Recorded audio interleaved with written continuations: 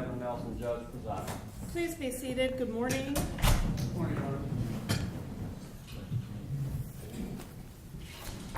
Okay, we're on the record, case number 12 CF 1083A, State versus George Zimmerman. Are you still working on the evidence locker? Your Honor, as to the first two witnesses, I don't think we need to show any exhibits, so I think we could proceed and then maybe take a break, but. Okay. Is that too distracting for you, or do you think that we can have them? You can keep trying to get it opened if you can. All right, is there anything else that we need to take up this morning before we begin with the next witness? You want to make sure that you got the notes that I have given this morning to the executive about scheduling? No. In essence, that we'll have a full day of trial today, Okay. and we have depositions being taken care of over the weekend. Okay, perfect. Thank you for working that out. And I guess that means that we're not working tomorrow morning because That we is have definitely scheduled. Yes, you are right in that assumption. Judge, I have a couple of items. We do intend to call the medical examiner today, Mm-hmm. and the parties have reached a stipulation regarding the identity of the victim that we would ask the court to read Yes. at that time, so I'll present that to the court. I don't know if the court wants to question the defendant about if he signed that document. Okay, well, let me go ahead and look at it first.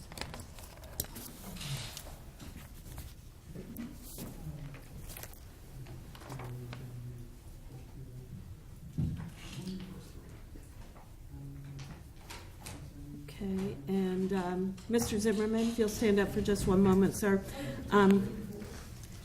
I've been handed a stipulation that appears to be signed by the state, your attorneys, and yourself. And it's a stipulation that the body examined on February 27th, 2012 by Dr. Shipping Bayo, bearing the medical examiner's case number, is that of Trayvon Benjamin Martin. Do you agree with this stipulation? Yes, ma'am. Okay, and is Yes, that Your your Honor. signature that appears on it? Yes, Your Honor. Okay, thank you very much. Your Honor, also on Monday, I filed a motion in limine regarding an expert witness of the defense. We don't need to hear that now, but I just wanted an opportunity to furnish the case law to the court that's cited in the motion in the event the court hasn't had an opportunity to review those. Thank you. Judge, finally from the state, we're asking the court to take judicial notice of weather conditions from the evening of February 26, 2012. And there's a report attached to the request from Weather Underground. And it documents things like wind direction, wind speed, rainfall amounts, barometric pressure, things of that sort. We're asking the court to take judicial notice of that and enter that then later as the next numbered exhibit. We would object to that. Your Honor. Okay, we'll take this up then later. I'll hear your objections then. Yes, ma'am. Okay. Was there anything else? No, Your Honor. Okay, the jury ready? Let's bring them in.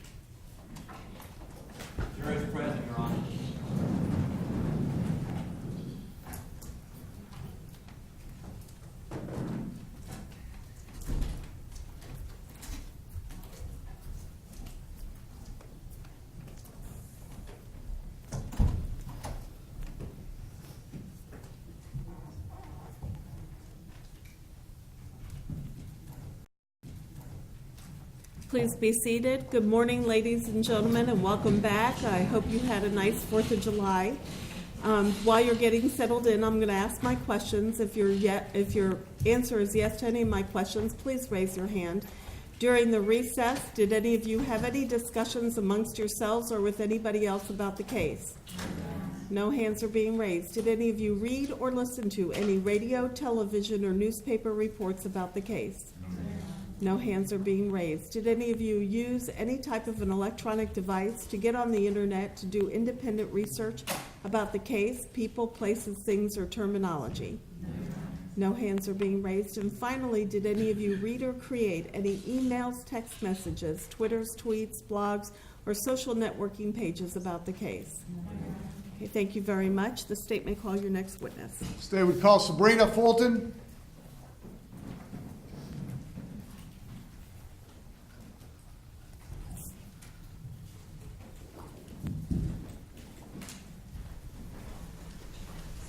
Do solemnly swear or affirm that the testimony you shall give will be the truth, the whole truth, and nothing but the truth, so help you God? Yes. Thank you.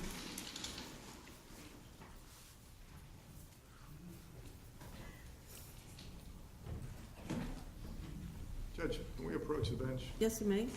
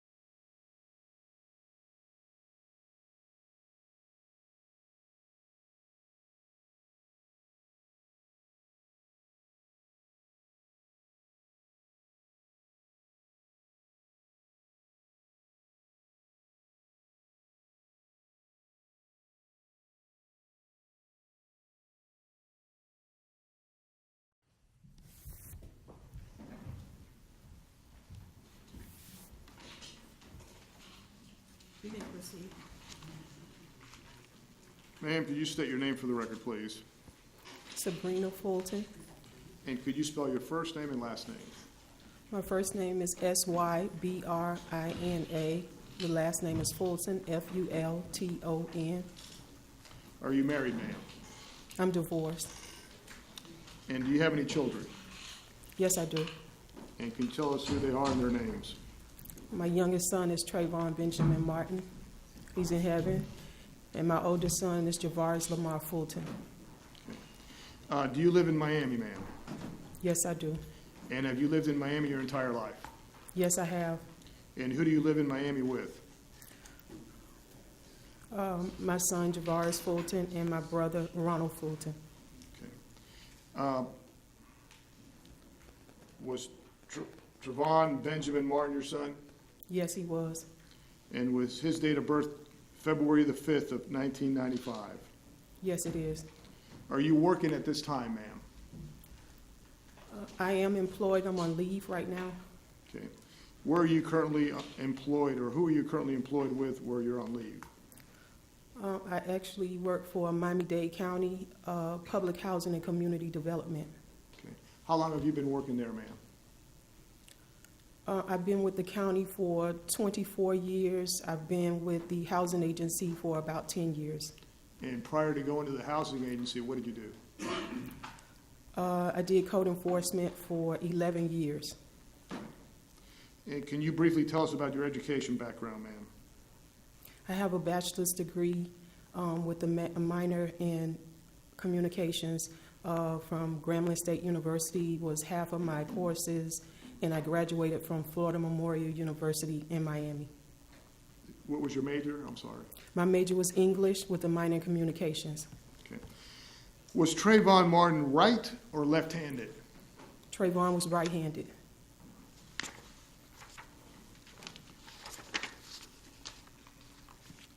Trayvon Martin had 2 tattoos on his bodies. Do you know where they were on his body? He had praying hands on his right upper shoulder with his grandmother's and great-grandmother's name. That's the first tattoo. They were praying hands, and they had pearls going through them. Okay. And do you know where the other tattoo was? The other tattoo was on his left wrist. He had my name there. Okay.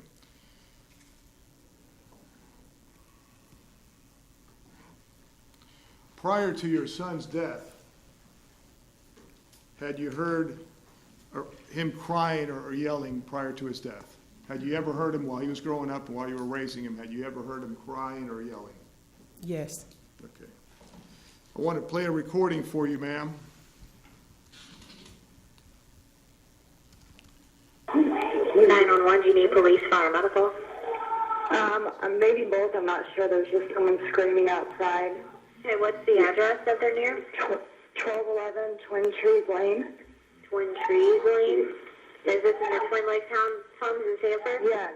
Okay, and is it a male or female? It sounds like a male. And you don't know why? I don't know why. I think they're yelling help, but I don't know.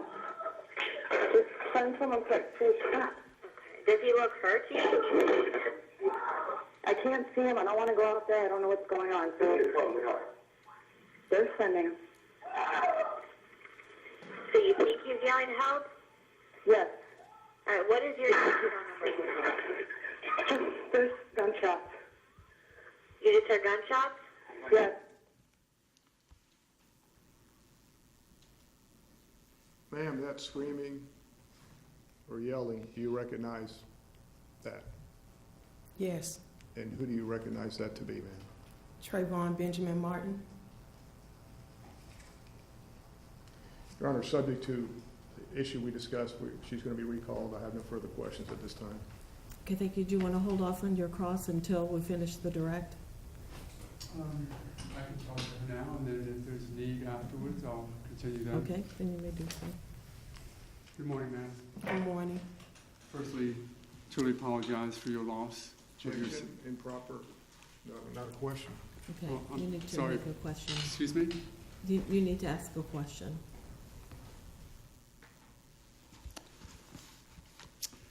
Will you tell us the first time that you listened to that tape, when you listened to it? Where were you? I was here in Sanford. I believe it was the mayor's office. And that was pursuant to a request made by your lawyers to have that tape released, correct? That's correct. And my understanding is that happened actually in the mayor's office, correct? Yes. And there were no law enforcement officers present? They were there, but they wasn't actually in the room. They were actually not allowed in the room, correct? I don't know about that. Were you present there when Chief Lee was talking to the mayor and to City Manager Bonaparte about the concern with having the tape released? Objection is to hearsay. I asked whether or not she was there. Your objection? Question. My objection is to hearsay what somebody else said in her presence. It will be sustained as to hearsay. Rephrase your question. Were you there during the time that Chief of Police Lee, was having a conversation with the mayor and City Manager Bonaparte? No. When the tape was played for you, who played it for you? I'm not absolutely sure. I'm just trying to remember back. I think it was the mayor. It was not any law enforcement officer, correct? It was not. And who was in the room when that tape was played? Trayvon's dad, Tracy Martin, Javaris Fulton, Stephanie Sands, Darian Sands, Benjamin Crump, Attorney Natalie Jackson, I believe Mayor Triplett was there, and that there may have been one other person. Not absolutely sure, but I think Bonaparte was there. When you say Bonaparte, that's Sanford City Manager Bonaparte? Yes. Was the tape, the first time that you heard that tape, was it played at one time for everybody who was in the room? Yes.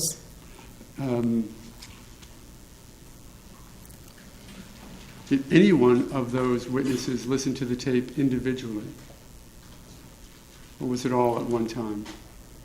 I don't know if they listened individually, but that was my first time hearing it. Well, had anybody indicated to you in that group that they had listened to the tape before? No. Did Tracy Martin tell you he listened to the tape before? No. Had you had any conversations with him about listening to the tape before that event? No.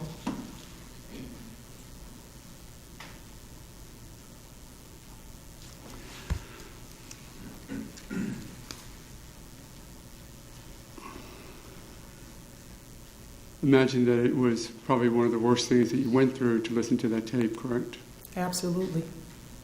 And that if it was your son, in fact, screaming, as you've testified, that would suggest that it was Mr. Zimmerman's fault that led to his death, correct? Correct. And if it was not your son screaming, if it was, in fact, George Zimmerman, then you would have to accept the probability that it was Trayvon Martin who caused his own death, correct?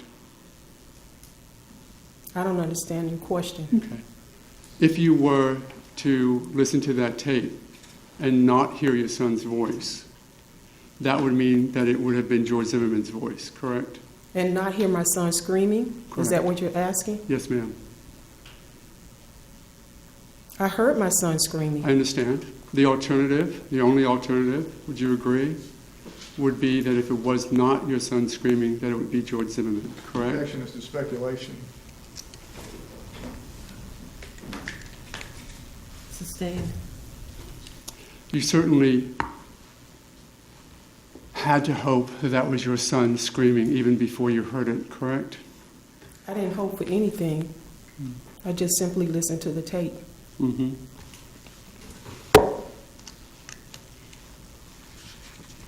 And in your mind, as his mother, there was no doubt whatsoever that it was him screaming, correct? Absolutely. did you have any thought in mind how you would react if you believed or didn't hear your son's voice? I really didn't know what the tape was all about. And everybody else in the room, when they listened to the tape, who was the first one to react? I was. And everybody else then reacted similarly to you, correct? Well, they also heard the tape themselves. Correct.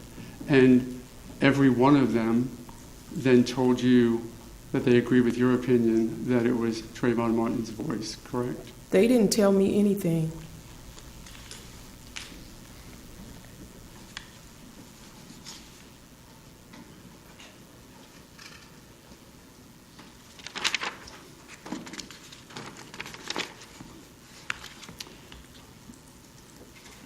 When you mentioned a moment ago that you didn't know what the tape was about, nobody spoke to you to tell you that you would soon be listening to screams from the event that led to your son's death? No. Mayor Triplett never said anything like that to you? No. Nor did any of your other family members? They hadn't heard the tape at that time. But the question is whether or not anyone told you to prepare yourself for the event, for the trauma of having to listen to somebody scream moments before your son was shot. No. Nobody mentioned that to you. No. Tracy Martin never told you about that? No.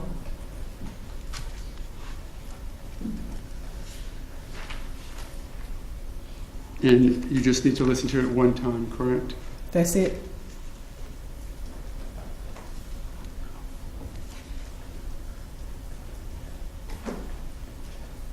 Un moment, Chair. Yes, ma'am.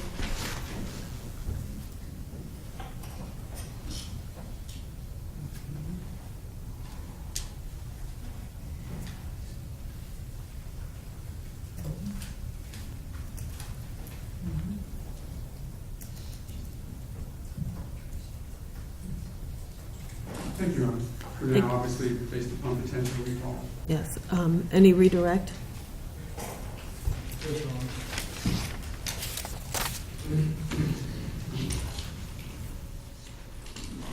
You were asked about hope. Did you hope your son wouldn't be dead, Trayvon Martin? You were asked by defense counsel about hope. Are you still hoping that he would still be alive? I hope he was still alive. And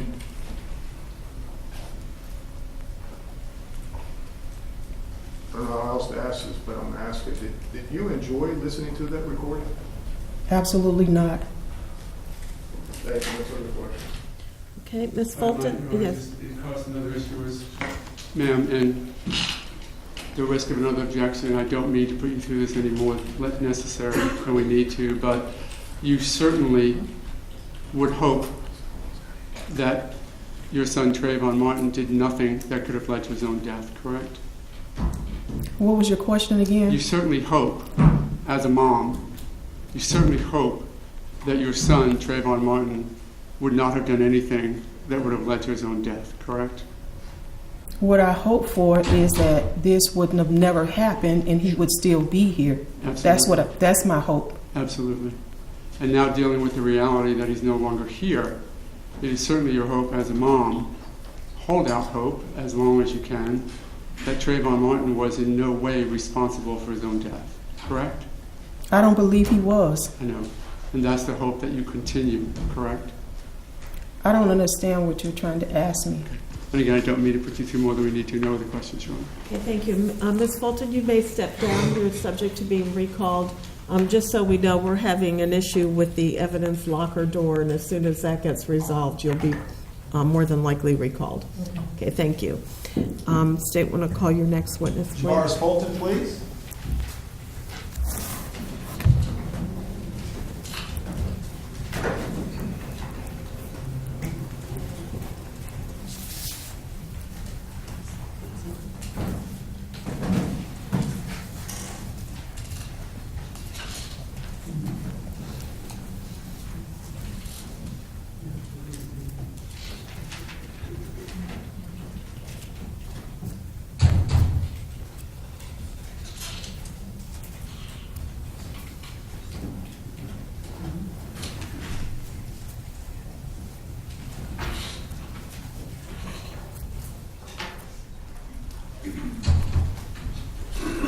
Raise your right hand, please. You solemnly swear or affirm that the testimony you shall give will be the truth, the whole truth, and nothing but the truth, so help you God. Yes.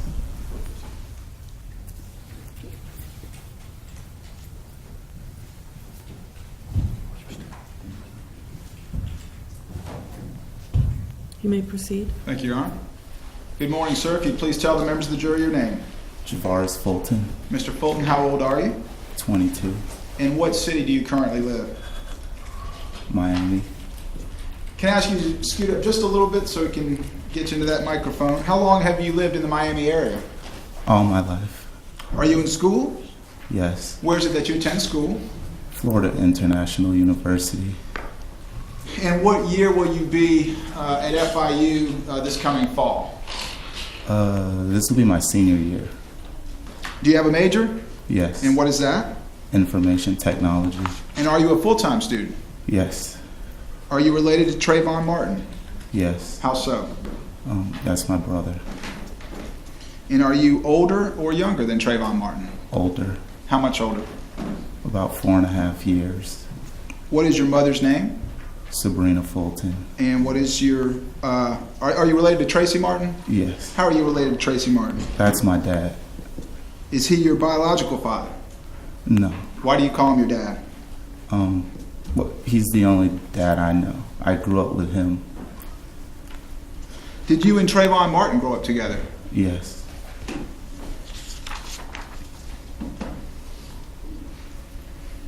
And how would you describe your relationship with Trayvon Martin growing up? Were y'all close or what? yes, we were very close. Despite the 4 years age difference, did the two of you, you and Trayvon Martin, do things together when you were growing up? Yes, Let me turn your attention to the month of February 2012. Were you and Trayvon Martin living together at that time? yes.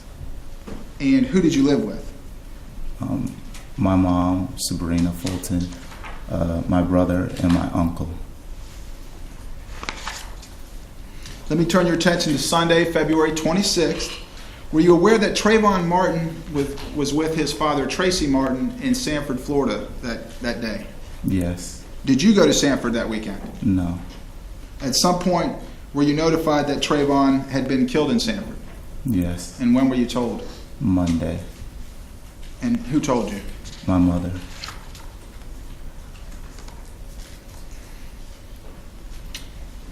Since your brother's death, have you had an opportunity to hear a tape that contains screaming and a gunshot? Yes, Can you estimate for the members of the jury approximately how many times you've heard that tape? anywhere between 10 to 15 times. And how have you heard it? Have you heard it on a computer, on TV, on the internet, or what? I've heard it from a computer and from TV. And do you recognize any voices on that tape? Yes, Whose voice do you recognize? my brother. Trayvon's? Yes, What parts of the recording do you recognize as your brother's voice?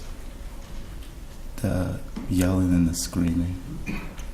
Had you ever heard Trayvon Martin yell or scream as the two of you were growing up?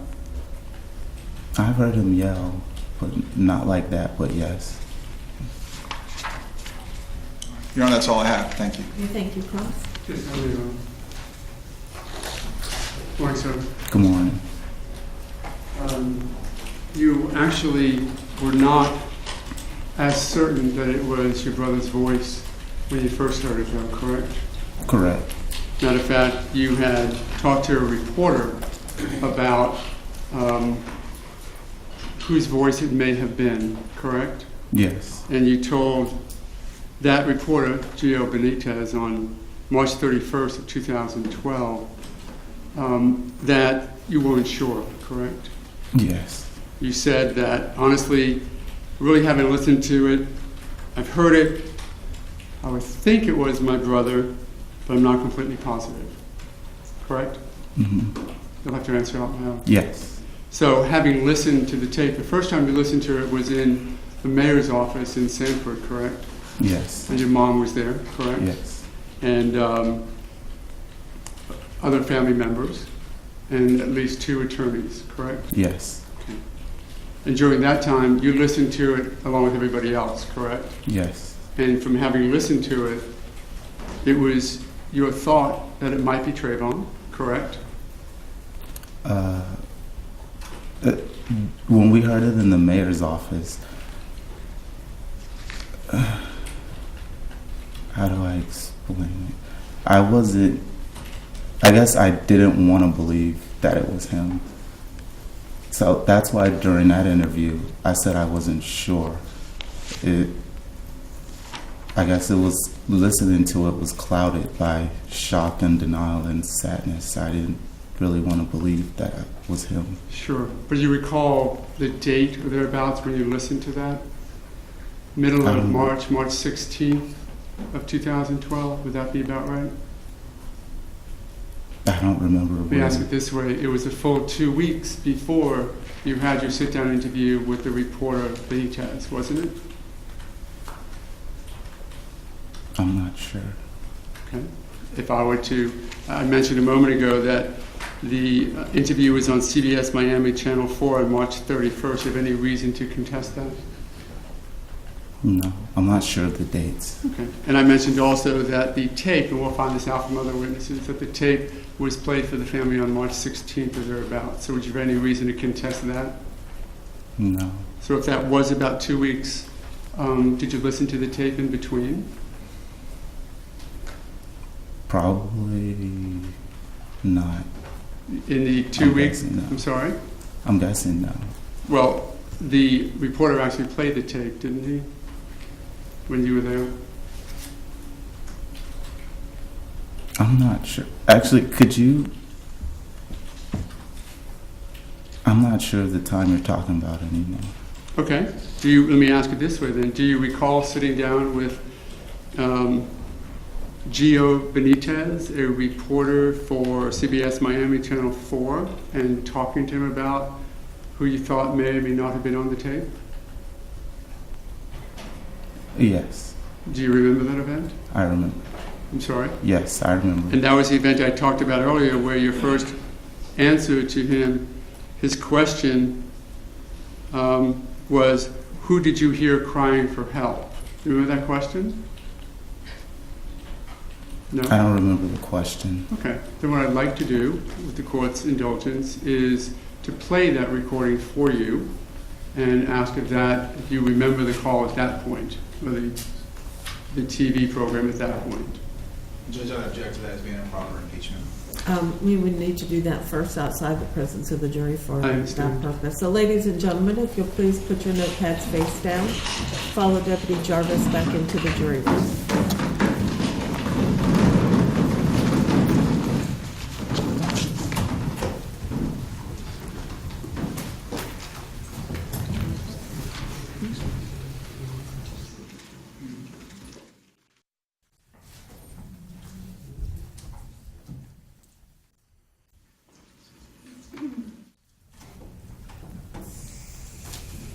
Please be seated.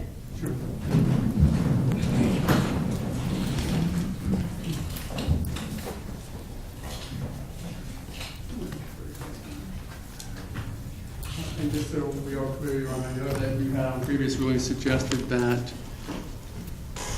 it needs to be played outside the jury. I think that he has now denied the question and answer, and I think it is proper impeachment to play his own words for I the think jury. he said he wasn't sure, and if the rules of impeachment require that you show the witness the statement or let them listen to the statement, and that's done to themselves, and since it's going to be played in open court, the jury needed to be removed. So you can play it for him, and we go from there. Yes, Your Honor. And Judge, just for the record, I believe the witness's answer was that he told the reporter that he wasn't positive it was his brother's voice. So I think this is not going to be proper impeachment because I think it's consistent with what he said in court. Let him listen to it.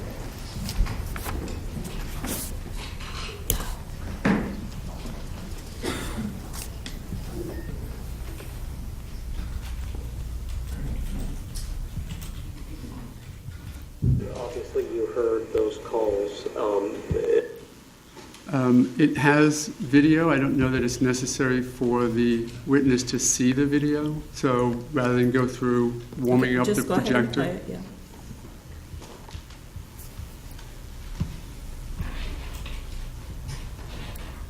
Obviously, when you heard those calls, and I know because you mentioned the cries for help.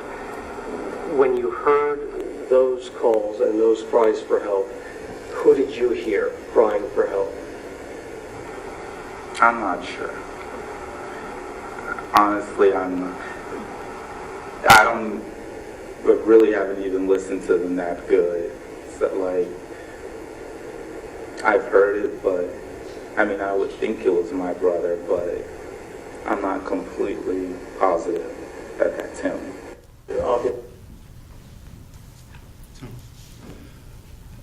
For these purposes, does that assist you in remembering the conversation you had with Gio Benitez? Yes. That was, of course, your voice, correct? Yes. And you did say to him the words, "I'm not sure." Yes. So at that, I think that is for the purpose of impeachment, but I am going to renew my request that based upon his equivocation concerning his answers to Mr. Well, I need to hear his answer to the original question because the state is saying that he answered similarly. So if the court reporter could take a moment to read it back. And as she's doing that, I think when I said to him his words, he said yes. But then when I asked him again later, so I think the later question is the more relevant one, he said, "I really don't remember." And it was for that reason that I broke and wanted to remind him. So yes, the first question he did, but then he equivocated towards the end of his testimony. Judge, I think his answer, if I don't know, was, do you remember the reporter asking you the question, that particular question? But he did not equivocate about what his answer was. He said his answer was he wasn't sure at the time, which is what he said here today. Thank you. If y'all will just not say anything so the court reporter can look back.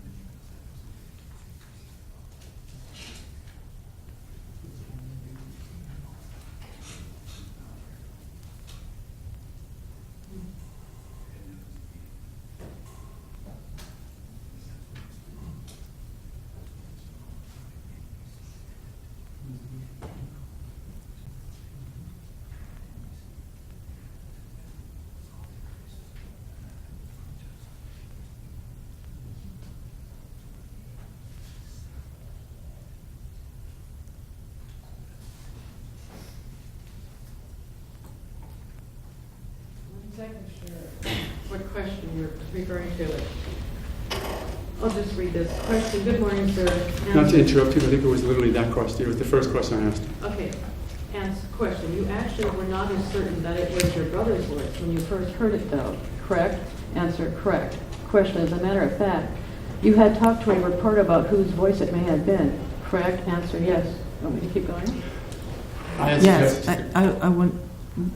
Question, and you told that reporter, Gio Benitez, on March 31, 2012, that you weren't sure, correct? Answer, yes. Question, you said that honestly, well, you haven't listened to it. I've heard it. I would think it was my brother, but I'm not completely positive, correct? Answer, uh-huh. Question, you have to answer out loud. Answer, yes. Okay, so that, this would be impeachment of a collateral matter as to whether or not the question was asked, but his answer is the same. I would ask that the court reporter, my concern was that he equivocated when I asked him just at the end of the examination before he took a break. So maybe we can have the last 3 or 4 questions just Okay. so it's in context.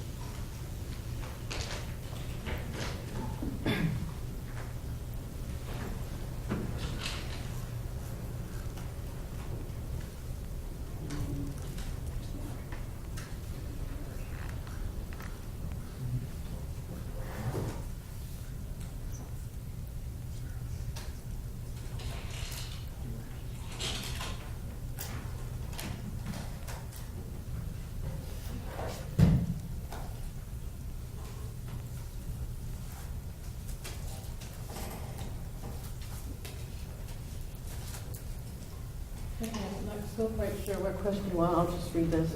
Okay, let me ask it this way. When do you recall sitting down with Giovanni Benitez, a reporter for CBS Miami Channel 4, and talking to him about who you thought may or may not have been on this tape? Answer, yes. Question, do you remember that event? Answer, I remember. Question, I'm sorry? Answer, yes, I remember it. Question, that was the event I talked about earlier where your first answer to him, his question was, who did you hear crying for help? Do you remember that question? Answer, I don't remember the question. And then you wanted to play the tape. So whether he remembered the question is a collateral matter, his answer was the same, that he told the reporter that he wasn't sure, whatever words were used. So that's not necessarily, that's not impeachment, it's a collateral matter of what the reporter may have asked. His answer did not differ. And I would renew my request that it be played in front of the jury for a couple of reasons. One, his equivocation just now, and two, that the best evidence actually is his own words that he spoke to the reporter. It shows his inflection, it shows his hesitation, and rather than having just the colloquy between... What is the purpose? Is it for impeachment? Because the court's finding it's not impeachment. Is there another legal basis for playing that recording?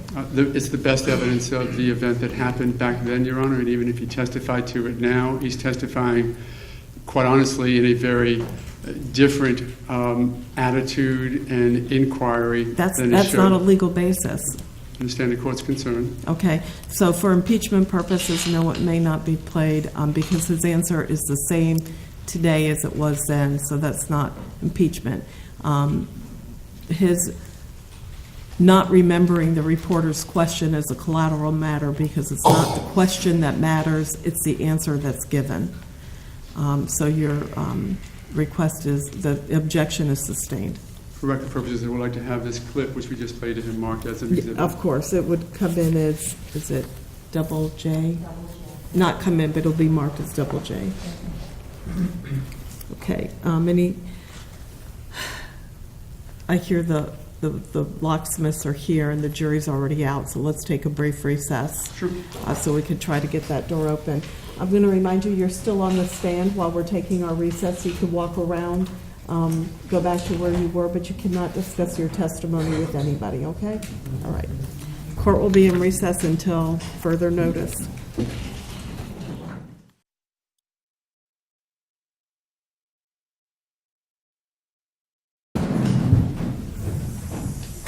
Please be seated. We're back on the record. We ready to bring the jury back in? Let's have Mr. Fulton come back onto the stand.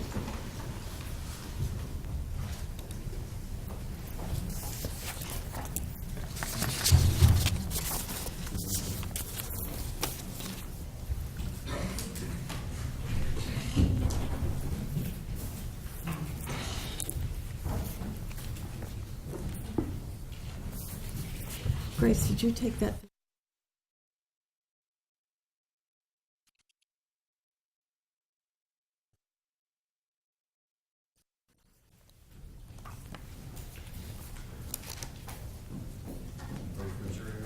We are.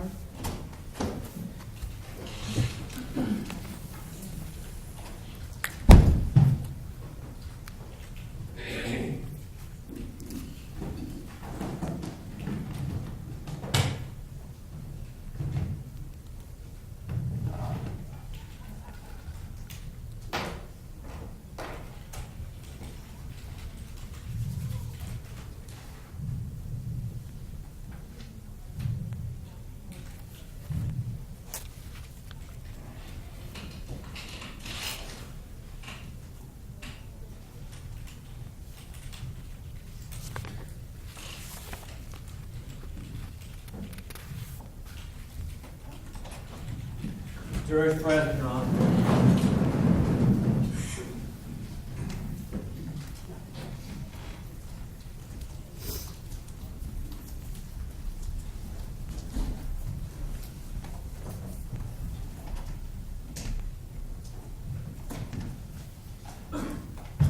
Please be seated. Ladies and gentlemen, I apologize for the extended break, but we were having some technical difficulties in the courtroom that have now been resolved. You may proceed. Thank you. Okay, good morning, sir.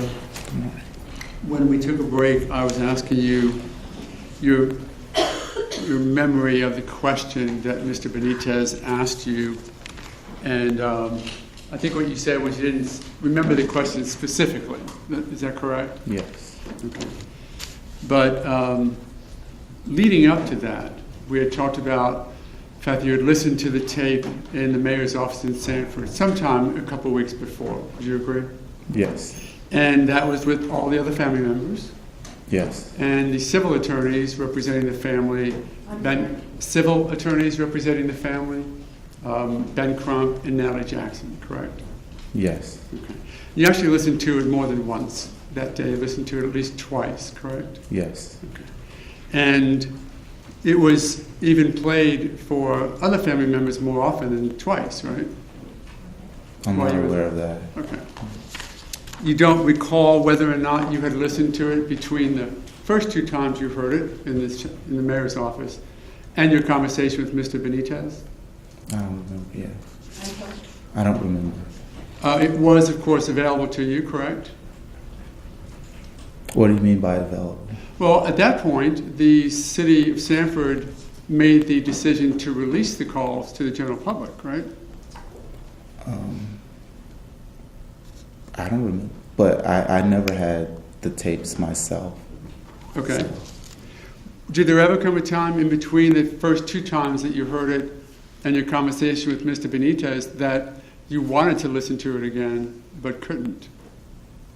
say it again. Okay. In the 2-week period between the first two times you listened to it and the time you talked to Mr. Benitez about that, during that period of time, did you ever ask someone to listen to it again and be denied? No. So in your mind, listening to it the first two times was what you needed to hear, correct? Not what I needed, but I didn't want to listen to them again. Okay. And yet, your answers earlier remain the same, of course. You said what you said to Mr. Benitez about not being sure who it was on the tape, correct? Yes.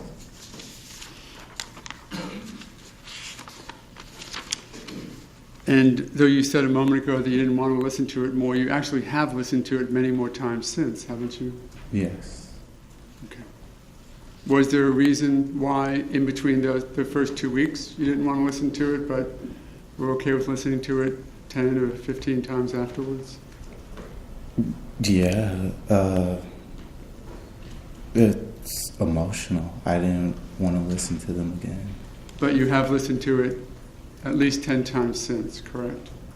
Yeah. Well, no, in total 10 times. Okay. So if that was 2, maybe 8 separate occasions. Now you said a moment ago that you lived in the house with Sabrina Fulton and Trayvon Martin, correct? Yes. Tracy was not living there at that point, though, correct? No. So when you say that you consider Tracy Martin to be your dad, he actually left the home a long, long time ago, correct? Yes. How old were you when he actually left the home? I'm guessing 9 or 10. And that would have put Trayvon at approximately what age, Trayvon Martin? If I was 9, he might have been 5.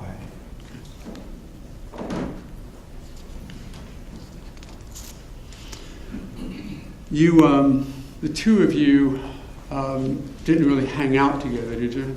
You and Trayvon Martin? Yes. But, I mean, it depends what you're talking about. Okay. You didn't have the same friends, correct? No. So that if you were to go out somewhere, you might go out and do something with your set of friends, and he would go out and do something with his set of friends. Correct. Certainly as brothers, I think you said you would do things together, whatever that might be, correct? But you didn't run in the same circles, did you? No. You didn't interact with him on Facebook? Not really, no. Nor on Twitter? No. But you did interact, of course, with your other friends and on those social media sites, correct? Occasionally, yes.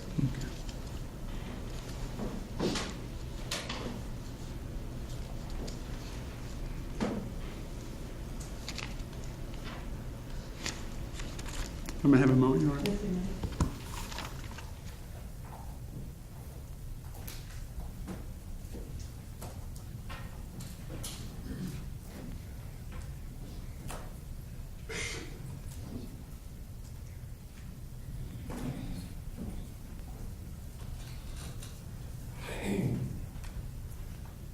And when Tracy Martin left the home, he actually got remarried, didn't Yes, some years later, yes. he? And was Trayvon Martin then spending a lot of time? The new wife was Alicia, correct? Yes. Okay. Did you spend a lot of time with your dad over at that house? Yes. Okay. And did Trayvon Martin as well spend a lot of time over at that house? Yes. He was more living there a lot of the time in the last few years, wasn't he? Not really. What do you mean by that? He, well, how it went. Let me see, I guess growing up, we usually spent the weekends over there, or whenever we wanted, I guess, we could go over.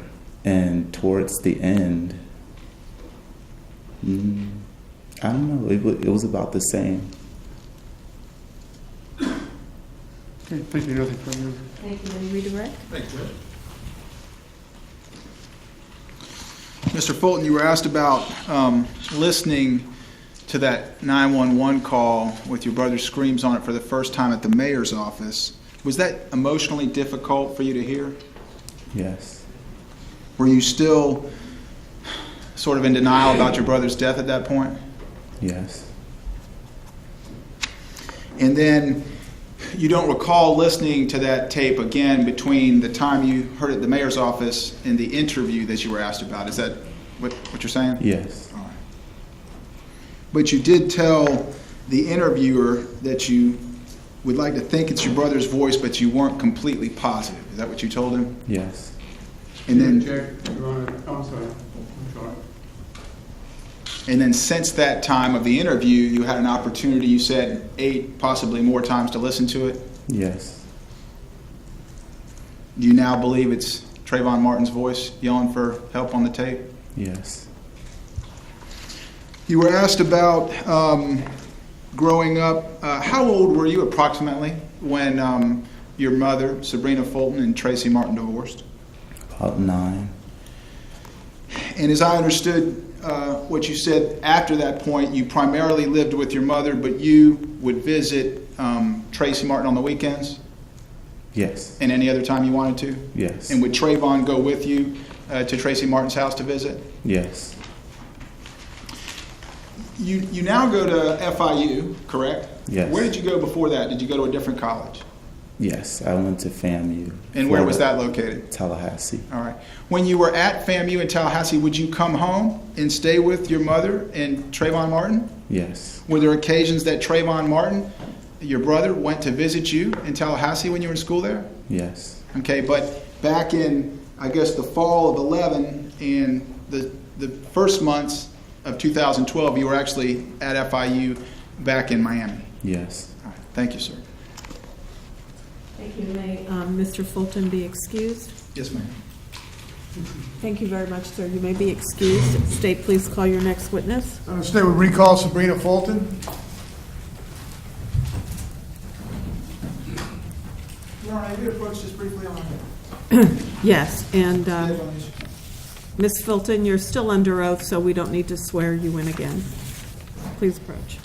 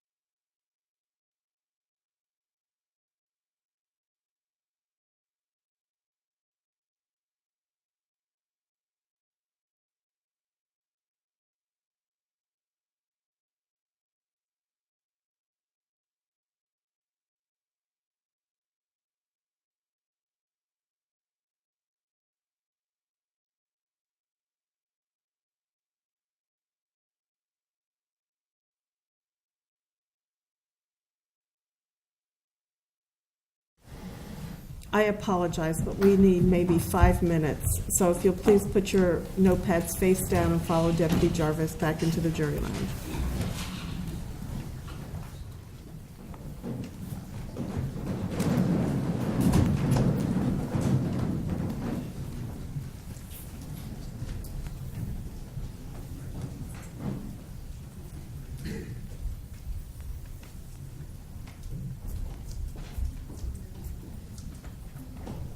Please be seated. Yes, you may.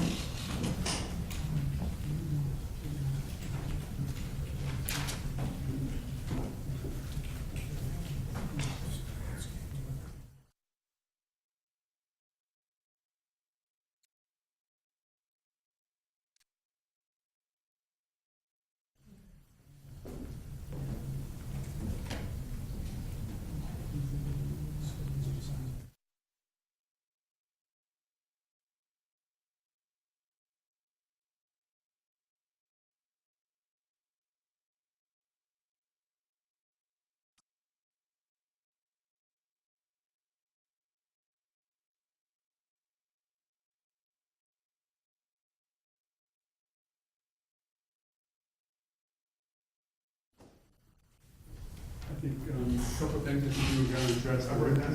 You already done it? I think when you approach the bench. Sure.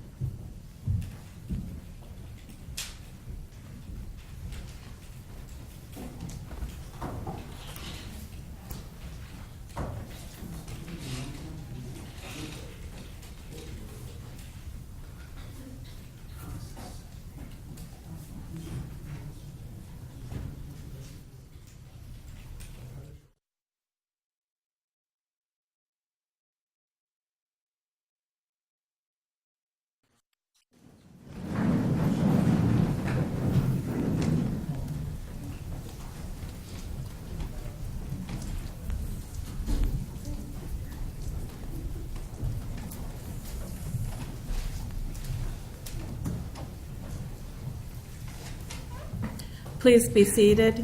Thank you, ladies and gentlemen. You may proceed. Yes, you may. Ms.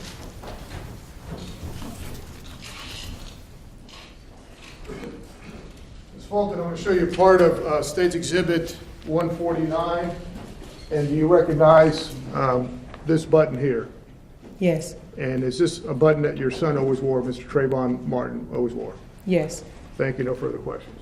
Any cross? No, thank you, Your Honor. Okay, thank you. May Ms. Fulton be excused? Yes, Your Honor. Okay, thank you very much, ma'am. Call your next witness, please. May we call Dr. Bao?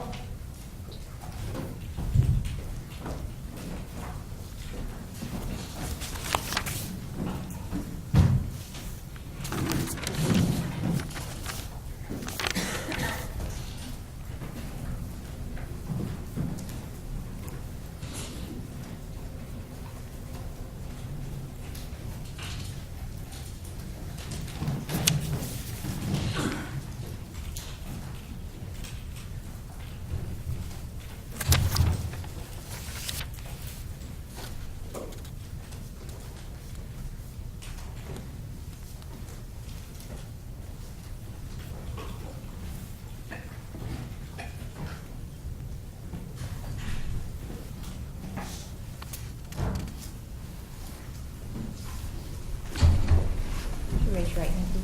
Do you solemnly swear or affirm that the testimony you shall give will be the truth, the whole truth, and nothing but the truth, so help you God? I do.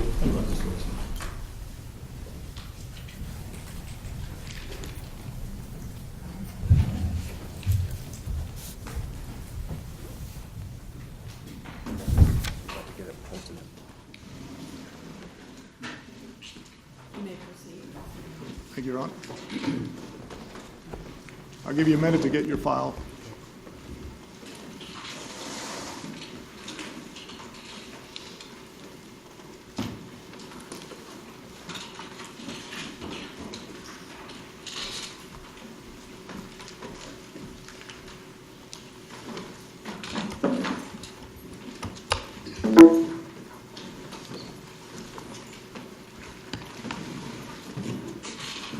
You can state your name for the record, please, sir. Good morning. My name Shiping Bao. S-H-I-P-I-N-G-B-A-O. What is your occupation, sir? I'm the Associate Medical Examiner in Volusia and Seminole counties. And if you could just briefly tell us about your specialty, what area of practice you have, and your education background and training. I received my medical degree in China, came to United States in 1992 when I was 29 years old to pursue American dream. I did my pathology training in Birmingham, Alabama, and finished my forensic pathology fellowship in Fort Worth, Tarrant County Medical Examiner's Office. After that, I was Deputy Medical Examiner in Tarrant County, Texas for 2 years before I came to Florida. I am certified by American Board of Pathology in anatomic, clinical, and forensic pathology. I have medical licenses in the states of Florida and Texas. I am the fellow member of the National Association of Medical Examiners. Okay. Dr. Bao, if we could, please explain to the jury when we talk about forensic pathology what that means. As a medical examiner in forensic pathology, I review medical records and reports from our investigators and police department, and do autopsies to determine the cause and the manner of death. Also, I serve as the fact witness and expert witness in the court, such as today. Okay. And how long have you been with your current position at the medical examiner's office in, I guess, the 7th Circuit? Is it Volusia and Seminole counties? Yes.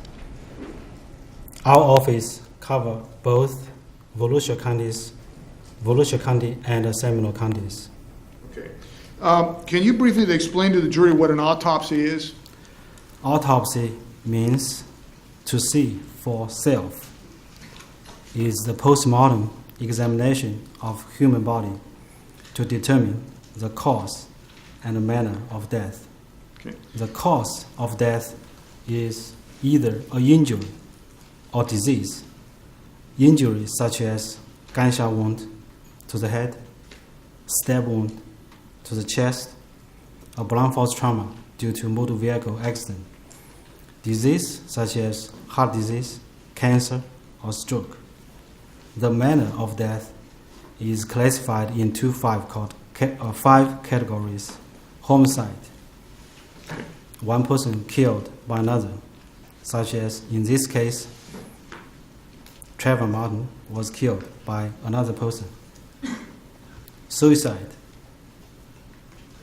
one killed him or herself. Accident, such as motor vehicle accident, drowning. Natural, such as heart disease or stroke. If we do not have enough evidence to determine the manner of death, we call undetermined. Autopsy includes the identification of human body, external and internal examinations to record the disease, injury, and other evidence, plus toxicology test. Dr. Bao, if we could, approximately how many autopsies have you performed in your career, sir? So far, I have done more than 3,000 autopsies, in which about 150 to 200 homicides. I did about 20 court testimonies or depositions. In the last 5 years, I have done about 300 to 700 cases a year. And you, as you stated, you previously testified in Florida as an expert, is that correct? Yes, both This time I tended Texas the witness. and Florida. This time I tended the witness as an expert in forensic pathology. You may so testify. I don't have any voir dire. Thank you very much. Dr. Bauer, we can move into what you did in this particular case. Did you perform an autopsy on a person later identified to you as Trayvon Martin under your medical examiner number 12-24-043? Yes. And where was the autopsy performed, Dr. Bauer? Where or Yes, when? sir. Yeah, we did autopsy on February 27th, 2012. I started autopsy at 10:30 p.m. After autopsy, I typed autopsy report, start from 4:06 p.m. I finished my autopsy report at 5:10 p.m. same day.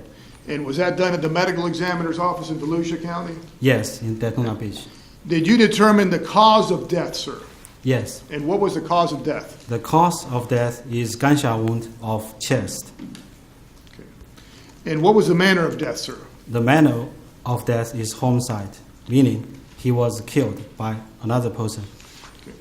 If you could, tell us what Trayvon Martin's height and weight was, sir. What was his height?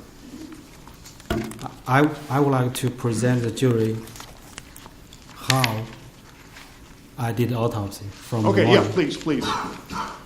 Trayvon Martin came to my office as unidentified human body. He was not identified at the time. All we know, he was a black boy. He was shot. He's dead. There is no name, no age. The first in the morning, we did X-ray, tried to locate the bullets or fragments of bullet. We found out he had some fragments at the lower chest. His body was sealed in a plastic bag with number 0000517. After we look at X-ray, so we opened the bag. We saw a black boy, 71 inches long, 158 pounds. He had a defect, a hole on the anterior sweatshirt with blood. Under the sweatshirt, there was another T-shirt. Again, there was blood, a defect, and a soot, S-O-O-T, soot.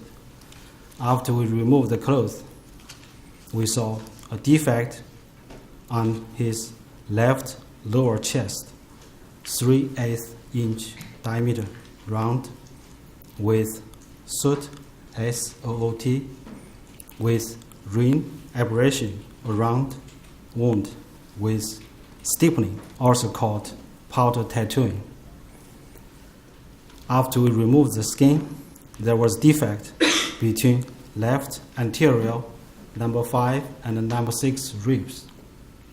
So the bullet went through directly from anterior to posterior through anterior pericardial sac, which is fiber tissue around the heart, through right ventricle of the heart, anterior right ventricle of the heart, through posterior right ventricle of the heart, through posterior pericardial sac. At that point, the bullet separated. The lead core of the bullet was recovered in the pericardial sac behind right ventricle. The two fragments of the jacket went right through his right lower lobe of the lung. We have 3 lobes on the right, 2 lobes on the right. The bullet went through the right lower lobe of the lung. The 2 fragments was recovered in the right pleural cavity. At that time, at that point, Trayvon Martin, I believe, was still alive. His heart was still beating. Every time his heart was beating, some of the blood will go from the right ventricle to the pulmonary artery to the lung and supply his brain. I believe, it is my opinion, that he was still alive, he was still in pain, he was still in suffering. Objection, Your Honor. That's not a relevant issue at this time. It's It's relevant. simply an emotional appeal. Just a second, I'm sorry, your objection is relevance? Okay, Inspector. overruled. He's in suffering, he's in pain. Well, then I would object to speculation then. No, it's And my it's opinion, not- not a Wait, wait. speculation. And it's When there's not, an objection, I have to rule on it. Okay, so please, just wait. If counsel, please approach. sure.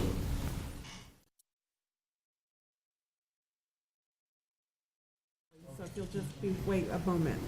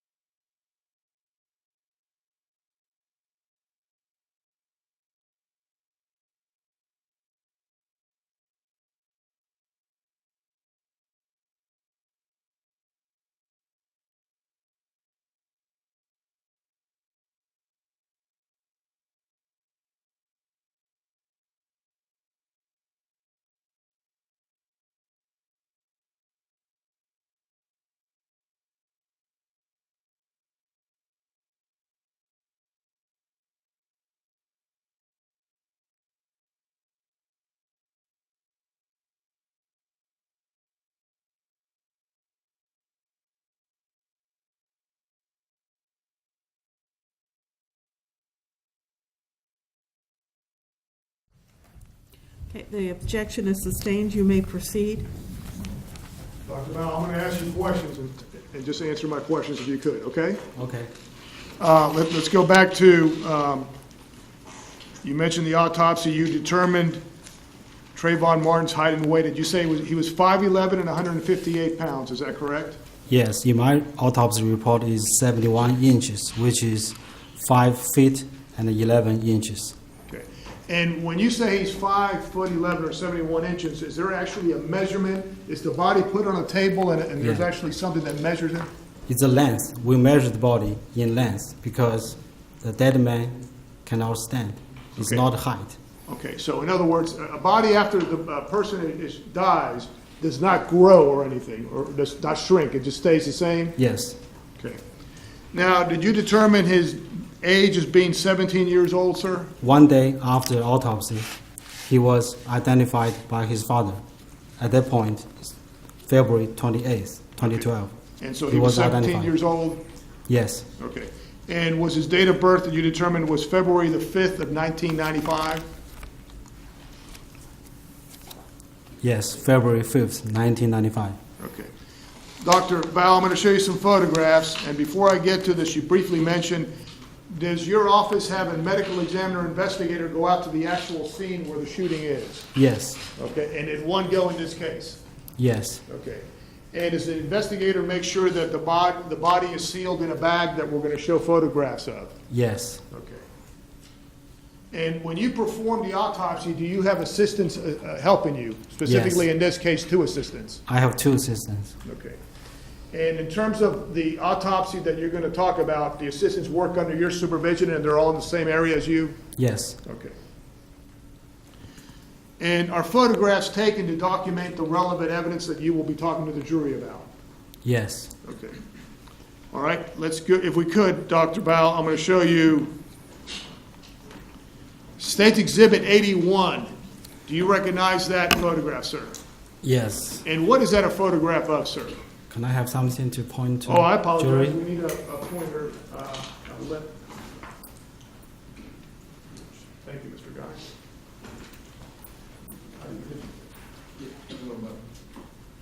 It's a little button right here. May I approach the witness, Your Honor? Right here.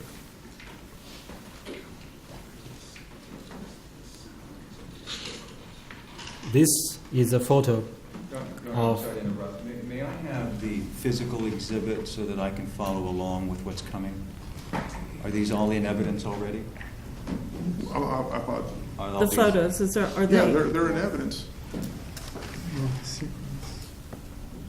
Yes, and so that there may They're, be... they're right there if you would like to look through them or keep them at your desk as long as the clerk gets them back. As the court's aware, we try to expedite things by I don't need to pre-marking. speak, if you need those, you can just look through and take them back to the, Should be 81 through 108. okay? You're welcome.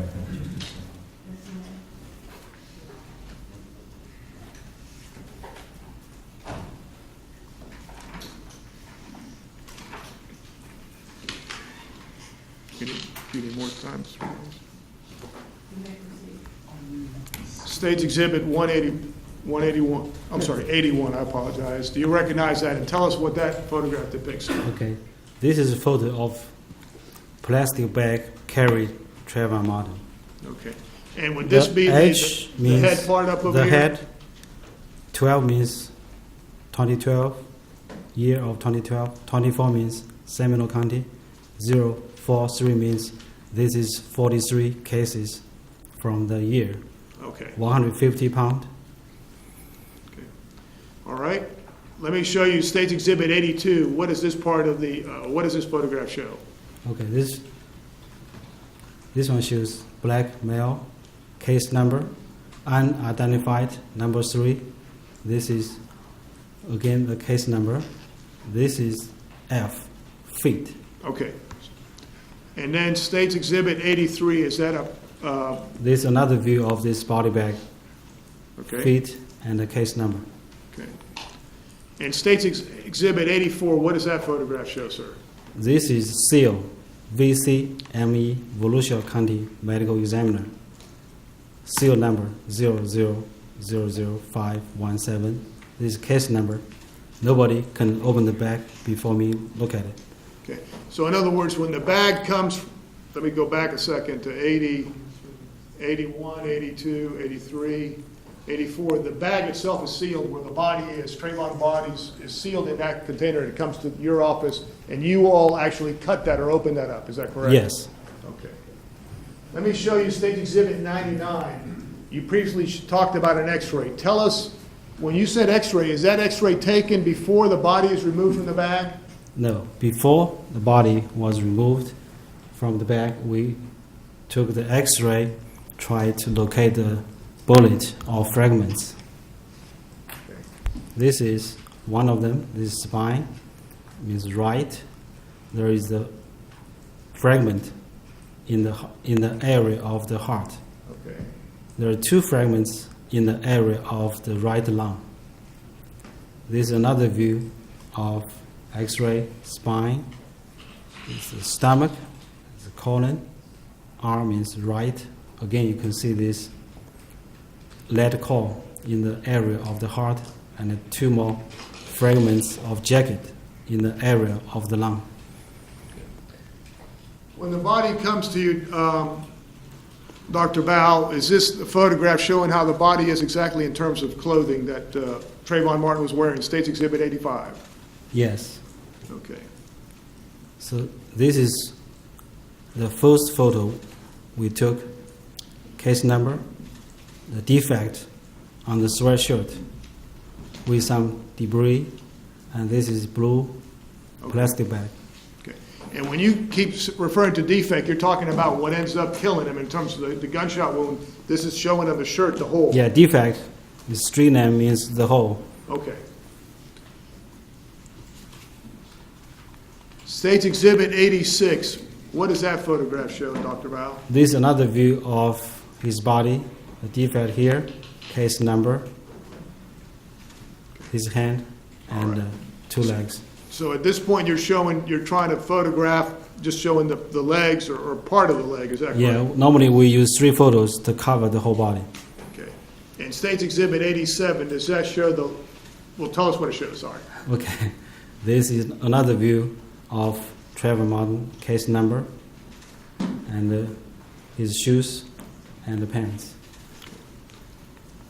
State's Exhibit 101, and I guess I apologize, after the body comes in, are the clothing then removed and you observe that and then you go to the body itself? Yes. Okay. State's Exhibit 101, what does that photograph show? This is sweatshirt, the hoodie sweatshirt.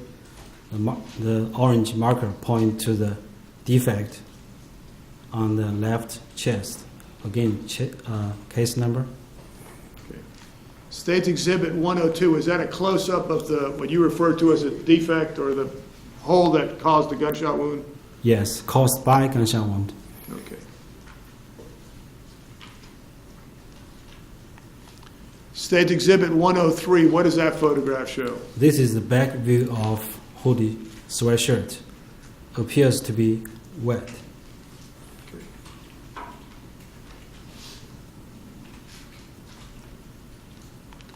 State's Exhibit 104, what does that photograph show, Dr. Bao? This is another sweatshirt under the hoodie sweatshirt. You can see this, the blood, the defect, the marker. Okay. This, the black, appears to be soot, S-O-O-T, soot. Okay. Again, we have case number. All right. And Dr. Bao, just to make sure that the jury understands, State's Exhibit, I'm going back to State's Exhibit 85, was that sweatshirt that we just talked about underneath this hoodie or hoodie Yes. sweatshirt? Yes.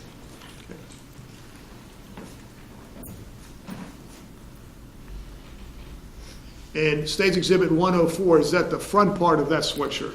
Yes. Okay. State's Exhibit 105, what does that photograph show, sir? This is just the close-up of previous one. Again, this we can see better. The defect, the blood, and the soot, which is burned powder from the gun.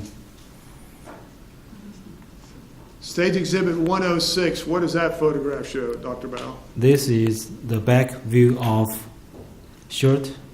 There is no defect, which means there is no exit wound. State's Exhibit 107, what does that photograph show? This is the pants. Appears to be wet and some debris. Okay. And is that the front part of the Yeah, pants? or front no? view. Okay.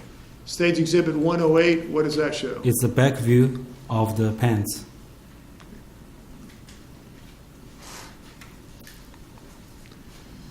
State's Exhibit 88, what does that photograph show, Dr. Bow?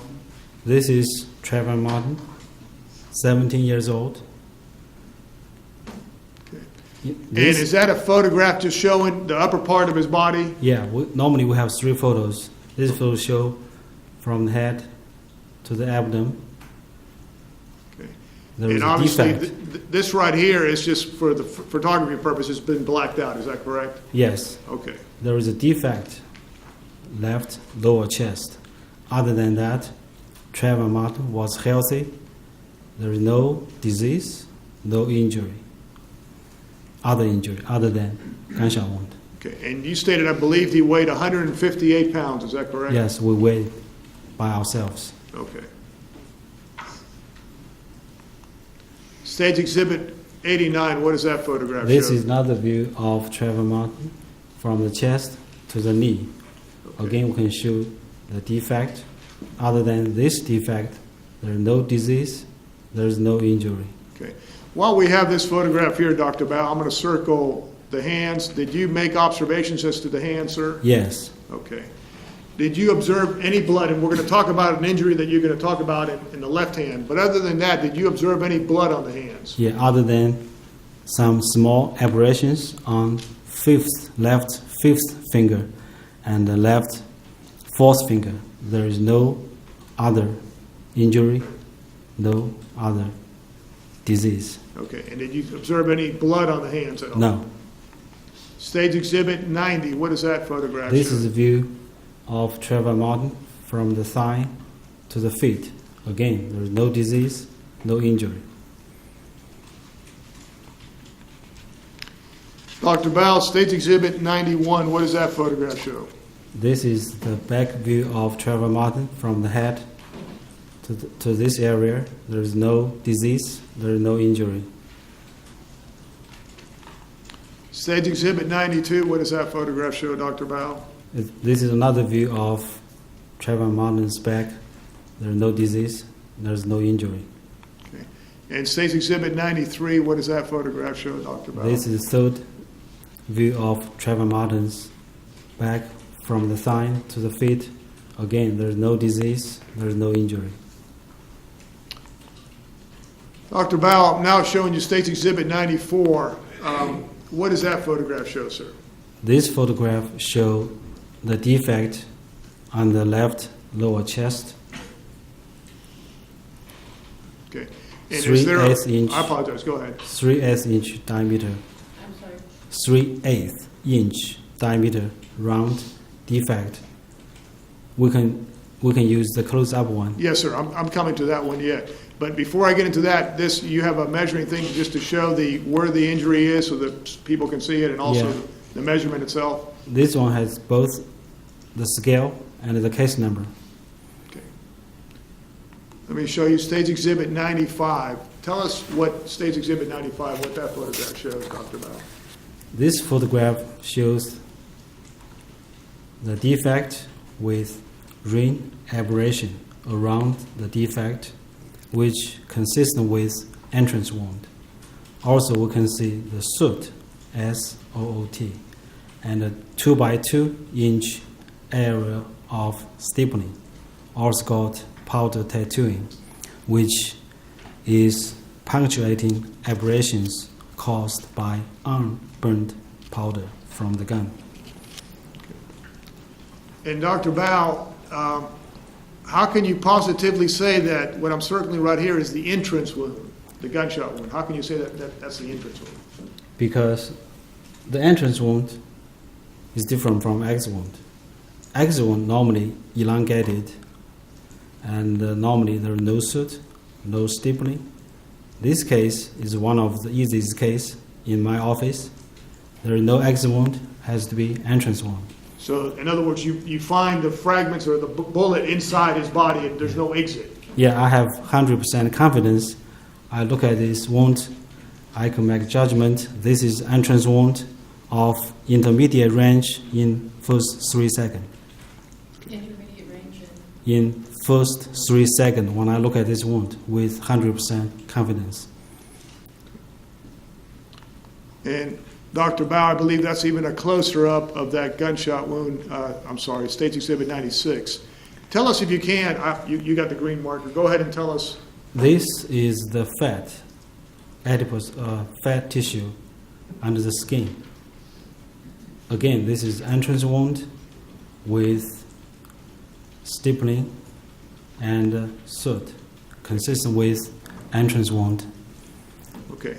And I'm going to ask you in a few minutes about the soot, but is this what you're talking about when you say soot or stippling? The black one, okay. The black one, these are soot. Okay. These punctuating aberrations are stippling. And is that from the shooting of the gun in terms of the bullet? Okay. Yes. State's Exhibit number 97, what does that photograph show? This is superficial aberration caused by blunt force trauma, 1/4 by 1/8 inch aberration on left fourth finger. And did you also find something on the pinky there are finger or two the fifth? very small. I even cannot use ruler to measure them. Two of them much less than 1/16 inch. Two small aberrations on left fifth finger. Other than the gunshot wound that you've talked about, which I'm going back for the record, State's Exhibit number 96, and State's Exhibit number 97, the injuries that you described to the left, I believe, is this the left hand, by the way? Yes, left hand. Okay. Did you find any other injury in any other part of his body? In other words, did you find any injuries to his right hand at all? No.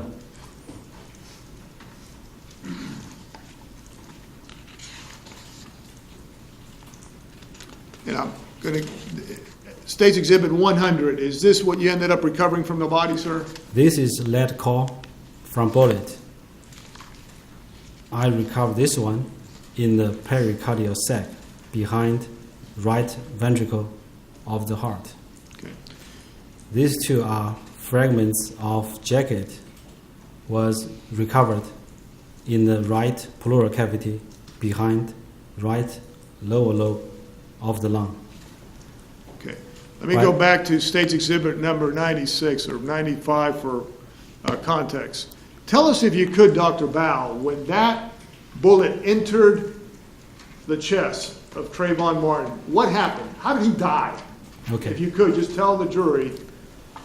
The bullet went straight, directly from the front to the back, with perforations of anterior wall of the space between fifth and sixth ribs. The bullet went through the pericardial sac, went through right ventricle of the heart, went through the posterior wall of right ventricle of the heart. We recovered 1,700 milliliters of blood in the right pleural cavity, 1,000 milliliters of blood in the left pleural cavity. I believe he was alive for 1 to 10 minutes after he was shot. His heart was beating until there was no blood left. At that point, his heart stopped and he's completely silent. Okay. And so, this would be an obvious question. This was a fatal shot, is that correct? There is 2 holes on the right ventricle of the heart. There is no chance he can survive. No chance, 0. Okay. And if you could, in terms of the track of the bullet, does it come straight, or is it at an angle either going up or down on the body? And I know you'd have to look at the body anatomically correct, but in my opinion, it's straight from the front to the back. so it's a straight shot right into the heart, basically. Yes.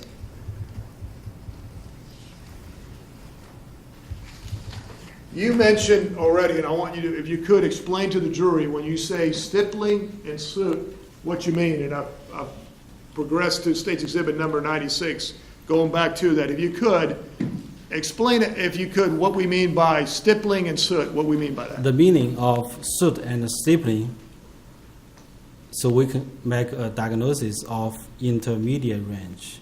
In my autopsy report, I give 3 ranges of shooting: contact, intermediate, and indeterminate.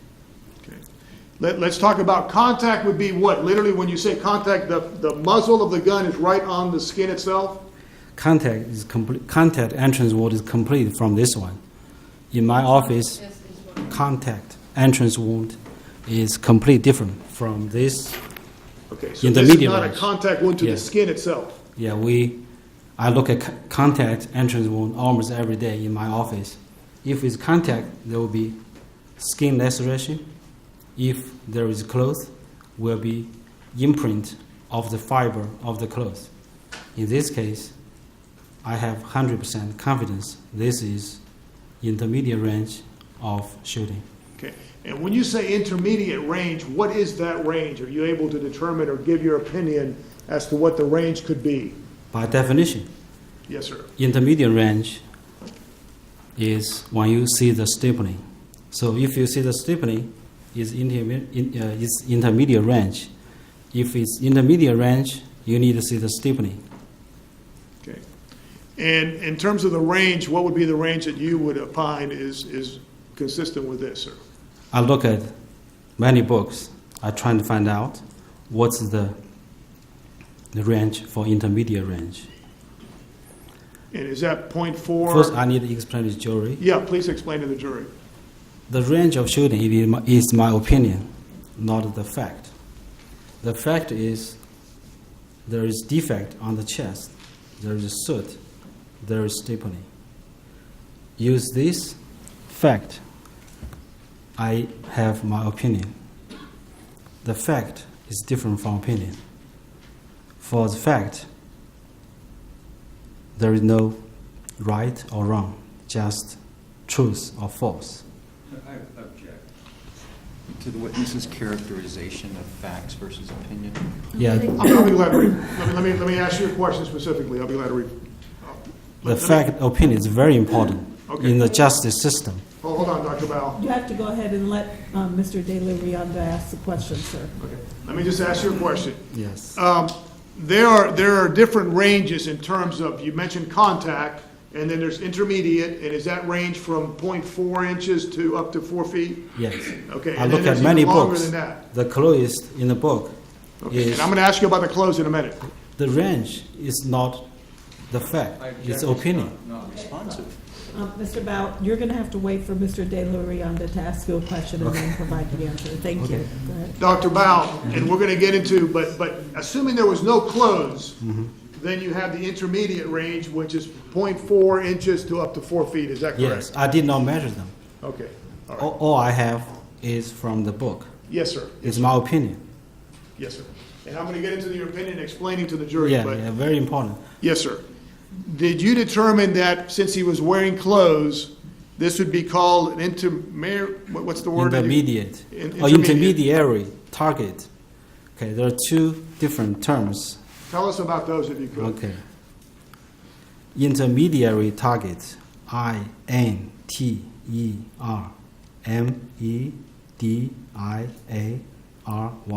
Intermediary target means the object between the bullet and the target, including the clothing, materials in the pocket. In other case, could be car windows, could be arms. When you have intermediary target, it is more difficult to determine the range of shooting. So in this case, you had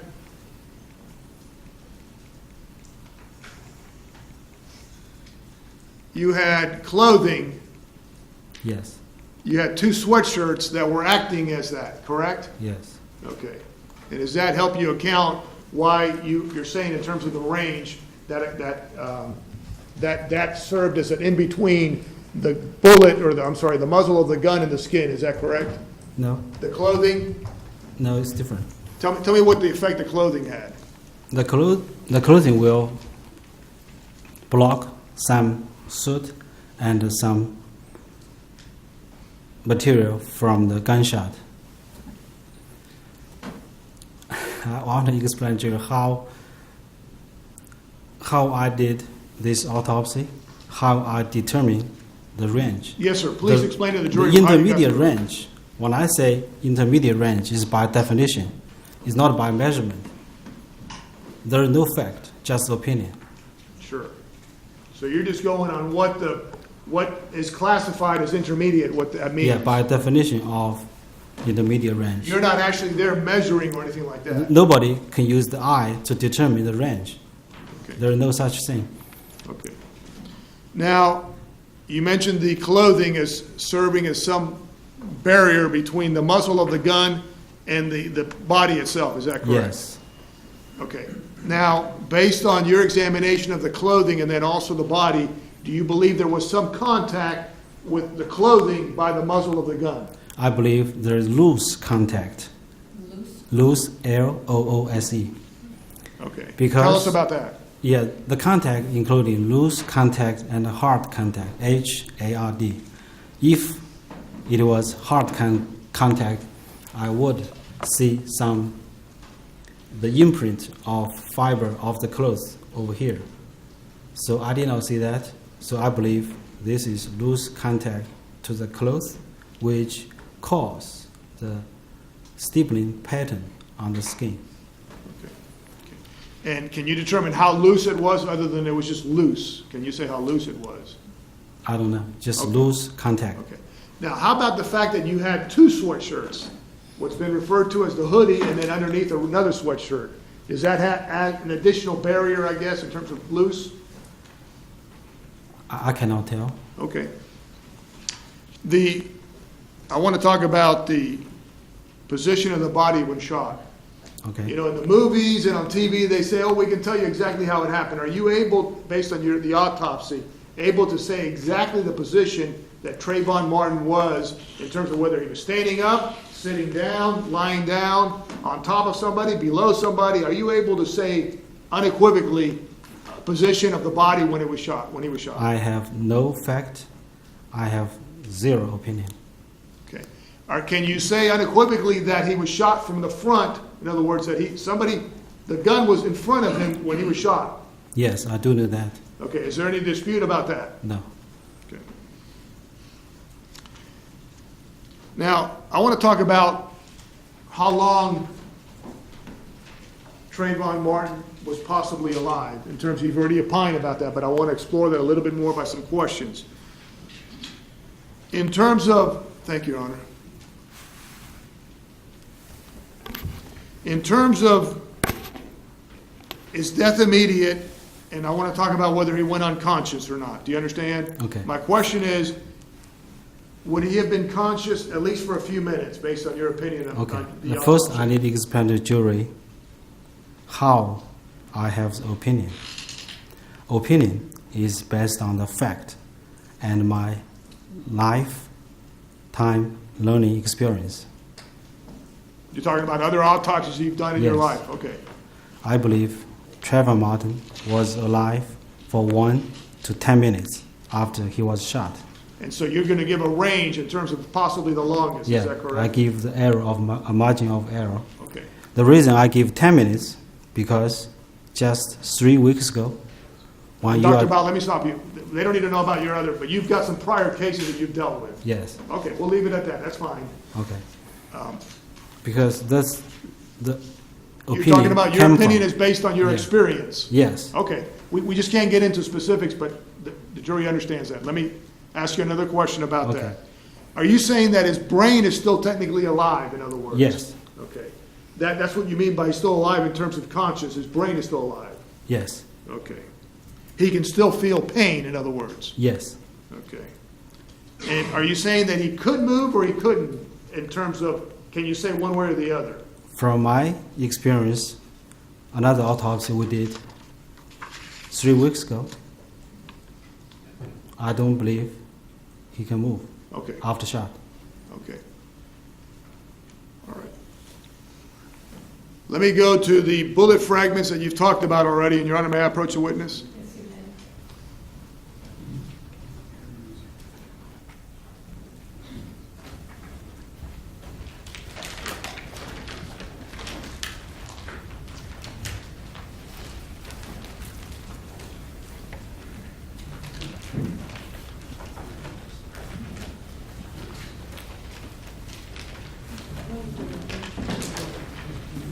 Oh, sure. If that's all right with the court. Judge, she needs to change paper.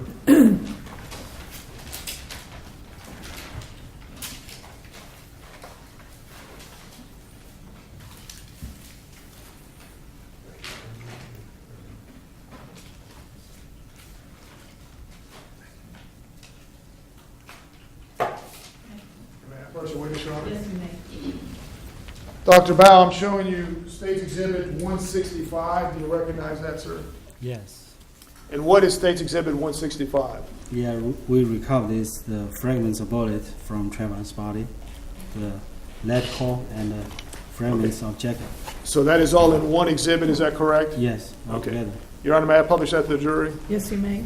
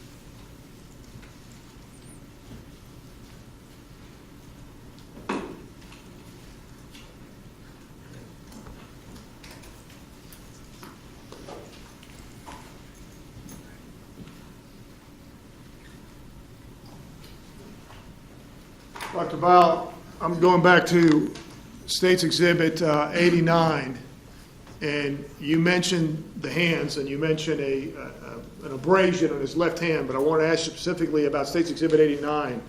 When you did the autopsy and observed the hands, other than the abrasions that we're going to talk about, did you observe any blood on his hands? No. Did you observe any other injury to his hands other than the one that's documented? No. Objection, asked and answered. Sustained. If you had observed other injuries to his hands, would you have taken photograph of those injuries? Yes, I should. I'm going now to State's Exhibit number 97, and I'm going to ask you about what's depicted in that photograph. If you could tell us about this right here that I'm circling right here. When you said abrasion, what do you mean by that? It's a superficial injury from blunt force trauma. This injury, in my opinion, could have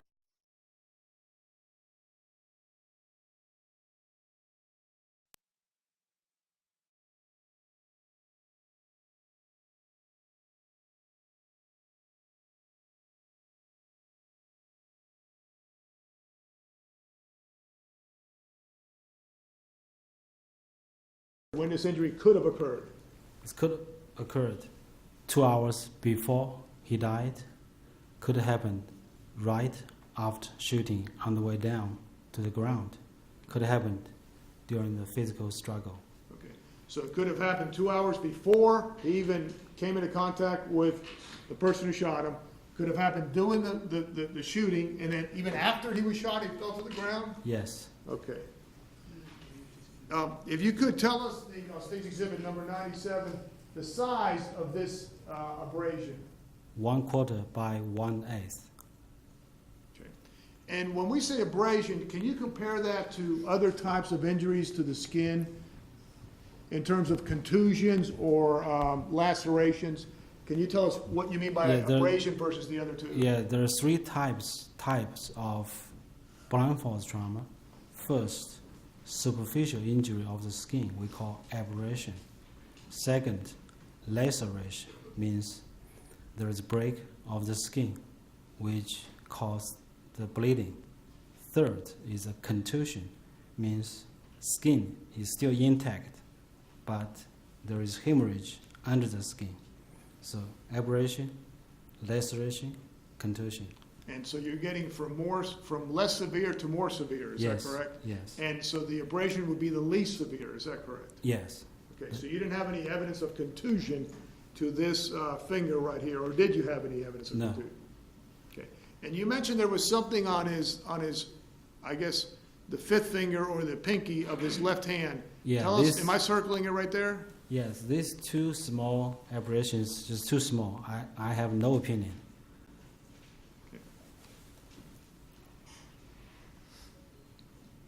And would this abrasion cause bleeding? In other words, would you expect bleeding to occur from that abrasion? The blood still inside. I'm sorry. The blood still in the capillary. That's why we see this red stuff. So would this be classified like a scratch to the skin? Yes.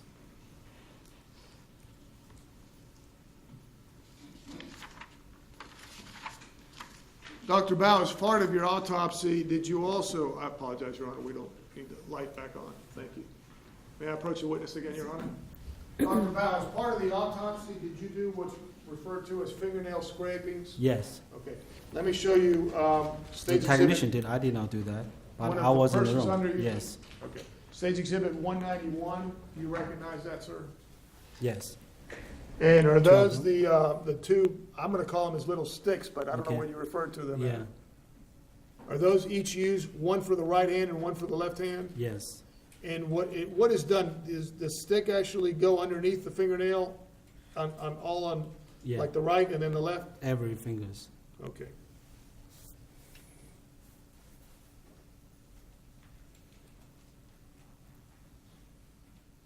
Also, as part of the autopsy is DNA or a blood card taken from the Trayvon Martin's body, specifically State's Exhibit 186.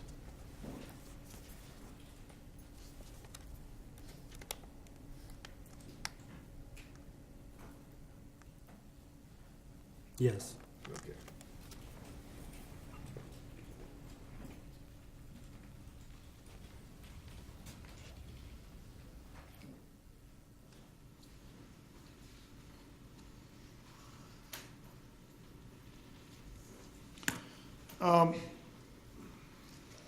And finally, sir, let me show you State's Exhibit number 98. Is this what's called an identification photograph? Yes. Okay. Your Honor, this time I believe there is a stipulation, if the court could read that to the jury. Yes, ladies and gentlemen, the state of Florida, the defendant and his attorney hereby stipulate to the following. The body examined on February 27th, 2012 by Dr. Shipping Bio, bearing the medical examiner case number of 12-24-043, is that of Trayvon Benjamin Martin. And Dr. Bao, I know you talked about the gunshot wound entrance was from the front and it was straight to the heart. Is that correct? Yes. Okay. Now,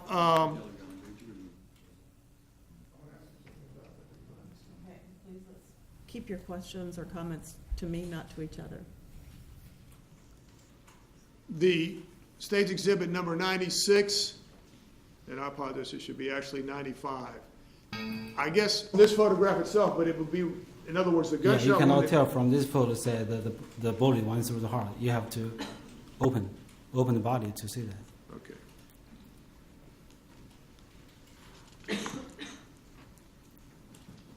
Thank you, Your Honor.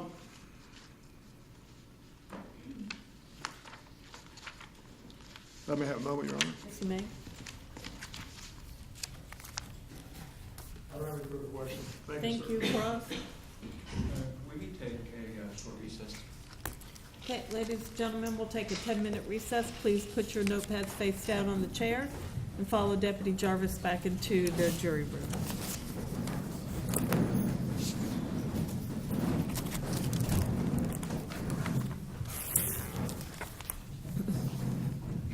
Just 1 minute.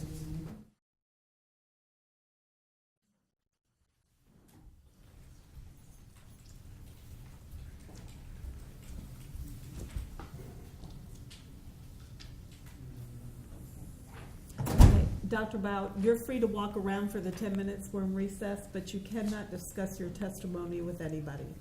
Okay. You can leave it there, it'll be fine there. All right, thank you. Court is in recess for 10 minutes.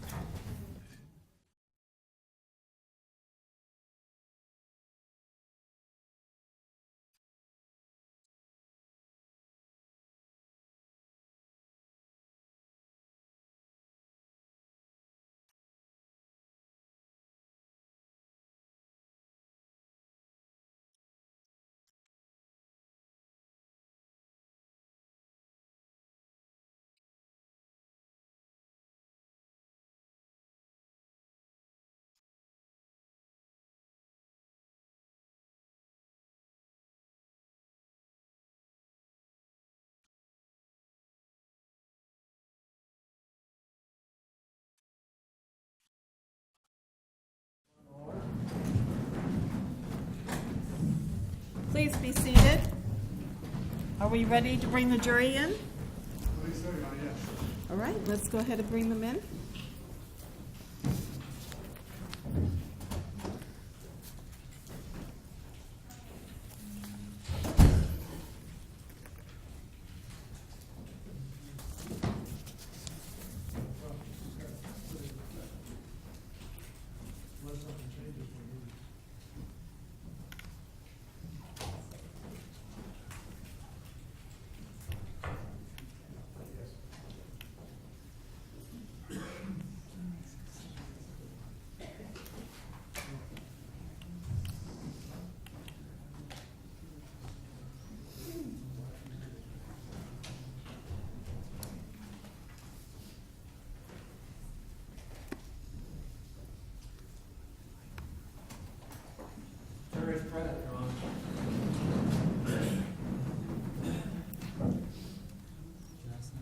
That's fine, thank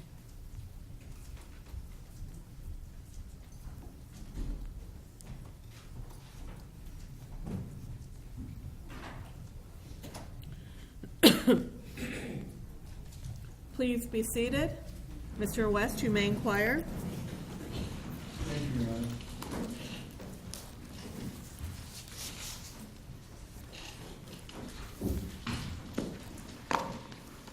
Morning, Dr. Bell. Good, thank you.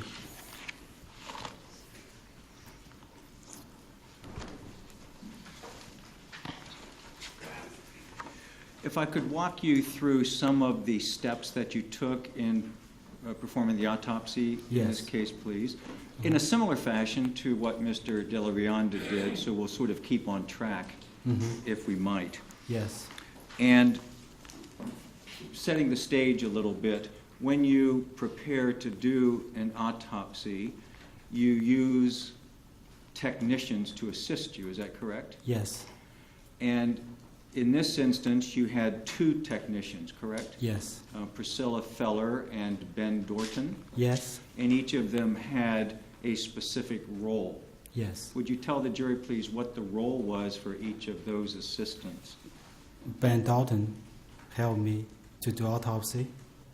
Priscilla Feller, she helped me to write down the fact during the autopsy, and also she put all the evidence together because she had the clean hand.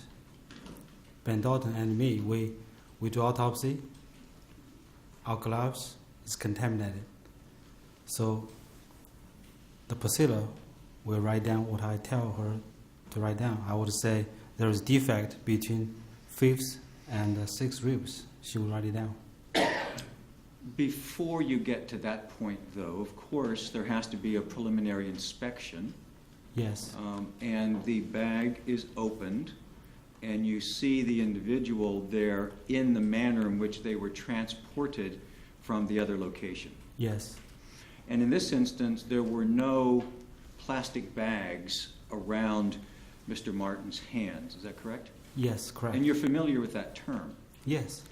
And it's a crime scene investigation type technique where if there may be blood evidence or other kinds of evidence on the hands, Yes. then they can be just literally put in a plastic bag and sealed.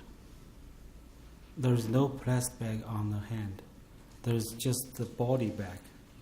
Yeah, so what you're saying is that It's a body bag. Trayvon Martin's hands did not have those plastic bags that sometimes accompany a body from the scene of the incident to the medical examiner. Actually, you cannot use plastic bag on the hand.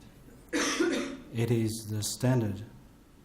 It is the right practice that every time you should use paper bag instead of plastic bag on the hand.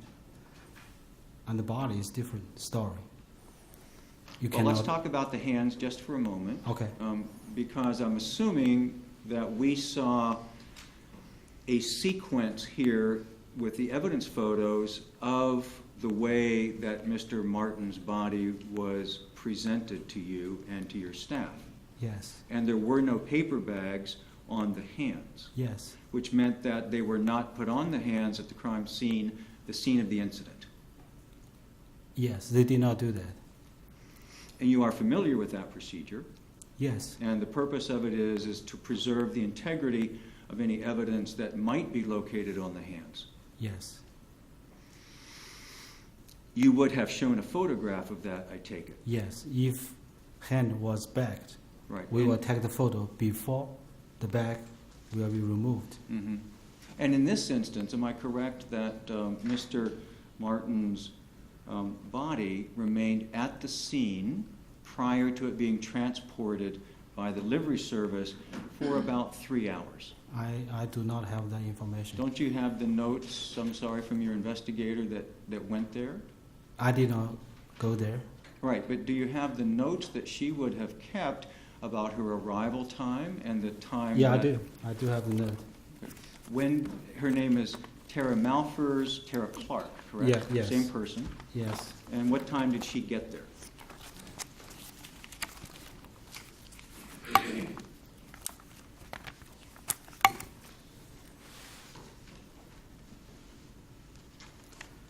In the narrative she wrote, she No, arrived. I don't want a narrative reading. I'd like you just to tell me what time did she indicate that she got there? Because this is not my writing. I just read it. No, It is what- not my evidence. It is not my opinion. It is other people's reading.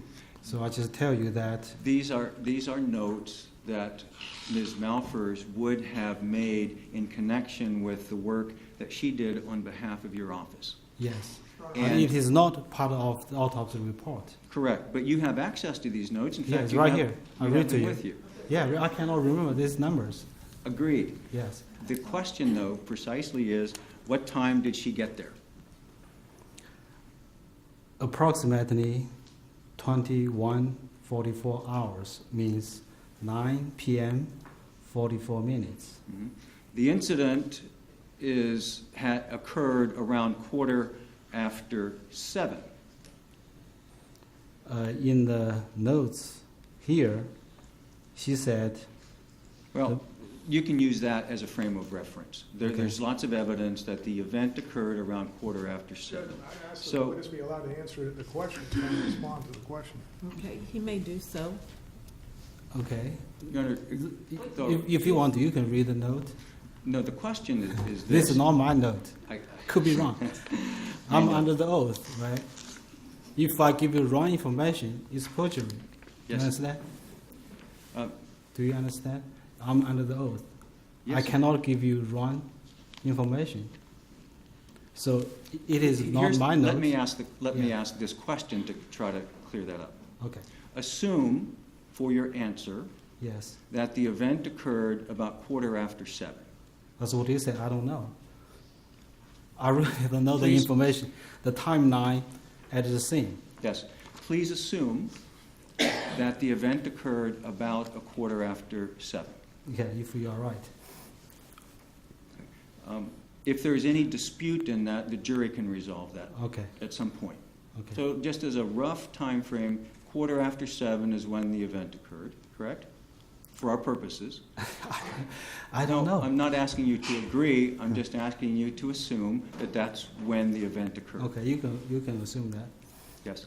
And Ms. Malfers arrived at the scene about 2.5 hours later, correct? I don't know. Again, I do not have the information. You cannot ask me yes or no question. Based upon her notes that are part of your record, Okay. she says that she arrived at the scene at 21:44. Yes. That's this about right here. That's about 9:45. And that's Okay. about 2.5 hours after the event, which we have assumed for our purposes occurred at 7:15. Okay.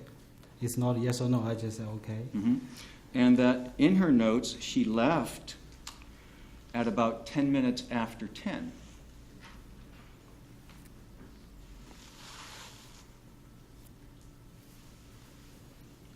I did not see that on my note. So Do you have the notes that she made in connection with the case that are in? Oh, if I could approach the witness, please. Yes, you may. Dr. Bell, let me direct your attention okay.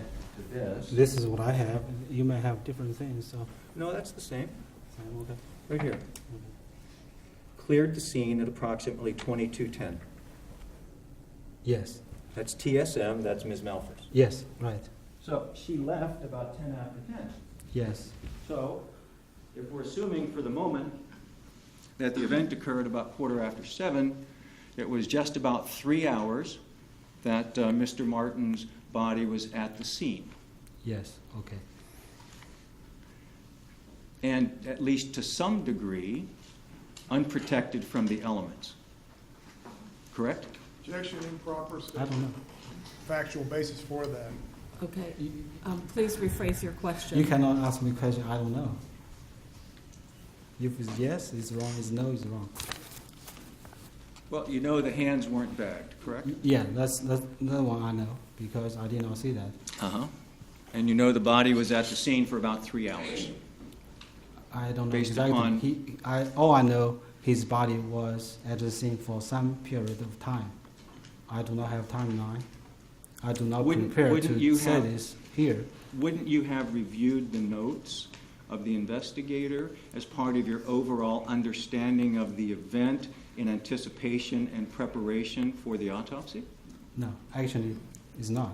So you don't have any idea what's supposed to have happened when you do the autopsy? All I know was in the morning, I did autopsy.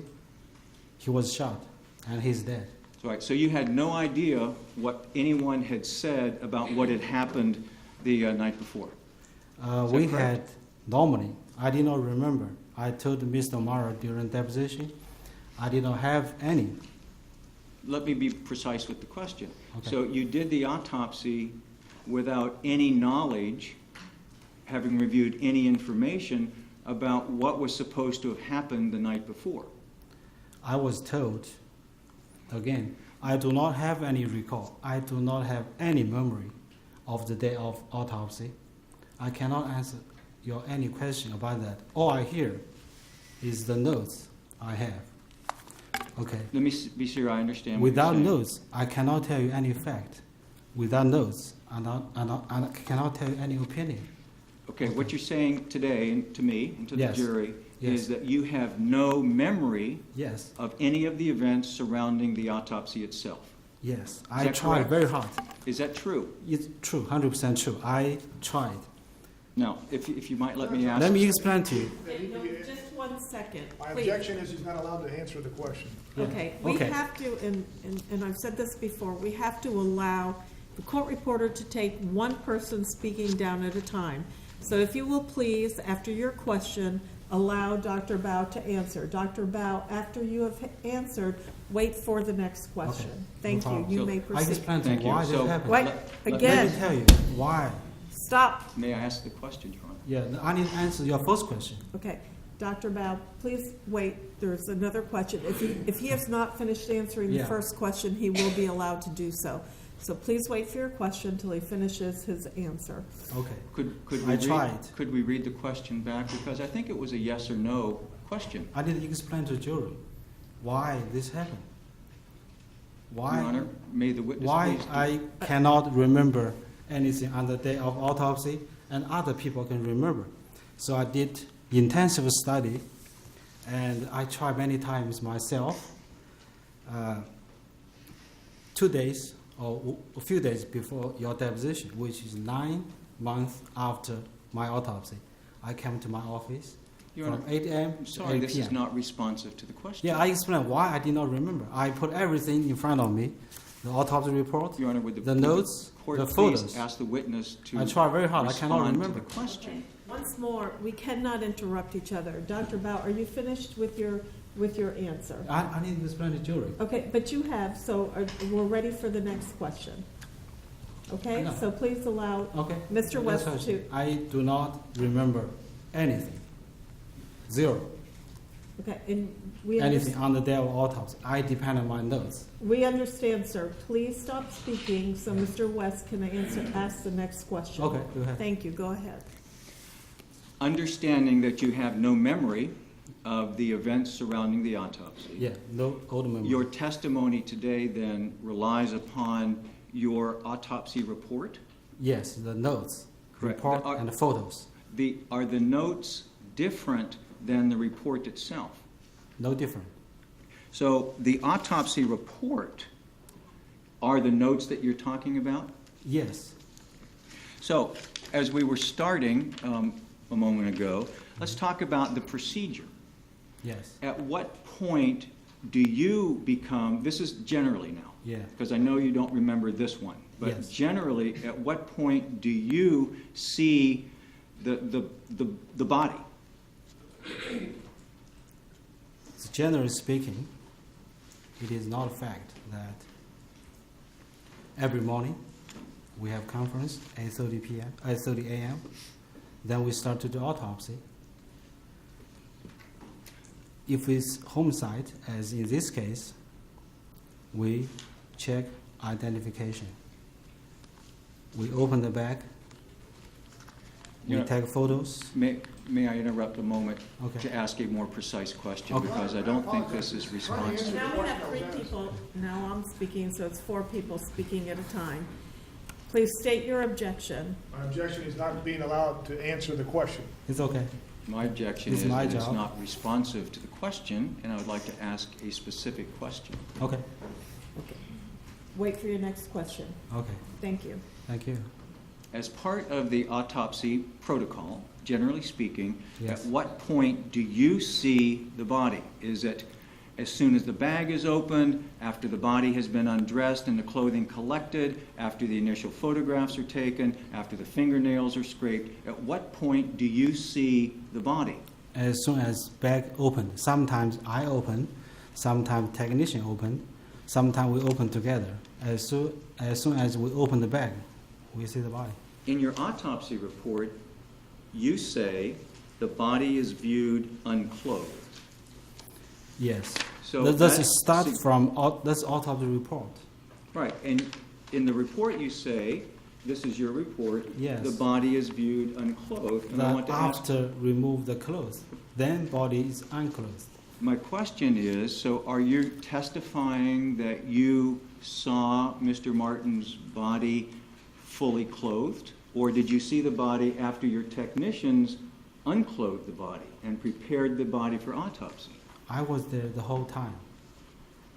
The body received in the plastic bag. We open the bag, we remove the clothes. How do you- Autopsy report start from without clothes. I do not describe the clothes.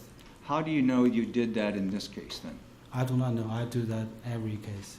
That's your regular protocol? Yeah, that's my opinion, not the fact. So let's talk about what happens then. Yes. the bag is opened, Yes. and then I assume the body is removed from the bag? Yes. Our bag is removed from the body. All right. And the body then is clothed Yes. and then photographed? Yes. Photograph before we remove them. Yes. Do you take those photographs? Normally, I do not. Do you know who took them in this case? Either Ben, Dalton, or Priscilla. And those would be the photos taken of in Mr. Martin's clothed body, correct? Yes. And then after those photographs are taken, what happens next? The Ben, Dalton, he would remove the clothes. And where would you be during this? I look at the. I don't recall what I did at the time, but generally speaking, I could look at the hand, look at the face. But you don't know if you did in this case. No, I did not remember. It's possible then that Mr. Dorton would do his assignment, and that is he would remove the clothing. Yeah, that's his job. He was trained to do that. I have full confidence he did right. Mhm. So you don't know if you witnessed any of that. You just know at some point. I was there. I should be there. Mhm. I believe, without the fact, it is my opinion, I should be there. Oh, I agree. You should have been there. Yes. So you're not sure if you would. You believe you were. Yes. And then do you know what happens to the clothing at the point that it's removed from the body? Say it again? Yes. Can you repeat your question? What happens to the clothing when it's removed from the body? We will pack them and put in the paper bag and give to the police department. Is that what happened in this case? It should be. Did it? Should be. I told you I did not remember anything, and I need to explain to you why I did not remember and other people remember very exactly what happened 2 years ago. If you would I just, thought my brain is not too bad, so I did research about the movie. Your Honor, may I ask a specific question and elicit a specific answer? You asked me the question, I Yes. don't know. What I want to know in this case Yes, was the clothing removed and packaged in paper bags. I don't know, but should be, like what you said. It should have been. Yes, And you knew that the sweatshirt was damp. I saw it from the photo. All my memory is new memory. Okay. So, in other words, you know from your training and experience as a medical examiner Yeah. that if clothing is wet, Mm-hmm. it needs to be packaged in paper bags. Yes. And if if plastic bags are used, Actually, before we pack them, we let them dry a little bit. did that before we pack happen it. in this case? Again, I tell you, I did not know. Okay, so the procedure would have been Yes. to dry the clothing Yes. and then package it in paper. Yes. But you don't know if that's what happened here. Yeah, this case, I do not remember. I cannot tell you anything You do know, beyond though, my notes. you do know, though, from the photograph of the sweatshirt, Yes. the hooded sweatshirt, Yes. that it looks wet. Yes. So it would be inappropriate and a violation of protocol to take a wet sweatshirt and seal it in a plastic bag. There is no plastic bag other than plastic bag carry the body. So in other words, that you would never in your lab take a wet piece of clothing that's potentially evidence and seal it in a plastic bag. If anybody do that, he'll be gone next day. He'll be fired. Because this very basic concept for us to use paper bag instead of plastic bag. This is a rule. It's kind of a no-brainer. Yeah, it's no brainer. Everybody do that. I have confidence they did that.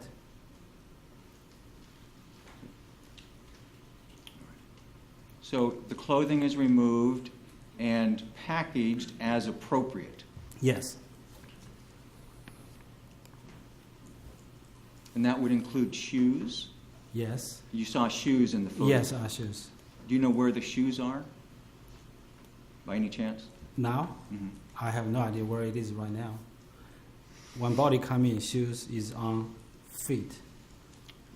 The photograph that you saw here today showed the shoes. Yes. And you believe those are the shoes that Mr. Martin was wearing when his body was presented to you? Before I came here, I spent hundreds of hours. Review the photos, review my notes. All the things I tell you today is based on my notes. It's new memory. It's not the old memory on the day of autopsy. I don't believe anybody can remember anything 2 years ago. I did research about that. The memory could be false memory, old, confused memory, recent. Are you memory. reading from something now? Yeah, I read that. I typed that myself. May I see what you're referring to, please? May I approach the witness? Because I puzzled by that. I could not remember the thing, and other Yes. people can. Your Honor, may the witness not answer until I've had. Okay. Yes. Show me what you're looking at. Before this testimony, I told you I spent hundreds of hours. I typed down potential answers to your potential question. This is my notes. May I see them, please? I rather you do not see. This is my notes. Nobody saw that before. I thought it's Dr. mine. Bao, if you're going to be reading from your notes, both attorneys are entitled to see what you're reading from. Okay. So please No allow him problem. to do so. You may approach the witness. You want to see this one? All of the notes that you prepared in anticipation of your testimony today. Okay, so you will return to me as soon as possible. Yes.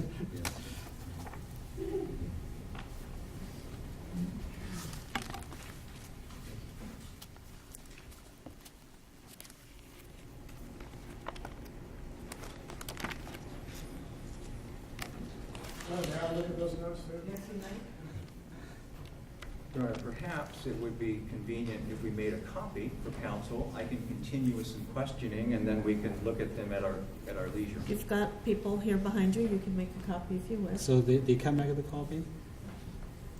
Um, It's my note. I typed myself. Nobody read it before.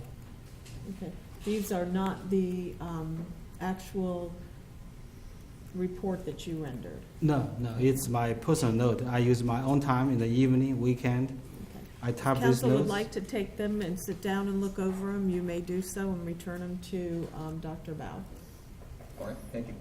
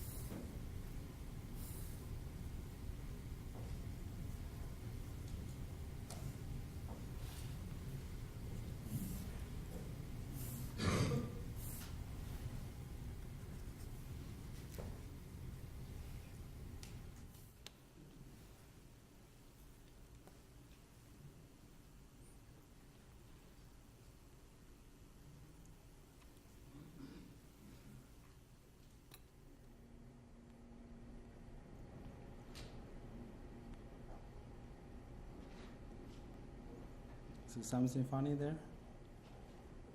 There's no question pending. Just, we'll wait till there's a question, please. Something funny.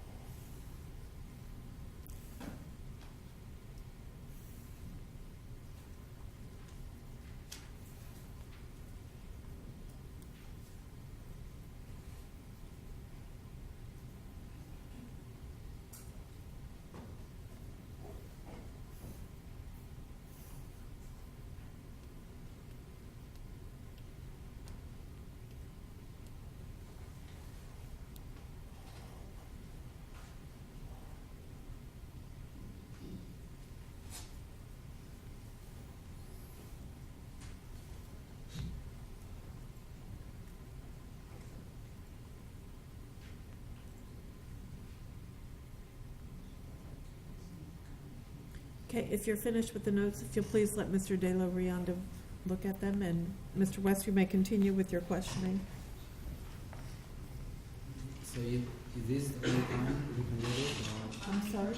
is this the only time they can read it, or you're?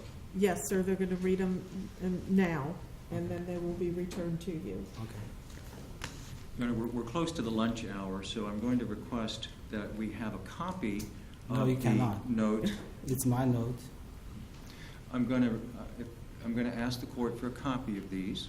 I'm going to want to have an opportunity to review them more carefully and have an opportunity to question Dr. Val specifically about them, but I need a little time to do that. And I can proffer why, but I need that time, and I think the rules provide anything that a witness uses Okay, to aid this is a testimony. speaking argument, and we can do that outside the presence of the jury. Ladies and gentlemen, we'll go ahead and break for lunch at this time. Please put on your notepads face down. We'll be back at 1 p.m. During the lunch hour, please do not discuss this case amongst yourselves or with anybody else. Do not read or listen to any radio, television, or newspaper reports about the case. Do not use any type of an electronic device to get on the internet to do independent research about the case, people, places, things, or events, or terminology. Do not read or create any emails, text messages, Twitters, tweets, blogs, or social networking pages about the case. Do all of you understand these instructions and will abide by them? Okay, thank you very much. Please put your notepads down and follow Deputy Jarvis back into the jury room.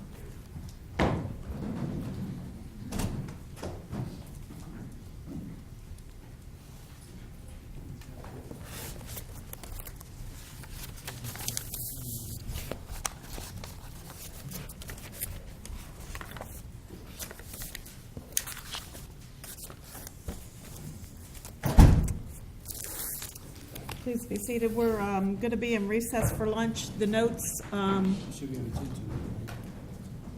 I understand you're concerned about the notes. What I'm going to do is ask that the clerk make a copy of the notes. The attorneys will be instructed that those notes are not to be shared with anybody else. And after they're finished with their questioning, your notes will be destroyed. Their copy of your notes will be destroyed.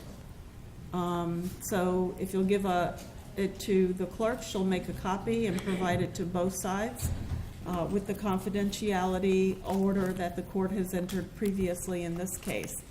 As soon as you get your original of your notes back, you could go to lunch and be back here at 1 p.m. You're not to discuss your testimony with anyone because you're still considered to be on the stand. Okay? Thank you. Court will be in recess.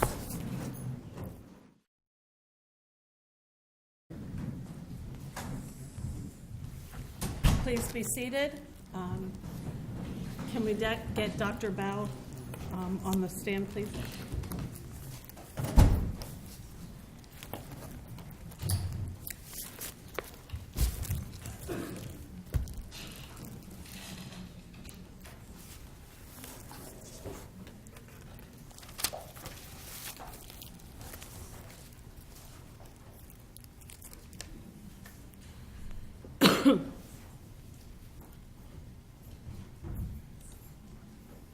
Does the court have the notes that are at issue here? Would No. the court take a moment and review them, please? We have a couple of issues that relate to them.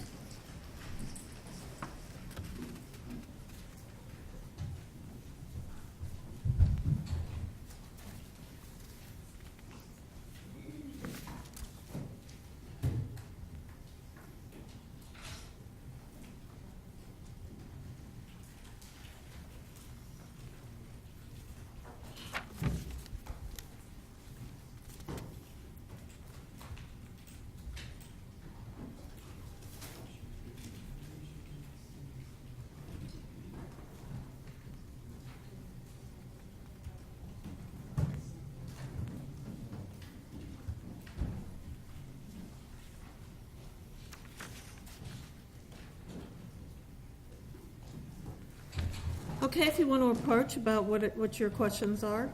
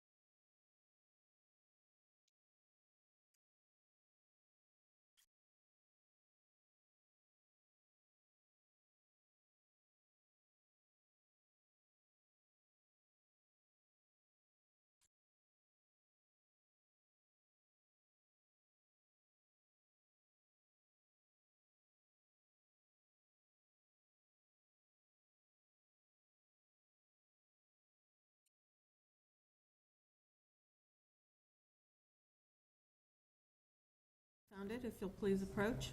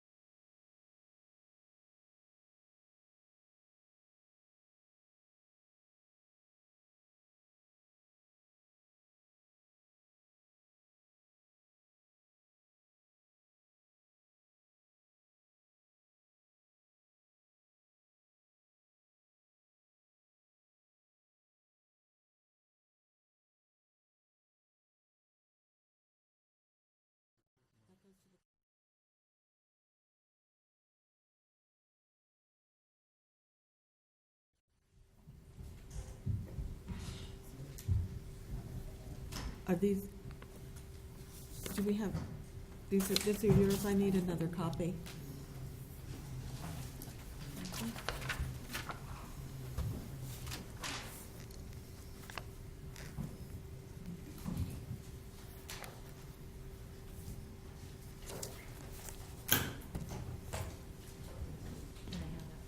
Those are his.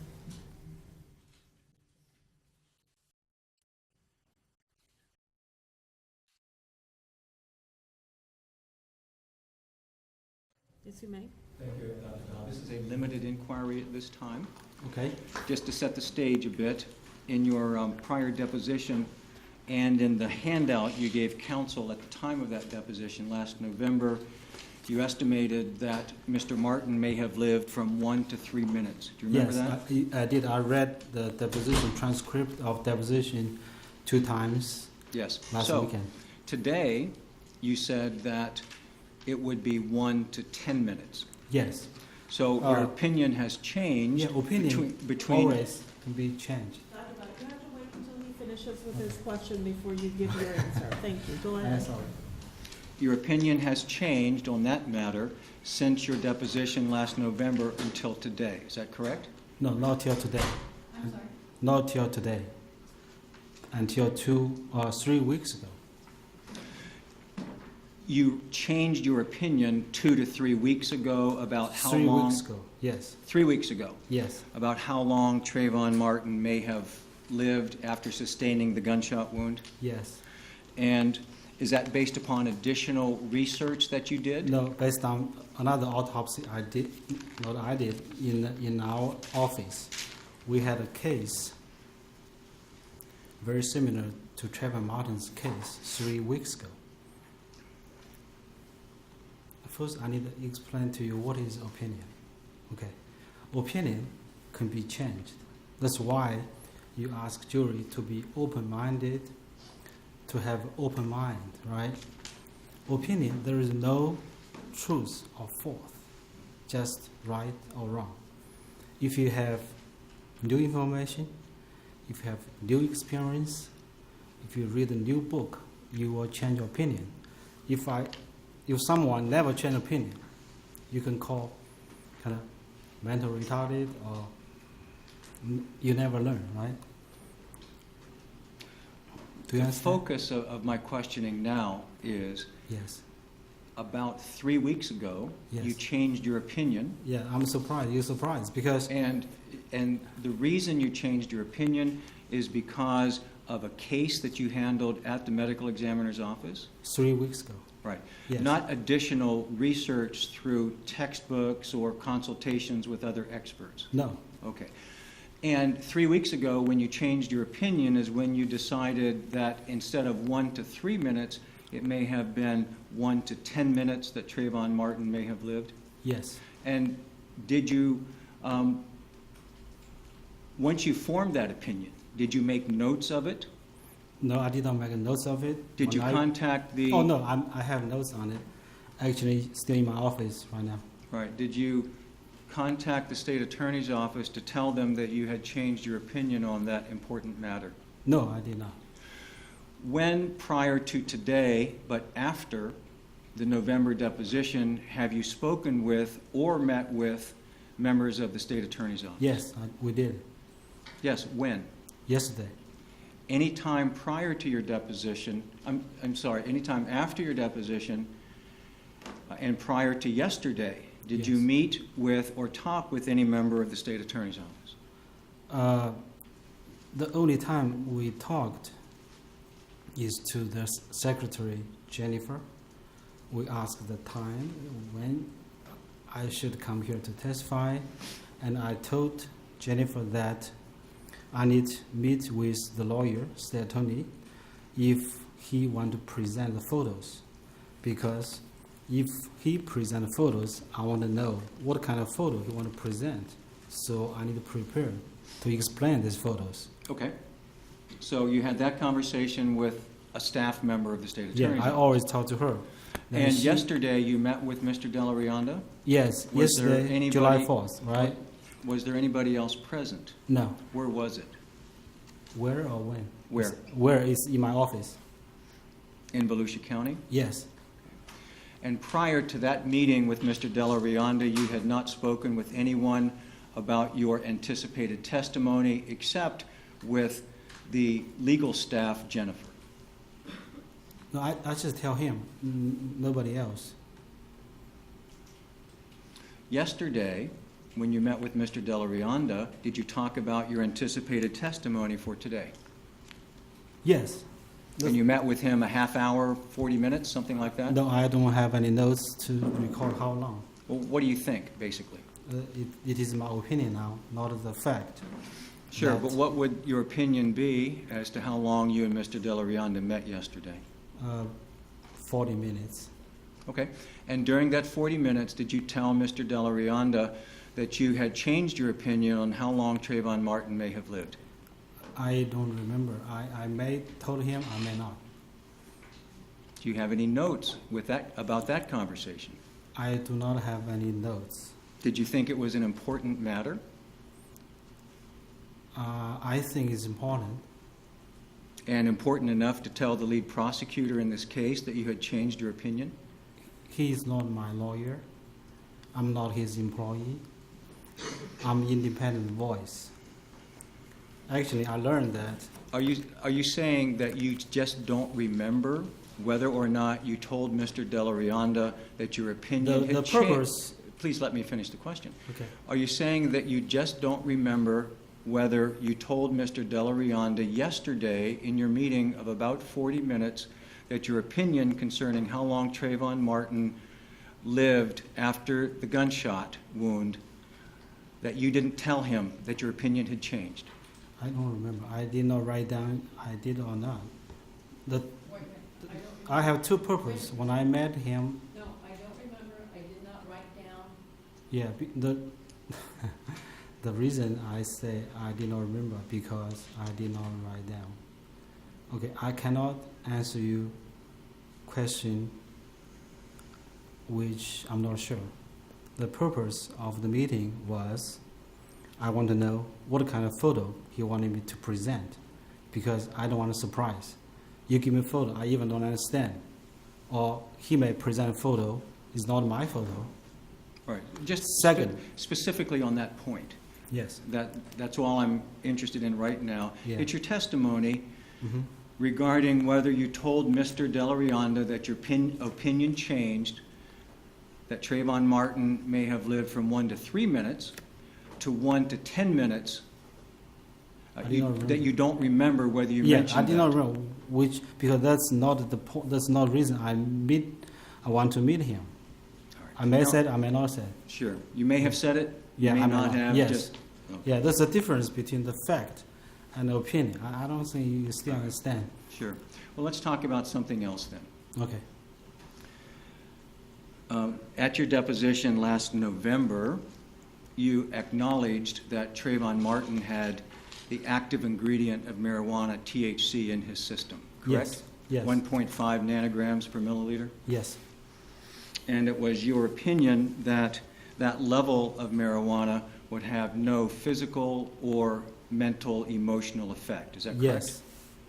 That was your testimony in November. Yes. When you prepared your notes for your testimony today, Yes. one of your notes indicates that since last November, you've changed your mind on that subject, I correct? changed my opinion. Change your opinion on Yeah. that subject. Today is fact, opinion. You cannot use term, story, or mind. Just I changed my opinion. I Yes, have right to change last it. fall, Everybody change it. I can change every hour. I don't see any problem. last fall, your opinion was the level of marijuana would have no physical or mental effect, correct? Yes, at that time. Now your opinion is that it would indeed have at least some mental effect. Could be. I said could be. All right. So, Because and that's based upon additional research that yes, you did. I spent hours and hours. I went to the library. I read papers, and I tried to pull out my previous research. And And based I upon- talked to some other expert. And I'm sorry? I talked to other expert. Who did you talk with? I talked to my previous friend in Washington State, Who is that, please? Dr. Brooks. Pardon me? Brooks, Brooks. Is that the last name? Yeah. Is this Brooks. person a toxicologist? He's not a toxicologist. He's a biologist. He's one of the best, if not the best, of no-dose radiation. No-dose radiation effect in the world. I worked with him for many years. You consulted with Dr. Brooks about the issue of toxicology, Yes, and among other literature that you consulted, yes. other we worked studies. together many times. Did you Sorry? did you review studies where research was done on the intoxicating effects or the impairment effects of marijuana at various levels? Yes, I believe. After Can you tell us today what studies you consulted that led to your change of opinion? For the purpose of this limited hearing is a Richardson hearing, so please keep on topic for that. so All right, let me focus you then on this. okay. When did you change your mind about the significance of the THC level in Trayvon Martin's blood? I don't remember exactly time. Could be in last 60 days because yes, when we decide to have this trial, in the last 60 days, I try to prepare for this testimony Right. because not every case will go to trial. So you're saying that sometime in the last 60 days is when Yes. you changed your opinion on the effects of the marijuana? Yes, And did you mention that to Mr. Della Rionda yesterday when you met with him for about 40 minutes? no, I did not mention how. I did not mention I changed my opinion. I just said marijuana tox report is part of the autopsy report. We should talk about it. I report to jury. I said I should report to jury the toxicology report. I did that every time in the previous case, and he said we may not talk about it because of some issue in the court, some Right. hearing, whatever. Did you tell him that your opinion had changed? No, about I did the not sig- tell him. Did you tell him that your opinion had changed about the significance of the THC level? I did not, Why not? because he said we will not talk about it. The issue is not why, the issue is did he tell him? This is a Richardson hearing, and I'd like to stay focused on that issue at this time. Y- Yes, of course. Was there any conversation with Mr. Della Rionda about anything related to marijuana and the research you had done? No, I did not. He even don't want to talk about it. I said I need talk not just marijuana but toxicology report, because toxicology report is part of the autopsy report. Jury, they need to know. And It's he- the right to know. We just cannot skip that. Was there anybody present during your conversation yesterday with Mr. Della Rionda? No. Had you spoken with any other member of the state attorney's office, any staff member, lawyer, investigator, paralegal, and such, where the notion of marijuana came up? No, So yesterday was the only time you spoke with Mr. Della Rionda or anyone on his behalf in connection with this case after your deposition of last November? yeah, he's the only one I know actually in the state attorney office. Other than the secretary or investigators, he's the only attorney I talk to regarding And you, any you, issue. you didn't tell her anything about changing your opinion on the marijuana issue? No, I don't think she can understand that. Thank you, Your Honor. Thank you. Are there any other witnesses that you wish to call in regards to a Richardson hearing?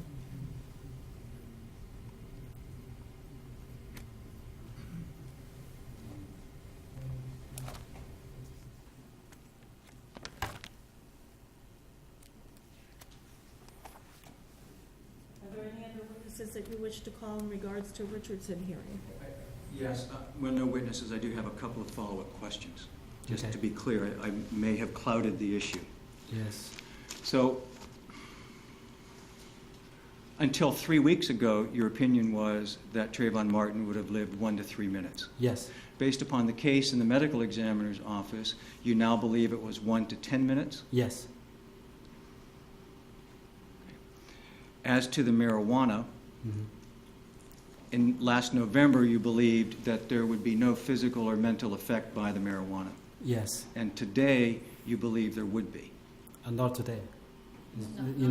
Not just today, in the last 60 days. All When right. I tried to prepare this testimony, Right. did For the- research, So for the last 60 days, you have believed that in fact there is some toxicological significance to the level of marijuana in that it would have. Different issue. Let's stick to the Richardson issue. The Richardson issue is whether or not that information was made known to the state attorney's office and if they failed to pass the information on to you. Do you have any other questions regarding that issue of Dr. Bao? Your Honor, with the court's permission, I would like to expand this just a little bit because the admissibility issue is before the I'm court. not on that issue at this time. For the third time, we're talking about the Richardson violations and whether or not there was one. This is a Richardson hearing. Do you have any other testimony you want to elicit from Dr. Bao on that? Or do you have any other witnesses that you wish to call on that issue? No, ma'am. Okay. The state have any other witnesses you wish to call? No, Your Honor, but I'll be glad to show counsel my question on this issue, and he can read the answer that I've got, so I'll be glad to share that with the court. You Because can, I've been, perhaps, what issue are you talking about? the 1 to 10 minutes, you can look at the answer that I have prepared, what I thought he was going to say at the bottom of that. Okay, and that says 1 to 3 minutes. Yes. Okay, the court, after hearing testimony, finds that there is no Richardson violation. Okay, are you ready to cross-examine Dr. Bao and bring the jury in? I would like, yes, but I would like to question Dr. Bao about his opinion regarding the intoxicating effects of Okay. marijuana Very briefly, before the jury. We've already addressed it here. no, I've made my ruling on the toxicology, the information that I've heard at this time, my ruling stands. This is new information, please. I The reason- understand you can ask them whatever questions you want, but not in the presence of the jury. All right, thank you.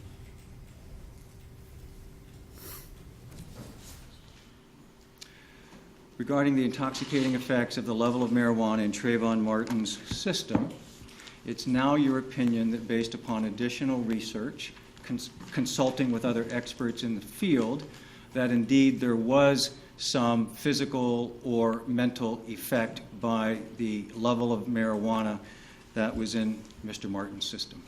okay. That's your opinion.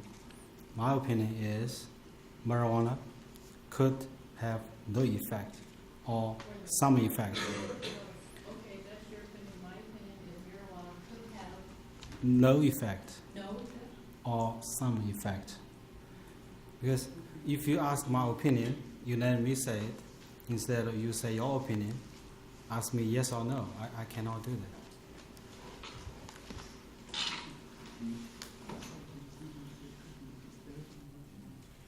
So your opinion is, not mine, your opinion is that there could be no effect or there could be some effect, Yes, try. and you can't tell exactly how much. No, I cannot. That's the inquiry. Okay, thank you. Based upon that, my prior ruling on the toxicology issue and the state's motion in limine, which the court granted, remains. So that is the court's order. Are we ready to bring the jury back in to finish or to do your cross-examination of Dr. Bao? Yes, I would like Dr. Bao's notes marked and an exhibit in the record.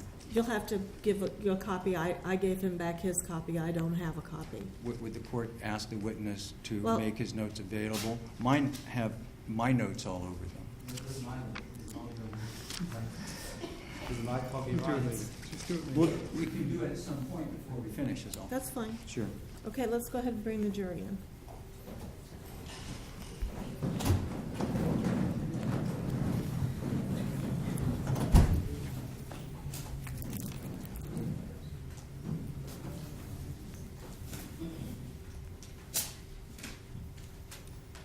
Are you all set, Shelley?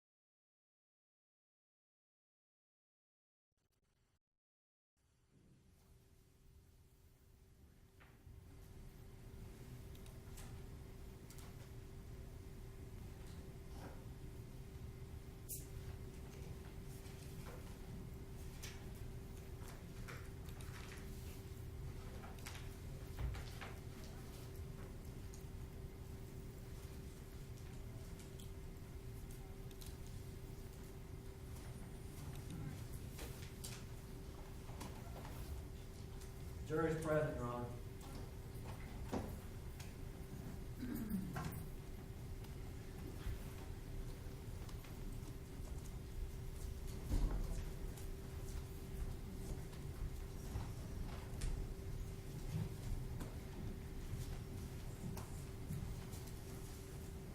Please be seated. Welcome back, ladies and gentlemen. Again, I apologize for the delay, but I'm going to ask you my questions again. If your answer is yes to any of the questions, please raise your hand. During the lunch recess, did any of you have any discussion amongst yourselves or with anybody else about the case? No hands are being raised. Did any of you read or listen to any radio, television, or newspaper reports about the case? No hands are being raised. Did any of you use any type of an electronic device to do independent research about the case on the internet? People, places, things, terminology. No hands are being raised. And finally, did any of you read or create any emails, text messages, Twitters, tweets, blogs, or social networking pages about the case? No hands are being raised. Thank you very much. Mr. West, you may inquire. Thank you, Your Honor. You're welcome.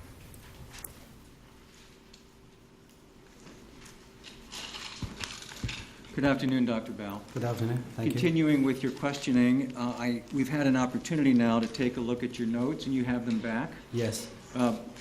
If you would please, if any of your answers in my questioning or Mr. Delarianda's follow-up require you to refresh your memory with your notes, would you please tell us? What do you mean, refresh my note? Right. What I'm saying is this. If at any point in the questioning you use your notes to refresh your memory, yes, or that you are relying on your notes instead of having a memory, would you please let us know? Okay.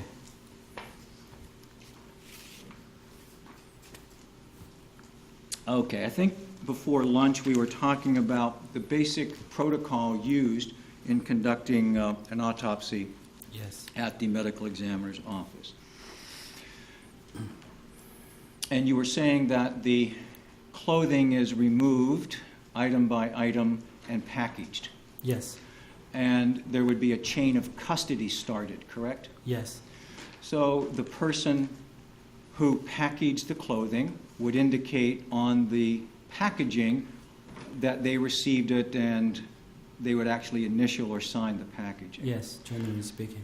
And then through whosever hands those packages or that evidence may have traveled would also sign to indicate the chain of custody. Yes. In this instance, you don't remember specifically if you were present when Mr. Martin's clothing was removed and packaged? Normally, I should be there. Of course, but you don't specifically remember that you were No, I here. told you I do not remember anything And on then, the day of autopsy. but you have a procedure whereby the clothing is removed by one of the assistants, provided to another, who then photographs it and packages it, correct? Yes, And you have no reason to think that wasn't done in this case. yes, right. And then once the clothing is removed and on its way to being photographed and packaged, you then do a preliminary inspection of the body? Yes. And at what point in the sequence are the fingernail scrapings done? I do not recall. It's autopsy technician's job to scraping of fingernails. In this case, well, generally speaking, Yes. you don't do that. No, I never do that, actually. So it's always a technician. Yes, And do you know which technician in this case did that? I believe is Ben Dalton. And is there a specific procedure that's used for that? I do not know. They were trained to do this job. It's their responsibility. I have confidence on them. They did right thing. But you don't know in this case whether he did it right or not. I did not. And is it the practice of your lab to use one of the little wooden sticks for all 5 fingers on each hand? Yes. Why is that? I did not write the protocol. I don't know. Do you know who did write the protocol? I don't know either. Is that okay with you that they use one stick for all 5 fingers? That's not my job. I will not worry about it. Would you agree that if you use one stick for all 5 fingers, there's no way to identify which finger may have had the biological evidence of interest? Yeah, you cannot. If you just use one for all 5 fingers, then Right. you have no ability to identify which one. And how would you know, in fact, that in the process of making the scrapings, that some of the biological material that you couldn't see didn't actually wipe off instead of being accumulated with each finger? I'm going to object this to speculation. Sustained. He testified he does it. Yeah, I never did that job. I have no experience about that stuff, so you can ask them. You wouldn't be able to say then whether or not it was done correctly or incorrectly? I have no experience. I have no fact. I have no opinion. Do you know, in fact, that each of the 5 fingers were scraped on each hand? I hope so. Of course, but do you know? I didn't. I told you I don't remember anything on the day of the autopsy. Does the protocol require all 5 fingers to I be never scraped? read that protocol.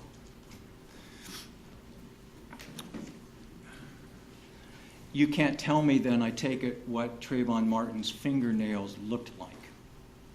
I look at Trayvon Martin's body everywhere, everything. Can you tell me what his fingernails looked like? And by that I mean, were they long? Were they short?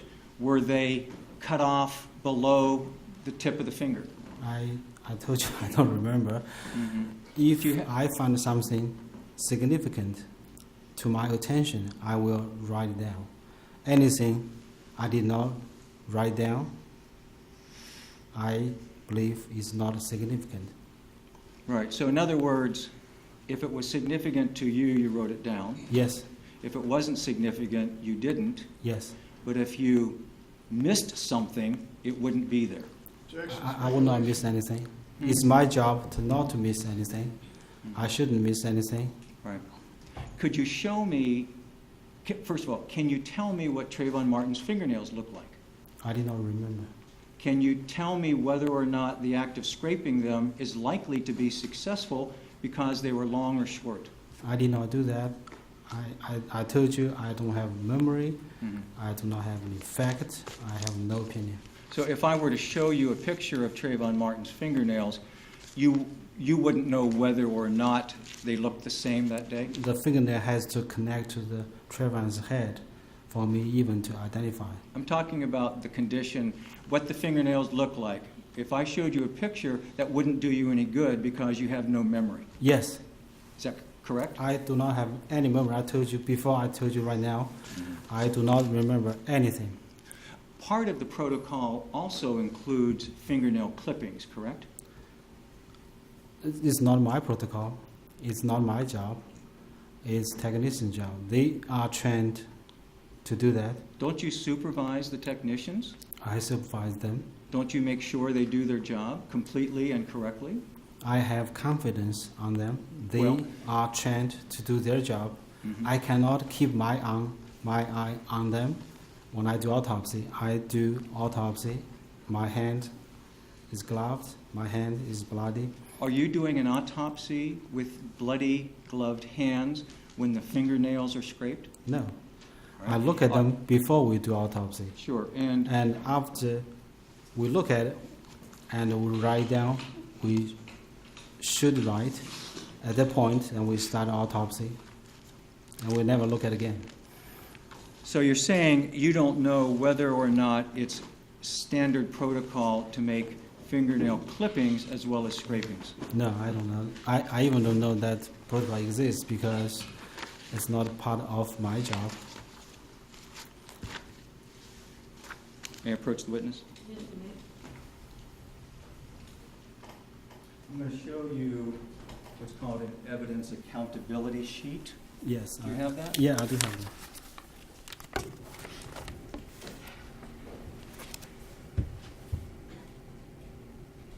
Is this one? Right, and do you see that there is a checkbox Yeah. for fingernail scrapings that's checked? Yes. and you see one for fingernail clippings that is not checked, correct? Yes.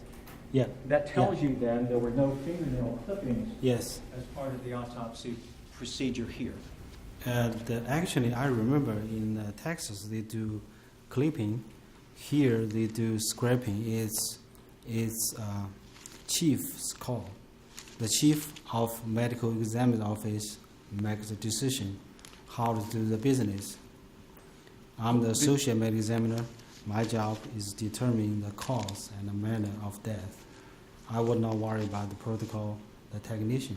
You don't worry about whether the technician is following the protocol of the office? Yeah, It's not your job? No, it's not And in my this job. case, so you would have no idea why no fingernail clippings were preserved? Yeah, I was there. I don't remember what they did. Mhm. It's not my So- job to worry about it. So that would mean then that you don't know if they weren't kept because they chose not to, Yeah, if they do not do that, or that there weren't any fingernail clippings because the nails were so short they couldn't get any. You don't know. I told you before, I don't remember.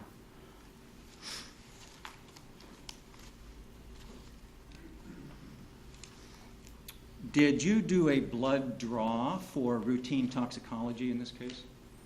We try to get blood for every case. So in this case, there was blood drawn as part of the routine autopsy protocol for submission to a toxicology lab for analysis. Is that correct? Yes. In my note, we note that the blood is from Trayvon's chest. Right. For toxicology, it's To the issue we've previously addressed. Okay, the court has made a pretrial ruling about this matter. Please abide by the of court's course, order. Your Honor. Yes, for toxicology purposes, Yes. the blood that was drawn was from the chest area, correct? Yes. For toxicology purposes, it's better, is it not, that the blood be drawn from a peripheral source? Yeah, the peripheral blood is the best first choice, such as femoral blood. Femoral or blood subclavian, yeah. somewhere Or- down in the leg? Yeah, or subclavian blood from here. Right. In this case, did you attempt to get peripheral blood? Yes. How do you know? I did not remember. Pardon me? You want to catch me? I do not remember. I told you, generally speaking, okay? Uh-huh. We Oh. try to get peripheral blood first. If we cannot get peripheral blood, we try heart second. If we cannot get blood from the heart, then we try something else. In this case, Trayvon Martin has no blood left everywhere else. All blood is in the chest. That's our only option, I believe. You're suggesting, I mean, you saw the photos. Yes. Obviously, your staff took them, that there was no source of blood anywhere in his The body photo did not show blood. other than the chest? I have that on my autopsy report. Wait till he finishes with his question, and then you may give your answer. The question was wrong. Is it your testimony that there was no source of blood for toxicology purposes that would qualify as peripheral blood? Yeah, if Correct? there is peripheral blood, we will take it. Do you know what attempts may have been made specifically in this case? No, you, you ask me this case. Just 1 second, please.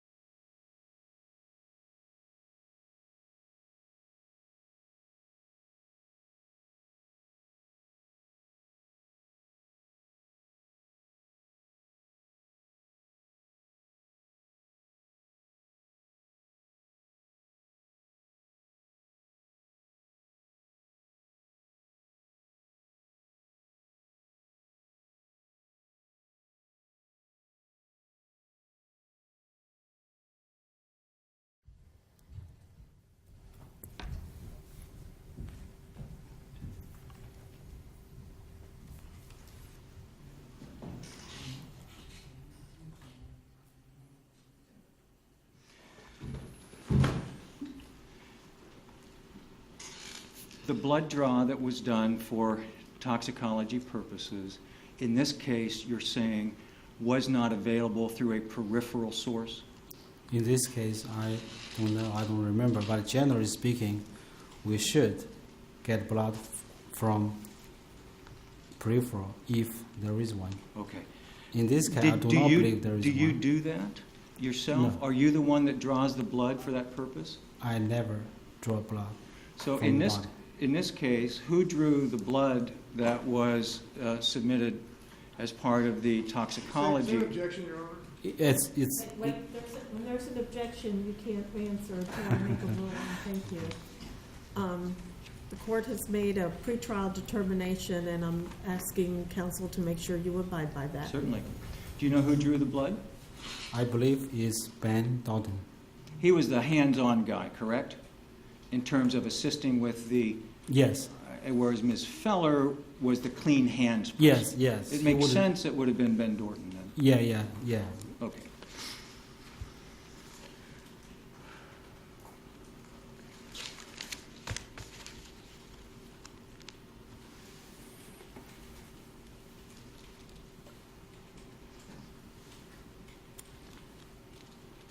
We have 107.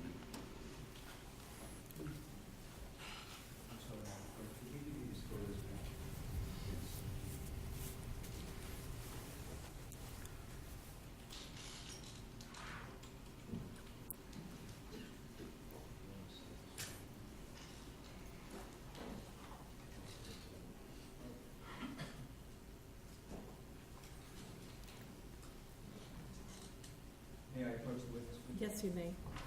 Dr. Brown, I'm going to show you State's Exhibit 107. It's already in evidence. Okay. It's a better quality picture than the ones on the screen. Would you take a look at that? Yes. Do you recognize those to be the pants that Trayvon Martin was wearing at the time the autopsy was Yeah. performed? This is one of the photos I have. Correct. There is a case number, so I believe it is.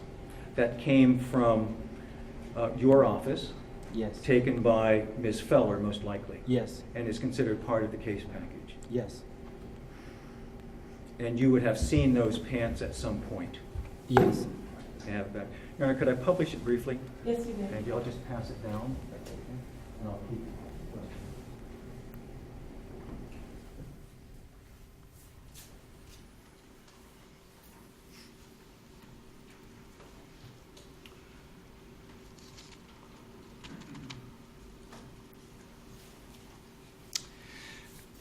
You've had an opportunity to look at all of the photographs that your staff took in connection with this autopsy? Yes. I went through many times. I'm sorry. I went through these photos many times. And am I correct that there are no photographs that show the palms of Mr. Martin's hands? I did not recall. We Take a do look. have photos of the aberration on Right. the left fingers. I know. If you have them in your memory, just tell me if you can. Are there any photographs that were taken that show Trayvon Martin's palms? No, I don't believe we have that.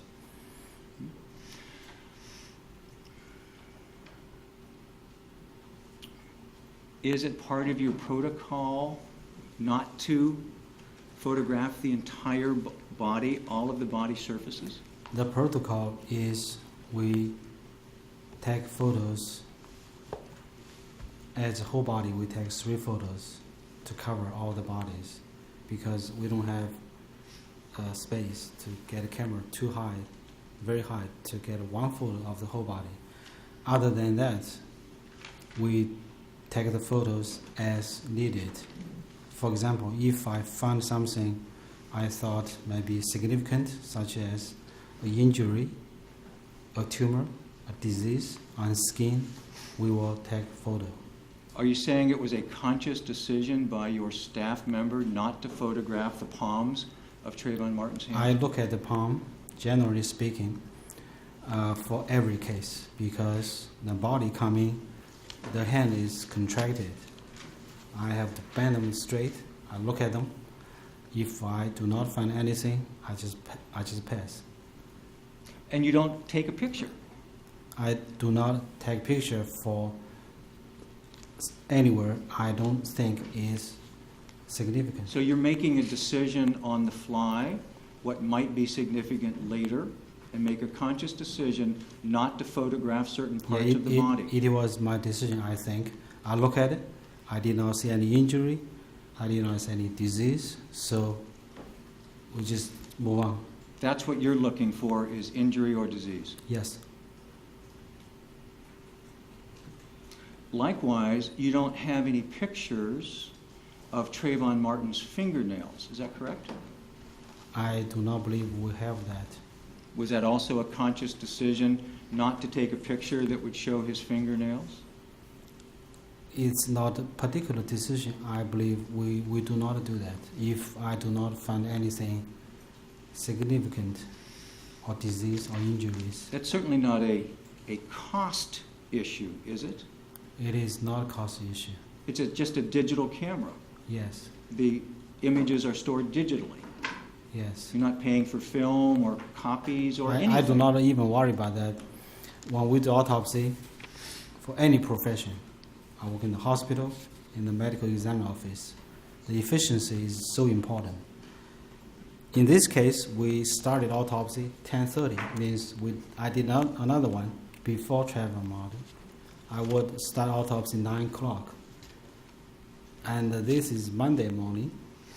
I will have another autopsy due after this case. So we take maybe 5 to 10 photos as needed.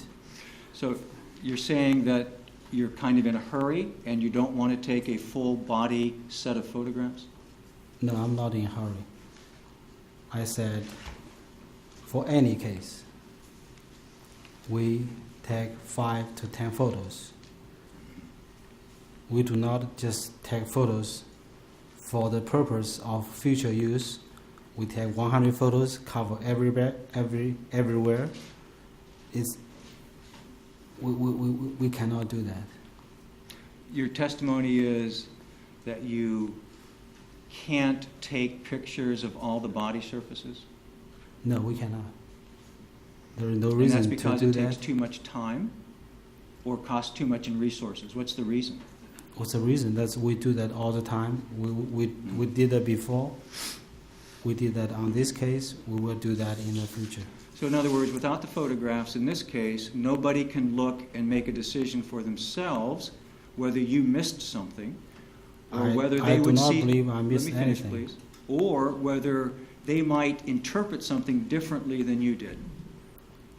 I believe in this case, nobody know Trayvon Martin's autopsy more than I do. Except for one thing, you can't remember anything about it. Yes, anything is based on my note. Okay, let's talk about some of the other aspects of it, please. The abrasion on the left ring finger of the fourth finger on the left hand Yes, is about this area. yes, An abrasion is kind of a rubbing, scraping injury, correct? yes. As opposed to a laceration that might be from a sharp edge. Yeah, but laceration means the skin was separate. The tissue was cut after blunt force trauma. Whereas the laceration, the top surface of the skin's basically rubbed off. Yes, And there were a couple of little ones on the pinky finger. yes. I know your testimony was that it could have happened up to 2 hours before Mr. Martin died. Is that correct? I said that this small aberration could happen 2 hours before Trayvon Martin met George Zimmerman. And that's based upon your visual inspection of the abrasion itself? Yes, So it's really hard, I take it, to know precisely when someone received an abrasion injury. yes. You cannot say very specific. So it could have been 2 hours. Could have been 2 hours before. Could be during the struggle with both guys. It would be consistent with a blow. Not consistent with blow. Consistent with You're saying that you wouldn't get an abrasion like that by striking somebody with your fist? You could. You could, right? Yes. Sure. You could also get an abrasion like that by scraping it along some cement. Yes. Okay. And also could be on the way down after he was shot. So he, on his way down to the ground Mhm. after being shot, is what Yes. you're saying? Could cause this injury too. So it could have occurred on his way down if he were on his knees? I said could on the way down for anything. I have no idea. So let's say this, hypothetically, if Trayvon Martin were on his knees, leaning over George Zimmerman when he was shot, you're saying he could have received this abrasion between where he was at the time of the shot and when he fell forward on the grass? Yeah, that's too specific. Mhm. It is my opinion that could happen before they met, during the struggle, or after he was shot. You're not I- suggesting, are you, that Mr. Martin could receive the abrasion on his finger by falling onto wet, soft grass? It shouldn't happen. It would require a hard, ungiving surface of some sort, Yes. something abrasive, Yes. something like cement or something with a hard edge. Yes, you're right. Certainly not wet, soggy soil. I don't think so. Now, you said also that it's not something that would bleed correctly? It wouldn't bleed much? Yeah, this injury, there is no blood. Blood still inside of the tissue, Mhm. still inside of capillary. Can still there be blood sometimes? Shouldn't. Right, but can there be? Could that wound be enough that When he I look could- at it, there is no blood. I'm not sure before. Right, it could have been wiped off. I don't think so. There It's could so, have been- it's so superficial. The blood vessel did not have injury. Right. So if there had been some blood that you didn't see, it could have been wiped off. But- Objection, speculation? But- Sustained.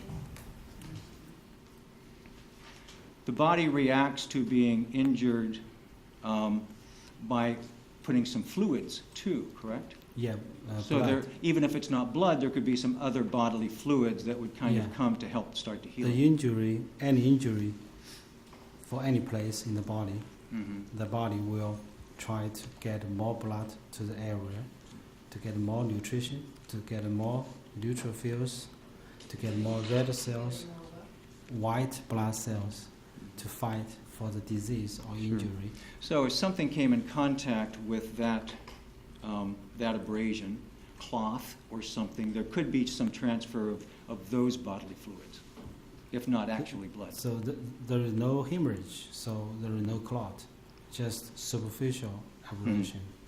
So that, your opinion is there wouldn't, if that abrasion were to come in contact with someone's clothing, there would be no transfer of biological matter? It could be because the superficial skin was off. So I believe there is a possibility Mhm. after this injury, the superficial skin could transfer from one person to another anytime. Sure. You have contact, you have something transfer. It's called trace evidence. Mhm. That's in the book. What is trace evidence means you have contact, you have something transfer. Did we retrieve the exhibit? Thank you, James. Thank you. Okay.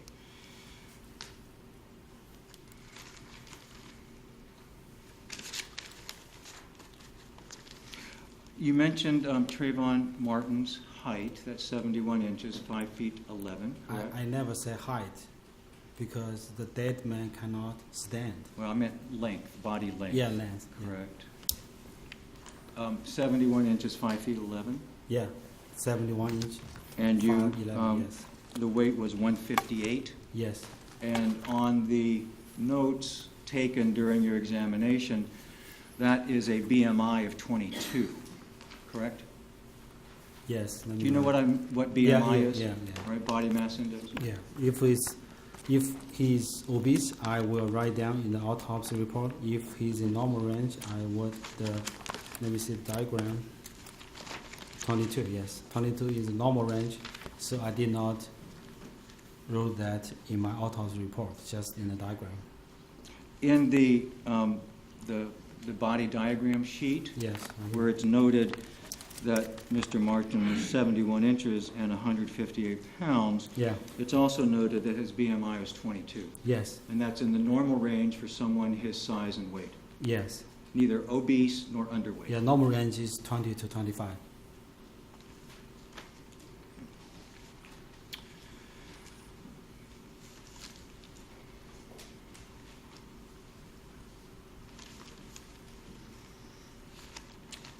I'm just looking around here so I don't repeat what you've already said, and we'll Okay. try to move forward. And I Yeah. think I'm at the point now where I'd like to talk with you specifically about the gunshot wound itself. Okay.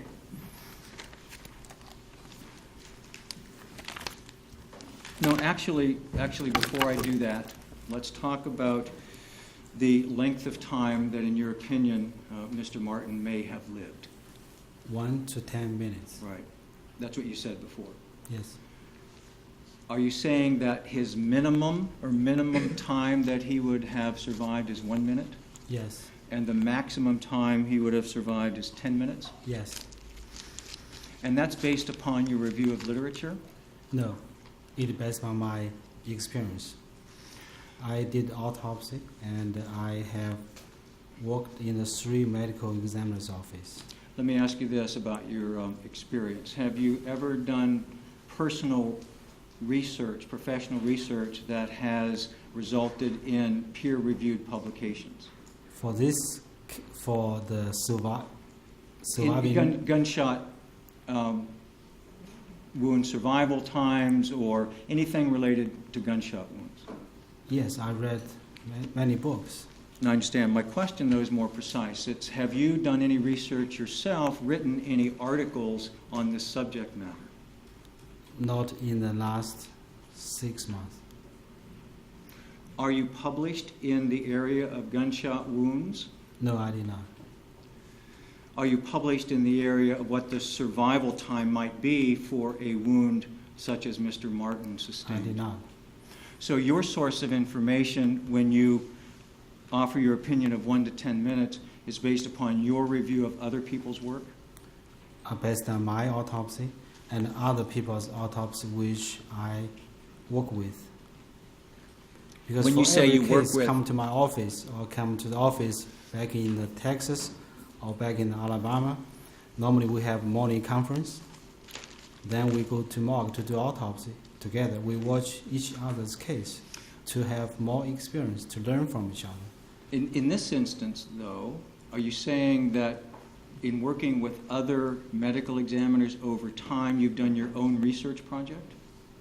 No, I do not have any research project on this matter. So you don't have any database, if you will, of how long someone would be expected to live after sustaining the injury that Mr. Martin did? No. I have clear picture, 100% accurate evidence that one guy, 3 weeks ago, one guy was shot All by right. his father. Excuse He's me, alive if I for might 10 minutes. let you, Your Honor, would If you please wait for the next question. Okay. Thank you. I'm talking about information that you have outside this autopsy, from research you've done, people you've consulted with, or textbooks that you've read about how long someone is likely to live after sustaining the kind of injury that Mr. Martin did. For the gunshot wound to the heart, I do have experience several times back in Alabama, back in Texas, and in this office. Has that ever been memorialized in Yeah, a this public, just in a based pub- on my memory. So I have no more than 50% of confidence that they are not accurate. That's why in the deposition I give you 1 to 3 minutes, which Okay, is very safe. Let's talk about that for a moment. So you acknowledge that your first opinion was, and the one you expressed in writing and at your deposition last November, Yes. was that it was 1 to 3 minutes, correct? Yes, in the deposition I told you is 1 to 3 minutes. Okay. Because Now- it's my job if you would let me ask the next Okay. question. I don't mean to interrupt if you're not finished, but Okay. I want to just set the stage. Okay. So it was 1 to 3 minutes back in November, Yes. and it continued to be 1 to 3 minutes until the last 60 days, Yes, until 3 weeks ago.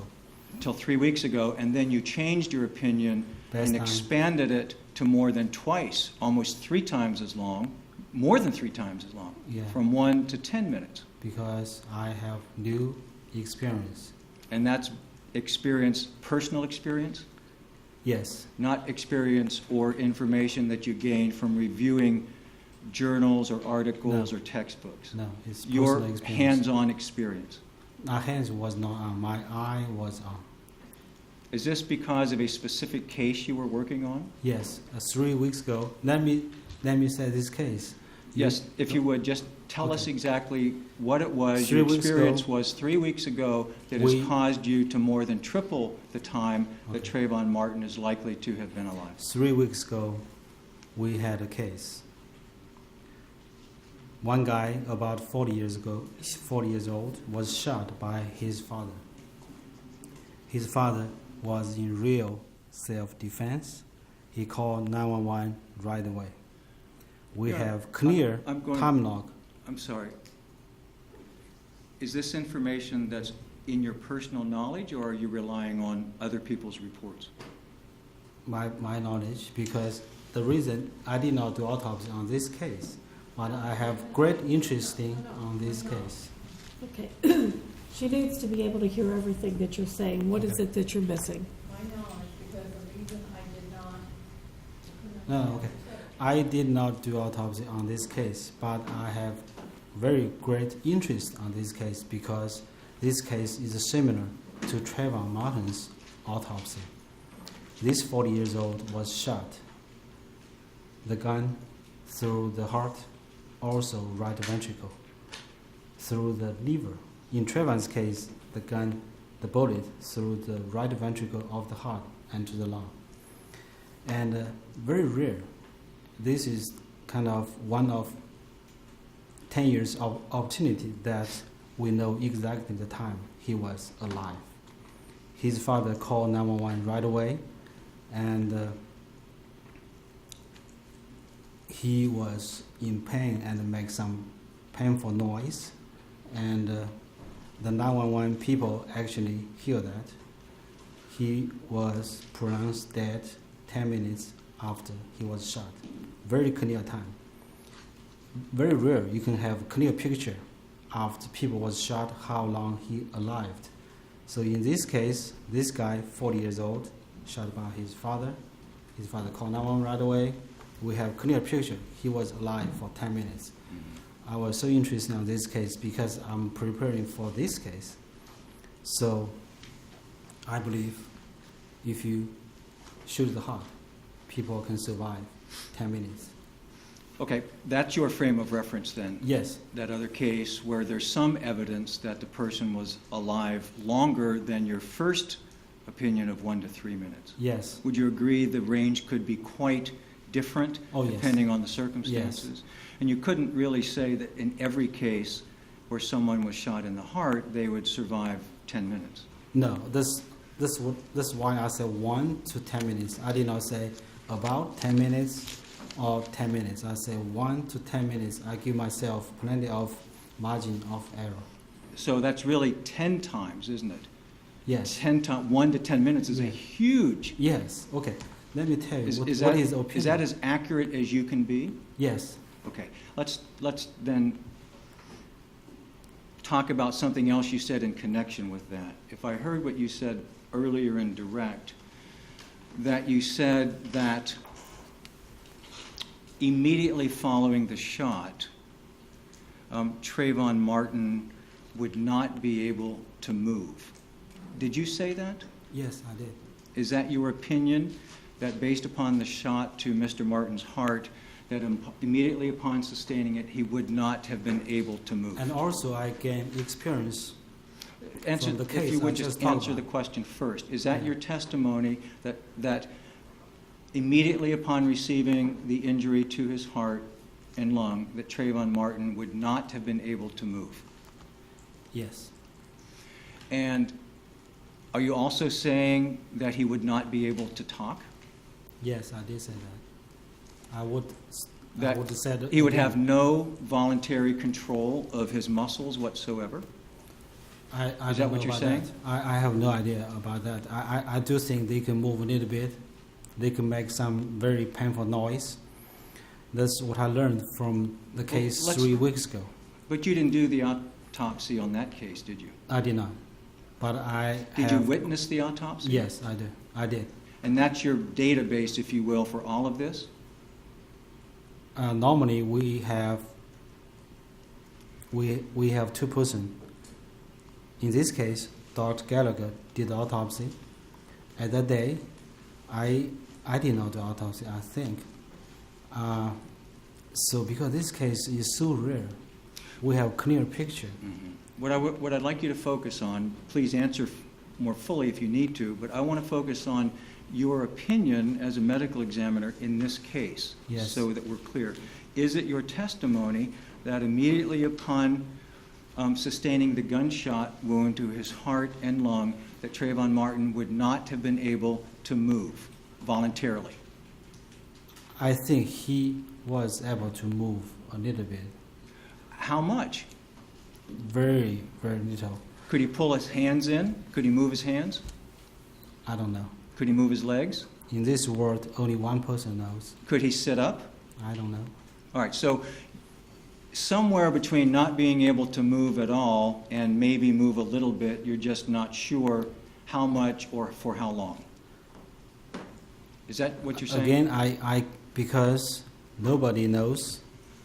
Only one person knows in this room. Objection, Your Honor. The witness is not being responsive. Could we approach the bench, please? No, but please rephrase your question and wait till he asks the question to give you an I understand answer. your question because Your Honor, nobody knows what Your the Honor, Trayvon did could- after he was shot. Excuse me. may we? Excuse me. Yes, yes, ma'am. Thank you. Dr. Bell, Yes. you need to wait until a question is finished being asked, and you need to answer the question that is being asked, okay? Okay. Thank you. Your Honor, Ask may we your please question. approach just for a second? This is an important matter that I'd like to No, address very, just go ahead very and ask your briefly. question, please. May I have just a moment?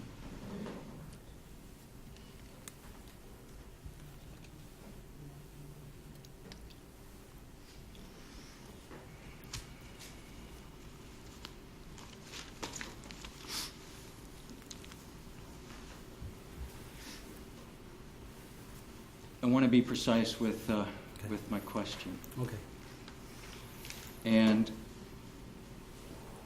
as an expert, you're allowed to give an opinion, obviously. Yes, So I just I want to earn know my what right. your opinion is. Yes. Your opinion is that Trayvon Martin may have been able to move some after sustaining the shot. You just don't know how much or for how long. Yes. Is that correct? Nobody knows details. All right. That's- So, because it's a matter of opinion. Yes. Okay. So have you done any studies yourself, other than this one case you're talking about, or consulted any research on that specific issue, how long somebody could move or talk, what physical activity they're capable of, and for how long after sustaining a similar injury? Okay. For human study, we cannot do experiment. So in this world, nobody knows. Your Honor, the answer is not His responsive. answer is nobody knows. Yeah. I gain my Just experience. leave your answer, please wait for the next question. Go I ahead did and not ask. finish my answer. I understand, wait for your next So question. you're saying there is no research available that would assist you in reaching the opinion? You cannot do this research. You cannot kill anybody to Sure, define you can't the do it in a movement. laboratory. You can't Yes. shoot people in a laboratory. That's Yeah. not what I'm talking about. So I believe the case I have 3 weeks ago, we have 3 weeks, is one of the best in the world.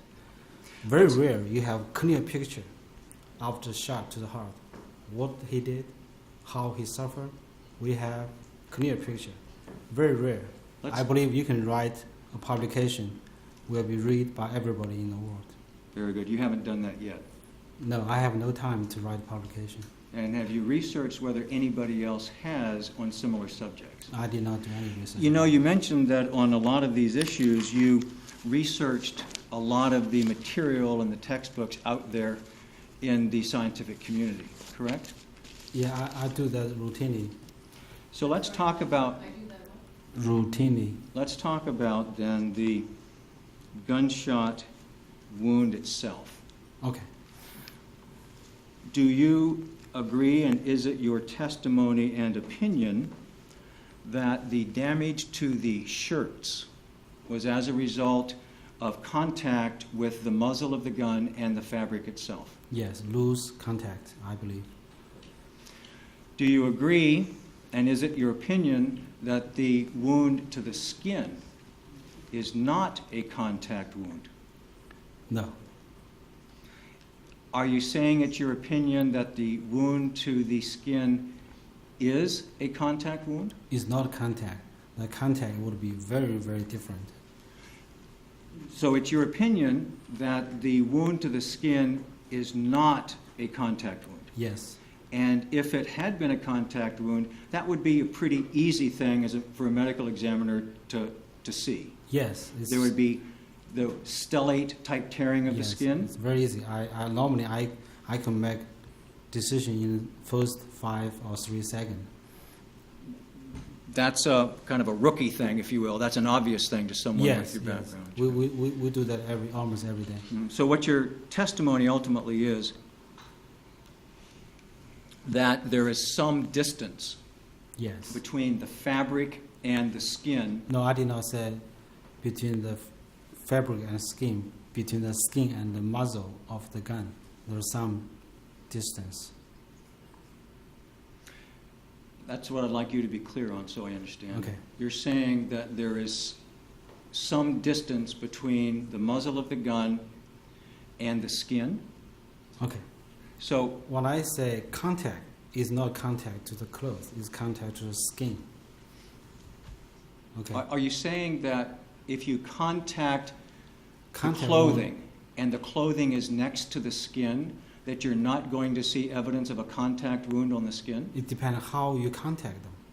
There are two contact, loose contact and a hard contact. If the gun through the clothes, press the clothes very hard to contact skin, then I would see the imprint of the fiber of the clothing on the skin. You would also see that stellate pattern you're talking about, the tearing. You may not see that if it's hard contact. So you're saying that if the barrel of the gun were pushed against the fabric, against the skin, that you would see fibers in the skin. You Yes. might see the stellate tearing, but not necessarily? I cannot answer that question because in this case, I believe it's not. You believe what is not? I don't believe it is contact. In my autopsy report, I give you 3 ranges: contact, intermediate, and indeterminate, means I cannot tell. So in this case, for me, it's also like 3-second question. He had a stiffening, it's intermediate range. For me, I'm different from the firearm technician. They use the chemical method or use actual shooting to determine the range. They give you like whatever, 1 inch, 2 inch. So let's talk about how you determine I your use range. the definition. So if it is stiffening, it is intermediate range. If it's intermediate range, it is stiffening. So Let's just break that down just a little bit more. okay, If it's not contact, then it's the next closest distance, by your definition, would be intermediate. yes. There's no such thing as close range. Some people you do that. In this case, some people will call close range, but I don't do that because So you go from either contact to intermediate. yes, And in your mind, based upon the resource materials, intermediate can be from less than half an inch Yeah, all the less- way out to 4 feet. yeah, less than 0.4 inch to 4 feet. That's what I said in the deposition. And the way you know that is because you know it's not contact Yes, and that you see some of the stippling or the tattooing. yes, And you know that there is a point, there is a distance where the gunpowder drops off, somewhere around 4 feet. So if the shot is beyond 4 feet, you're you not cannot going to see the stippling. Yes, you you're not cannot going to see any of the stippling. Yes, You're only going to see the bullet hole. yes. Again, for this case, when I give you my opinion in the deposition, the first thing I need to be safe. So after I determine it's in the intermediate range pattern, then I search the book. I find out the closest. Let me be clear. Range. Have you changed your opinion No, I did now not from change what opinion. you gave Yeah, last in fall? I did not change opinion because in the book is still there, book is still same. Which books do you refer to? I have several books on my shelf. Did you refer to any of the books by Dr. Vincent DeMaio? Yeah, his book is one of them. All right, so you consulted Dr. DeMaio's book on gunshot wounds. Yes, And after consulting his book and others, have you now changed or refined your opinion that the distance of the shot is 0.4 inches to 4 feet? no, I did not. I made the determination before your deposition. I did not have new experience, new reading about this matter since deposition. Everything is the same. So just to be clear then, you cannot offer any more precise distance from the muzzle of the gun to Trayvon Martin's skin than somewhere between 0.4 inches and 4 feet. Yes, that's what I did. That's what I said in the deposition. My position, my opinion is still the same. But that's your position today. Yes, You accept as a matter of trying to determine distance that at the end of the muzzle, in addition to the projectile, gunpowder comes out. yes, And it's the gunpowder pattern that you've called stippling, yes, and the amount, how far it's spread and such, can help identify the distance. No, I will not worry about how far they spread. So this So is just 1-to-1. So if I say stippling, it's the intermediate range. It's intermediate range, it's stippling. It's simple and easy. If I see one of them, I make the determination. So do you ascribe to the idea that as the gunpowder is expelled from the gun, from the muzzle, as the shot is fired, that it has this kind of conical Yes, pattern? the far it is, then we'll spread out. All right, so in other words, there are ways to figure out how far the shot may have been based upon the size of the stippling pattern. Is that correct? As a medical examiner, I don't think that's my job. My job is to make decision of range, either contact, intermediate, or indeterminate. Some people would do hard contact, near contact, close contact. Different people, they have different ways to describe the injury. So this has a 2-inch by 2-inch stippling pattern. Yes, Basically, a circle roughly, 2 inches in, 2-inch diameter, 2 by 2 inch. 2 inch by 2 No, inch. 2-inch diameter, Mhm. not the circle. It's pretty big. The width of the tattooing or the stippling is about 2 inches. Is that what you're saying? Yeah, yes, you're right. And once you saw this, you knew that it was an intermediate range, Okay, yes. and that at that point, you did not attempt to determine where within that intermediate range this particular shot may have occurred. Yeah, because I could not write that down on the autopsy report because it is not part of the autopsy report. It is opinion without very great confidence. But it's my responsibility when I do deposition. I have to give you range. So I did research, give you range. So the only The only testimony you're able to give the jury on how far the muzzle of the gun was from the skin is somewhere between 0.4 inches and 4 feet. Yes.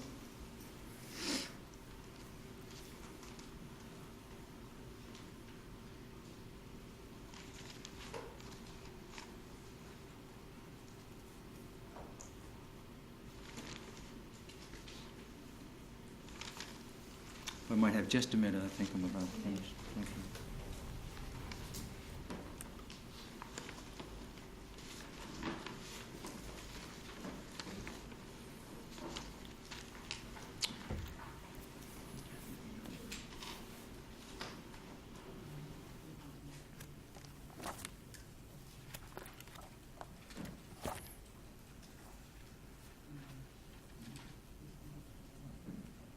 Thank you, Your Honor, and thank you, Dr. Bell. Thank you. Thank you for your that.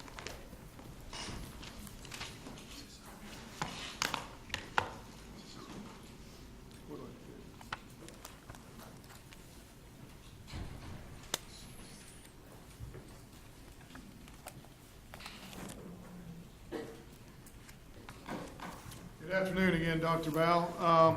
Thank Let's you. make sure we cover a few things. You did a report, and I think it was 6 pages, correct?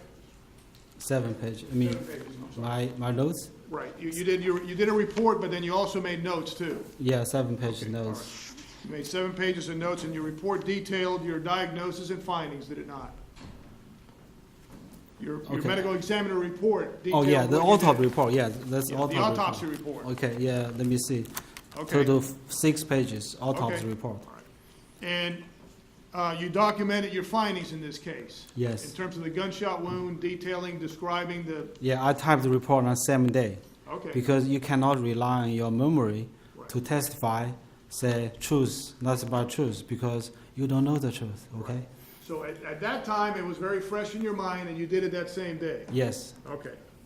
And you documented your findings on the report? Yes. Okay. And then you created some notes to help you testify in court, so hopefully it would be easier? Yes. Okay. Like, make sure you had your name down right in terms of all your education, so it'd be easier for you to tell the jury? Yeah. Even before the deposition, I told you I spent a whole weekend from 8 a.m. to 8 p.m. Okay. I come to my office, I lay down everything. Yes, sir. I try to figure out what I can remember. Right. I could not remember anything. Okay. And in fact, in the deposition, you provided both sides, defense and state, with some answers to some very simple questions about what a homicide is. Yes. The definition of intermediate range pattern, correct? Yes. And in it, you put in terms of 0.4 inches to 4 feet. Yes, based on the literature I used. Yes, sir. And you also provided to both counsel the, and I'm going to mispronounce it, the intermediate? The intermediate. Okay. Tell me again, now that is where you have clothing, right? Oh, yeah, it's called intermediary. Intermediary means you have something between the muzzle of the gun and the target, means skin of Trayvon Martin. And as you stated in the notes you provided counsel to the state and defense and deposition, you believe in this case there was something, the 2 sweatshirts, Yes. correct? Okay. Now, you also, a lot of photographs were taken. We've only shown some of the photographs, but you Yes. took other photographs. Yes. Not you yourself, but other people did that were working for you, correct? Yes. Okay. And in those photographs, Your Honor, may I have some assistance with the lights? I apologize. I want to go back to 2 of the photographs, number 89 and 88. When the body came in, when Trayvon Martin's body came in, did you yourself have to look at the hands yourself? Yes, I look at Why? every Why case. did you have to look at the hands? Because, yeah, look at the picture now. I understand why we did not do the photo of palm, because when people die, the hand like this, the contraction of the muscle. So my job, the first thing, I want to bend them out, and after I release my hand, the hand will back again like this. So it's very difficult to take a picture without my hand to bend them, then ask another guy to take a picture. I think that's why we did not take picture for this case. Yes, sir. We do not do picture for palm for any other case. And if there It's had been difficult. some blood there, would you have taken pictures to document that there was some evidence there that was important? Yes. Okay, and there wasn't any blood or injury to the palms No. of his hands? I look at myself. Every case, I believe in this case, I did same thing. Okay, all right. So in other words, you're saying when you die, your body, I guess, your stuff to your body kind of curls up? Yeah, yeah. This is Okay. this is standard. Everybody do that after they die. And you also mentioned the injury, State's Exhibit number 97. Since you did find something there, you did document that by that photograph, correct? Yes, yes. Okay.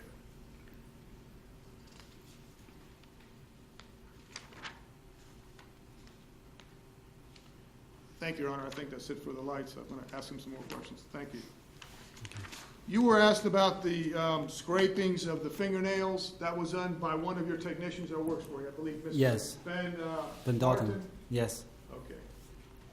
And he's trained to do that, or did you just that day tell somebody to come off the street and say, hey, come in here, or has he been trained Yeah, to do that? yeah. He was trying to do his job. He had previous experience with some other job, and after he came in, we have senior technician train him to do the job, and after 3 months, we decide he knows everything. Okay, stop 1 second. Vouching for a witness that's not here and subject to cross-examination.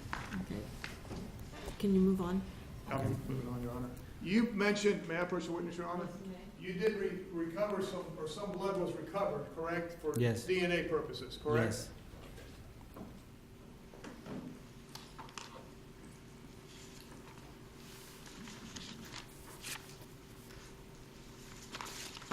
The bottom line, Dr. Blau, whether it's from 1 to 3 minutes, from 1 to 10 minutes, he was going to die Yes. and never recover from this gunshot wound, correct? He had no chance. There are 2 defects on the heart. So the bottom line, it could be as little as 1 minute, up to 3 minutes, or up to 10 minutes, Yes. correct? Yes.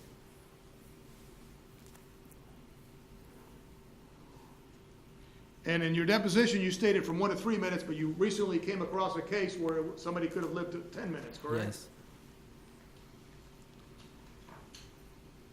And by the way, in terms of you didn't go to the scene, correct?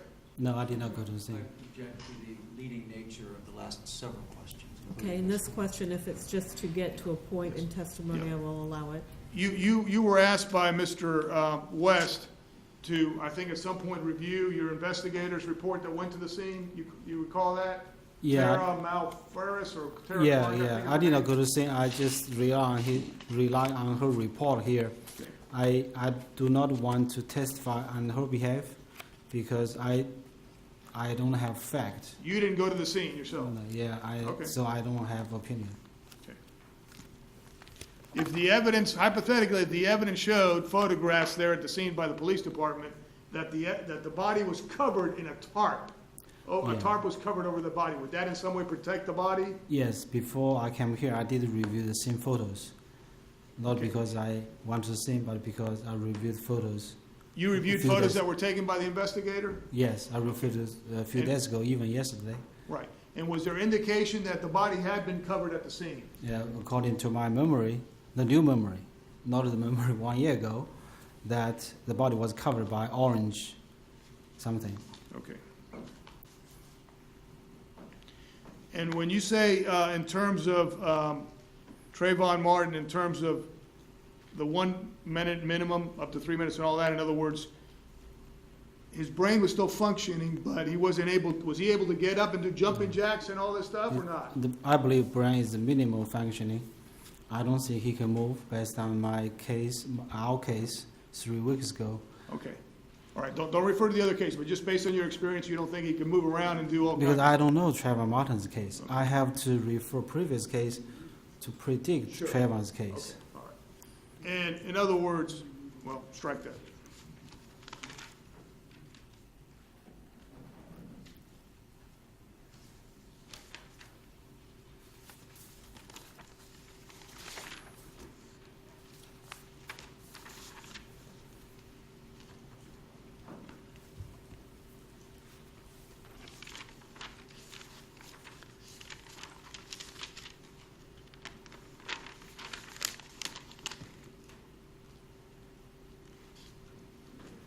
may have it over here, Your Honor. May?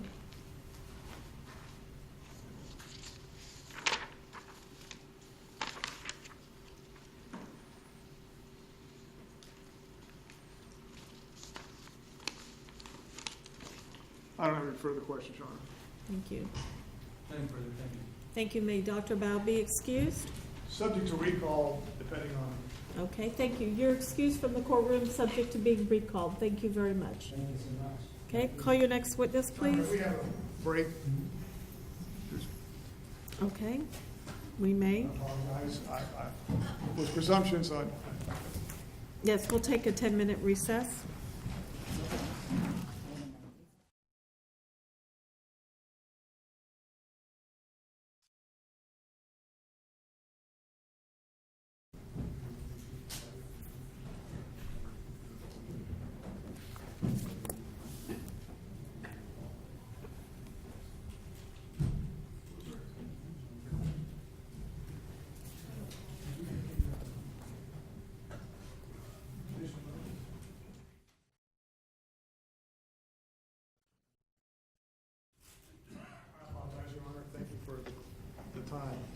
we just need to introduce two pieces of evidence, and then we will be announcing that we're resting. One is State's Exhibit, formerly 193, showing the defense counsel after some revision based on defense request. We're formally introducing 193 into evidence. Any objections?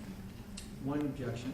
It's a minor objection, but I think that the exhibit is somewhat misleading in one place. So subject to that, we have no other objection. Well, can you tell us what that is? Of course, Your Honor. This has to do with the timeline. There are phone calls and such, the timestamp of what the gunshot, and then Officer Smith arrives at Retreat at Twin Lakes. The 1917-11, I think, is misleading because that's when he arrived in his car. We know it was sometime after that that he actually arrived in the location where Mr. Zimmerman was and Mr. Manalo.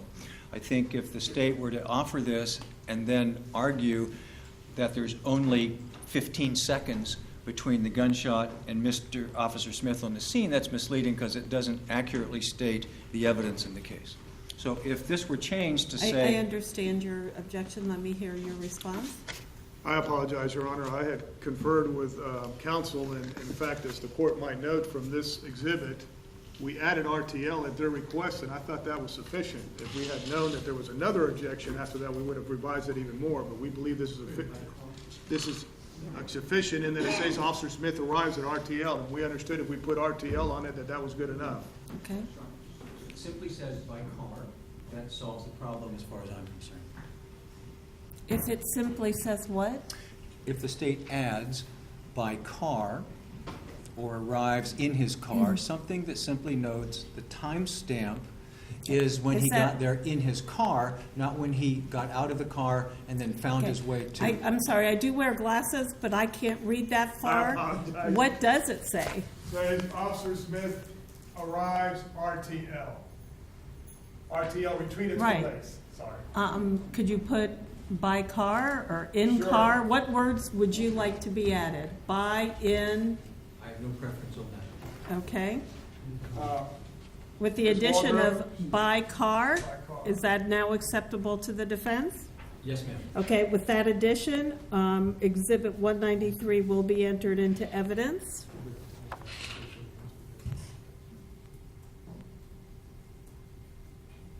Is 198. 193. That's what I said. That's okay. Okay, that has now been added. And I've just told the defense counsel we're going to have it typed up and printed out as opposed to that, so it's more official when we propose it stuff. Okay, just as long as the wording is the same. What is the next thing? The next exhibit is the one that we asked the court to take additional notice. I believe there's some opposition or objection from the defense. I'd like to have the court make a ruling so that we can move on. And Can I hear the objection? Certainly, Your Honor. We've had about half a dozen witnesses testify as to the weather, particularly in the scene of the event. This is a much more generic, it happened somewhere in Sanford. Matter of fact, Mr. Guy told me the park. And, Rabina Park. what is it? Rabina Park. And though I've been around for a while. I've never heard of Ravina Park. Maybe you have, but I don't know where it is in Sanford. But I can tell you it is not as close as the witnesses have already testified to the actual conditions that night. So I don't think it's relevant in that it is some generic overview of some other area, I guess, in Sanford, but not close to Retreat View Circle. And if it was a necessary element for the state to bring out, I might see the need for judicial notice. But since we already have sufficient, I think, more than sufficient testimony from witnesses, then that issue has already been addressed, and I don't want the confusion of some other location to be before the jury. So Okay. that's my objection. Thank you. Response? Judge, just briefly, to my knowledge, it's the closest weather station to the scene, and I believe it is permissible pursuant to the Florida statute cited in the state's notice.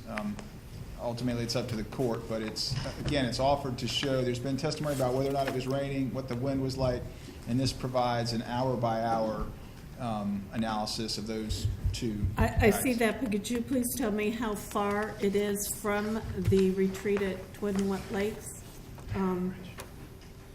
Judge, I think it's, I believe it's right off of 1792 and 417, somewhere in that location, not too far from this courthouse, so within a few miles.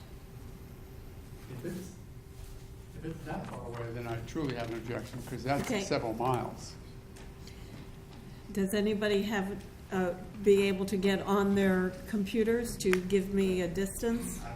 I can tell you where Okay. Ravina Park is, but my objection is I don't, even if it was down the street, the testimony that exists is the testimony the court. I understand what the testimony exists, but we have people testifying as to different times as to what the weather conditions were. Some say it was raining, some say it was drizzling, some say it was misty, some say it was raining hard at different times. And I don't see any prejudice if we were to have a weather report that showed time for time what the temperature, dew point, pressure, wind, humidity, and rainfall were. There would be no prejudice. My only concern is how far away this is.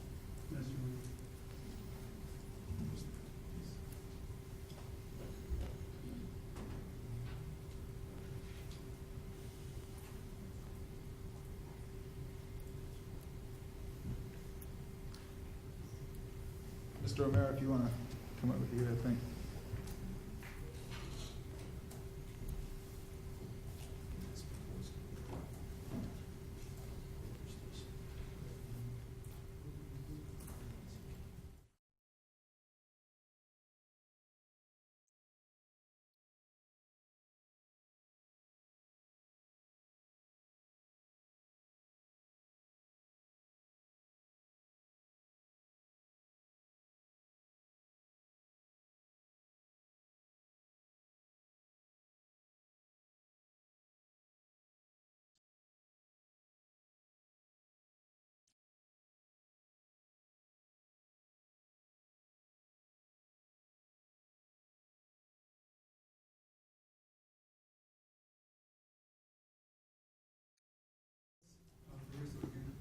Now, as well as I do, it's off of South French Avenue, 1792, and historic Goldsboro Boulevard, which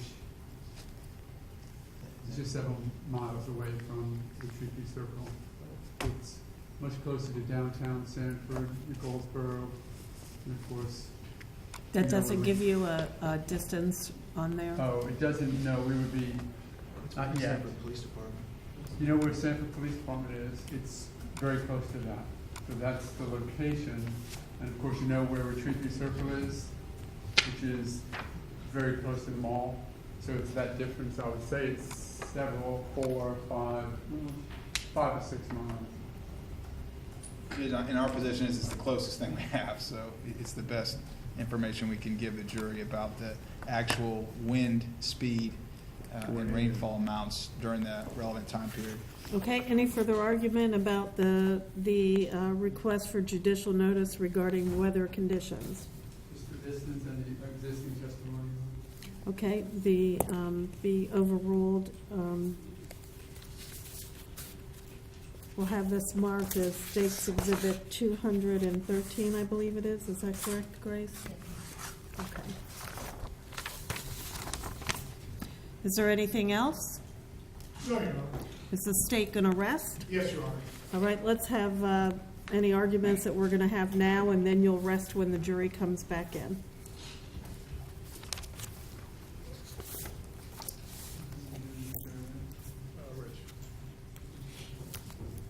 On my approach, as judgment of acquittal argument with case law just presented in the state and the court, and I see I'm getting some as well.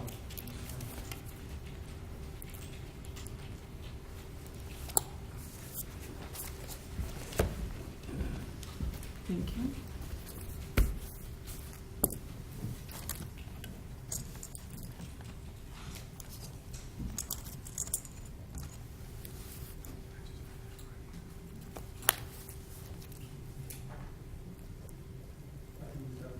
Yes, you may.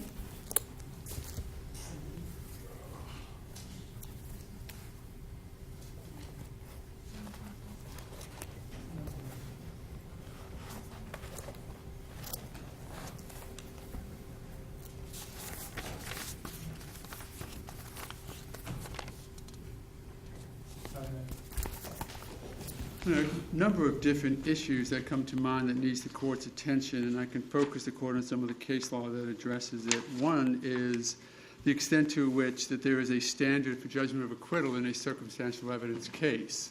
Of course, it's up to the court to a certain extent to determine whether or not there is any direct evidence of my client's guilt and direct evidence which would counter-indicate my client's self-defense that has now been properly presented, actually by his own statements, but has now presented to the jury and to this court by all of his oral and written statements that have been provided. So, firstly, the court has to make a determination whether or not there is any direct evidence that would support ill will, hatred, and spite, which is really the operative element of second-degree murder, which the state would need to prove exist in order for this matter to go forward to the jury.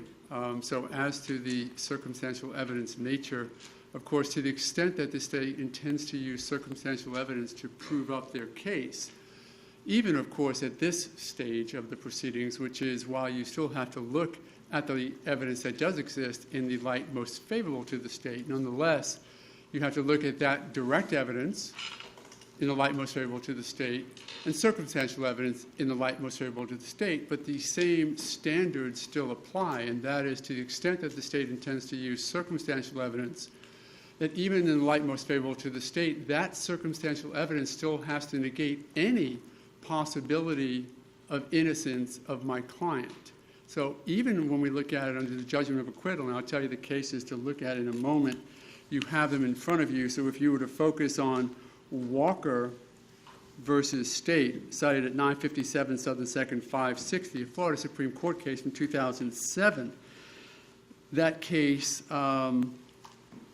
does talk about the judgment of acquittal and says that in the case where no view which the jury may lawfully take of the favorable to the opposite party can be sustained under the law, and says in circumstantial evidence cases the judgment of acquittal is appropriate if the state fails to present evidence from which the jury can exclude every reasonable hypothesis except that of guilt. So the standard still is, to the extent that we can look at direct evidence and the court may consider the expletives that have been used as some, well, I would argue with it, but I guess the court could look at it and say the words that he used might evidence, maybe direct evidence of ill will and hatred. I would suggest that though maybe the way other people have said it or screamed it in the courtroom, the evidence that's before the court and before the jury, the way my client used it, and certainly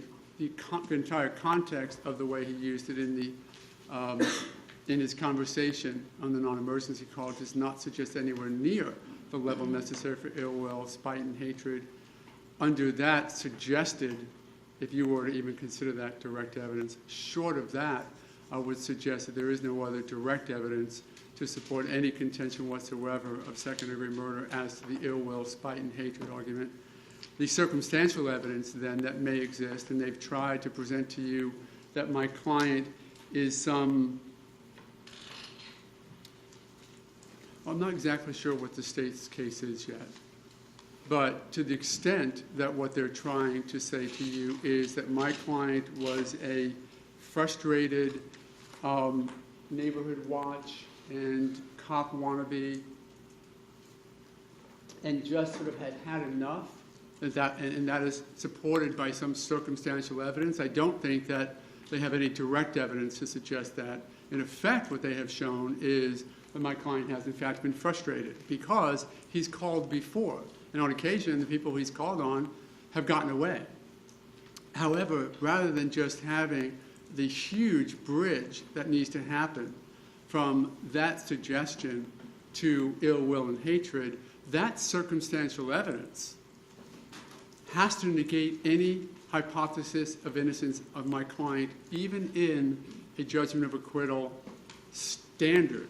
That being, you look at that evidence in the light most favorable to the state. It still, pursuant to Walker, has to exclude any reasonable hypothesis of innocence. And I would suggest to you that now what you have before you, what the jury has before it, is not only some reasonable hypothesis of innocence, but a very well-founded reasonable hypothesis of innocence, and that is that my client acted in self-defense. Because though you do look at all the evidence in the light most favorable to the state, you have to look at all the evidence. You can't, I don't mean to suggest this as though you don't know the standard, but you have to look at all the evidence. You can't just call out parts of evidence and say, if I take these 4 pieces of evidence and look at these in the light most favorable to the state, then I can see where judgment of acquittal should not be granted. You have to look at the entirety of the evidence that's before the court, and therefore the jury. And what is before the court is an enormous amount of information that my client acted in necessary self-defense.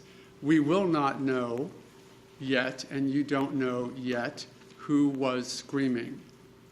And if you were to look at any evidence in the light most favorable to the state, you have equivocal statements of the only 2 people who have talked about it. You have Javarius Fulton, who says, I really want it to be him and not sure.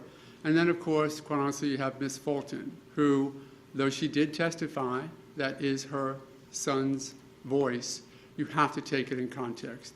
You have to understand reasonably why she would say that, how she would say that, and quite honestly also the circumstances under which it was done. That piece of evidence in and of itself, a mom saying that has to be my son who passed away, that has to be his voice because any other possibility means my son caused his own death, you could consider as evidence. However, you have to take it in context. You have to take it in the reality of the other undeniable circumstances that existed that night. And here's what existed that night in the evidence that you have to consider. My client's immediate statement to those who listened to him that he was screaming for help before he knew that that was being recorded. We can have an argument that he's this new cop wannabe who would know that it's going to be recorded, but the reality is the first person on the scene he told it to, the second person on the scene he told it to, the officer, that's Manalo and the officer, and he has the undeniable injuries that evidence nothing other than a violent attack by Trayvon Martin.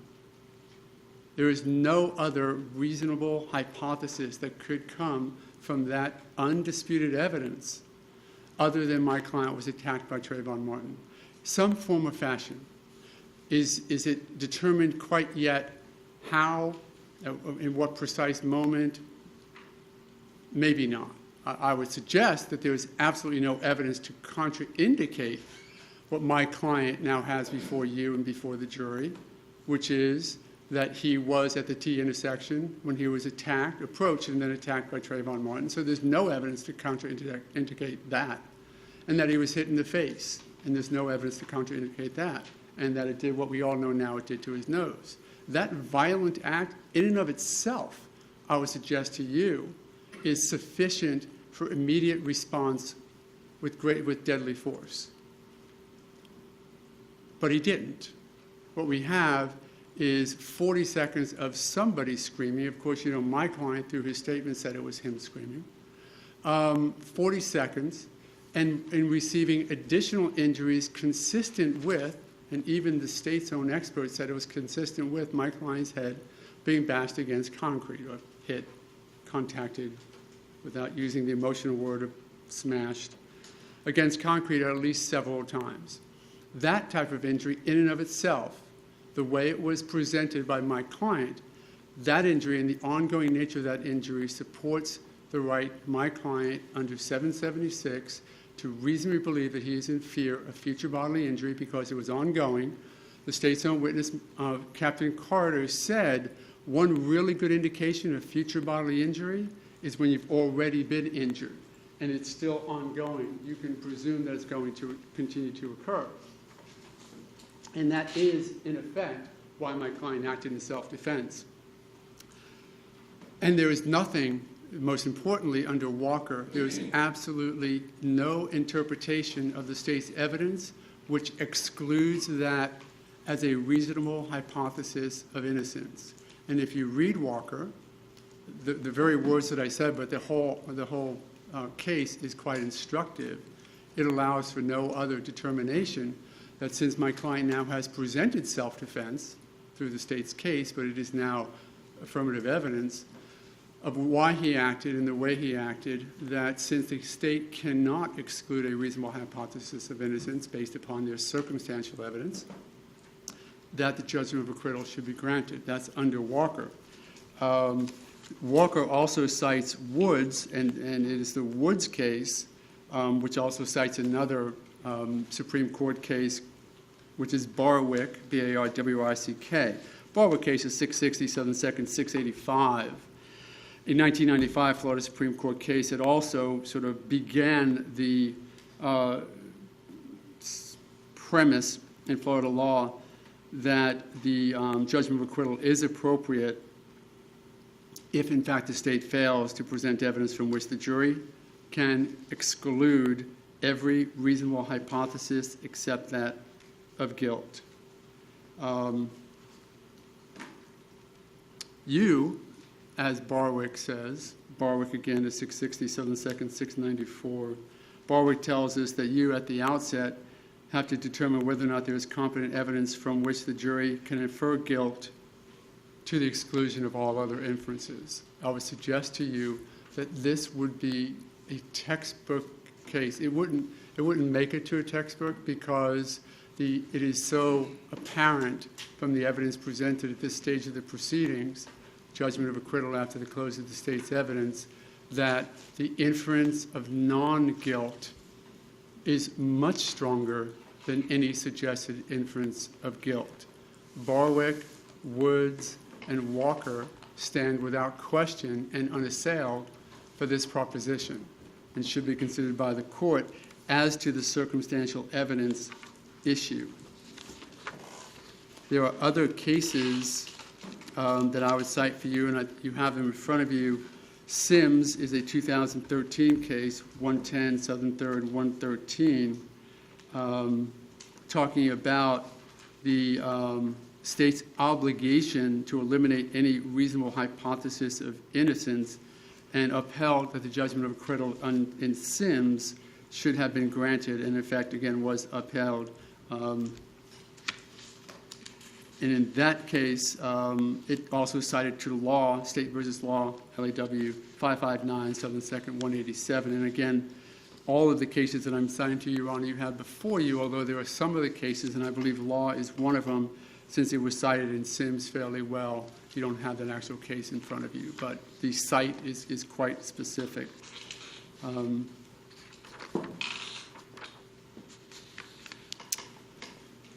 The S-T-I-E-H versus State, 67 Southern 3rd, 275, was an interesting case for the court to consider. That's a second DCA case that's been out for a couple of years, where there was a stabbing, and the defendant argued self-defense and an ag battery, and the second DCA advised the trial court that it should have granted the motion for judgment of acquittal once the defense had provided or presented a prima facie case of self-defense. Now, I don't know if you believe that he has or not, so I have to argue both sides of it.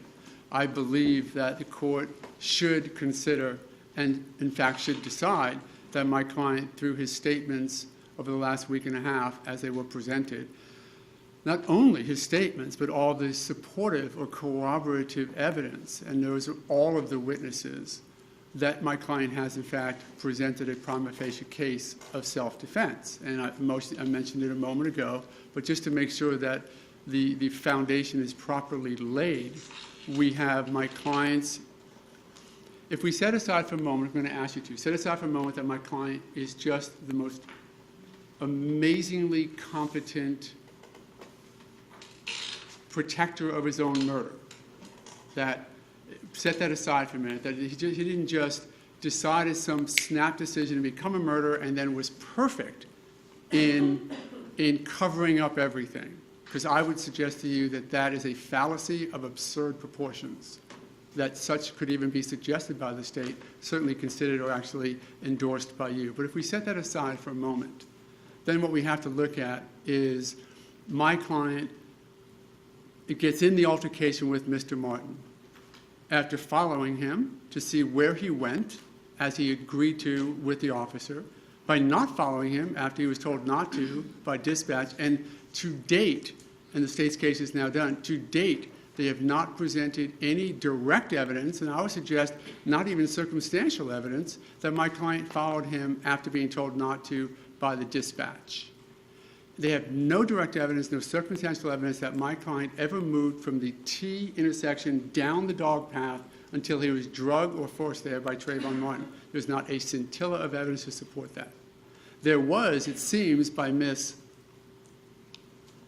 Bahadur, at some point, though I would suggest it was highly incredible, that she suggested that for the first time she came up with the idea that maybe somebody was moving left to right. I'm sure you recall that. May well have been Trayvon Martin coming back for the attack. We don't know, but to suggest that that somehow inculpates my client to being the one moving is a stretch that I would ask that you could not consider making. It's certainly not one that's supported by any other corroborative facts or evidence.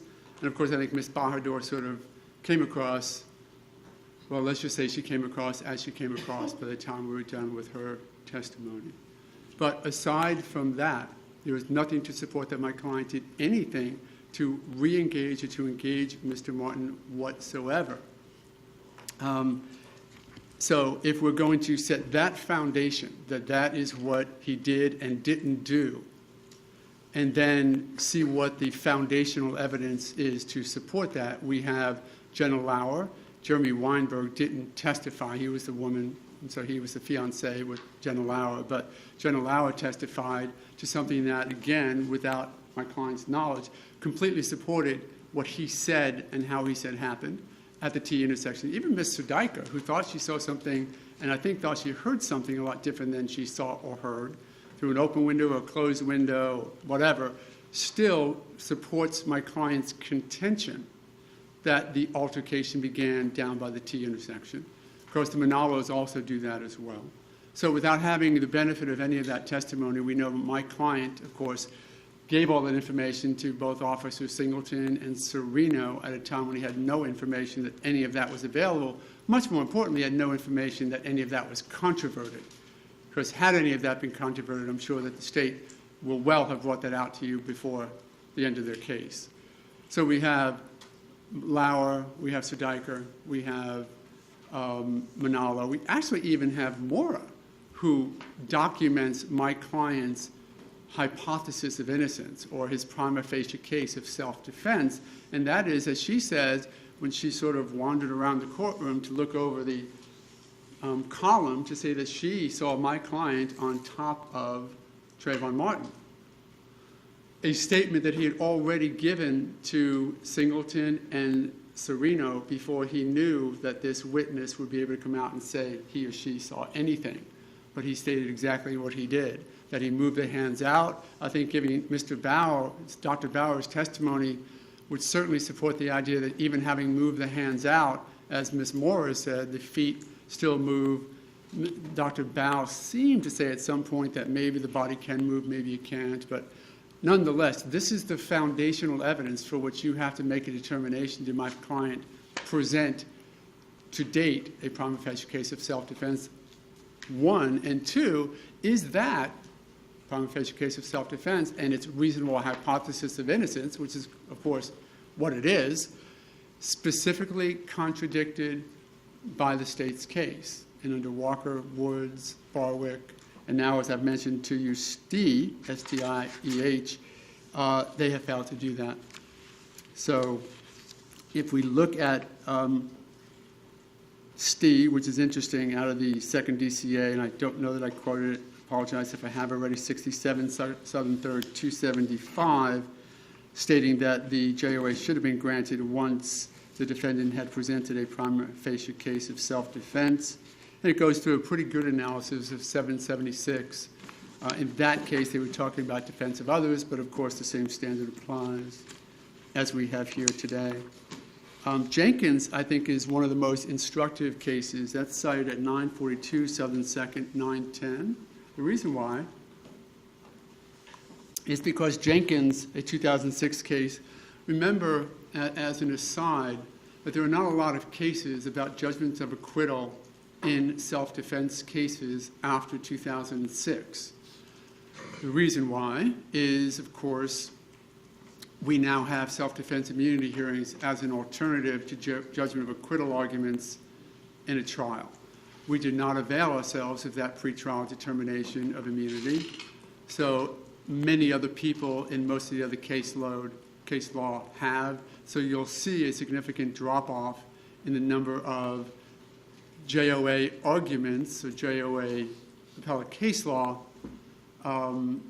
after 2006 on a self-defense issue because, as you would imagine, most of them exist pre-trial. They're addressed pre-trial. We had made the voluntary decision not to do that. But Jenkins, what Jenkins is good for, Your Honor, is that, first of all, the facts are close. Jenkins was in his house. A guy was outside making a lot of noise. He went outside. Jenkins did try to minimize the altercation. Cesaro, who was the eventual victim in the case, made a maneuver towards him, punched him in the face, wobbled back, goes Jenkins. Then the assailant comes again. Jenkins takes out a knife, catches him in the heart. He passes away. Jenkins, the case, as opposed to just the facts, is very significant because Jenkins goes through and cites about 7 cases, which is the recent history of judgment of acquittal cases in self-defense cases, judgment of acquittal issues in self-defense cases, and is a pretty good rendition of it. It references, for example, Thompson, which is State versus Thompson, 552, Southern 2nd 24. That's an aggravated battery case where he tried to stop a fight, was attacked, defendant backed up, brandished a gun, aggressor continued to approach, defendant shot him. And that was where the court reversed the conviction on that, suggesting that the judgment of acquittal should have been granted. The Hernandez-Ramos case at 496 Southern 2nd 837, again cited in Jenkins, gives some good insight into a somewhat similar fact scenario. In that case, evidence was there that the defendant took some effort to ward off the attack or end it without violence. The state's witnesses in that case uniformly identified the victim as the aggressor. We have one eyewitness in this case. John Good, I think, would present a scenario very similar to that presented by the state witnesses in Hernandez-Ramos, and that is that we know, and it is completely uncontroverted, that Mr. Martin was the aggressor in that he had mounted Mr. Zimmerman, refused the suggestion by Mr. Good to stop doing what he was doing and continued the attack. Similar to Hernandez-Ramos, the state's witnesses in that case suggested that the victim in the case was the aggressor. And again, that case similarly was suggested that judgment of acquittal should have been granted.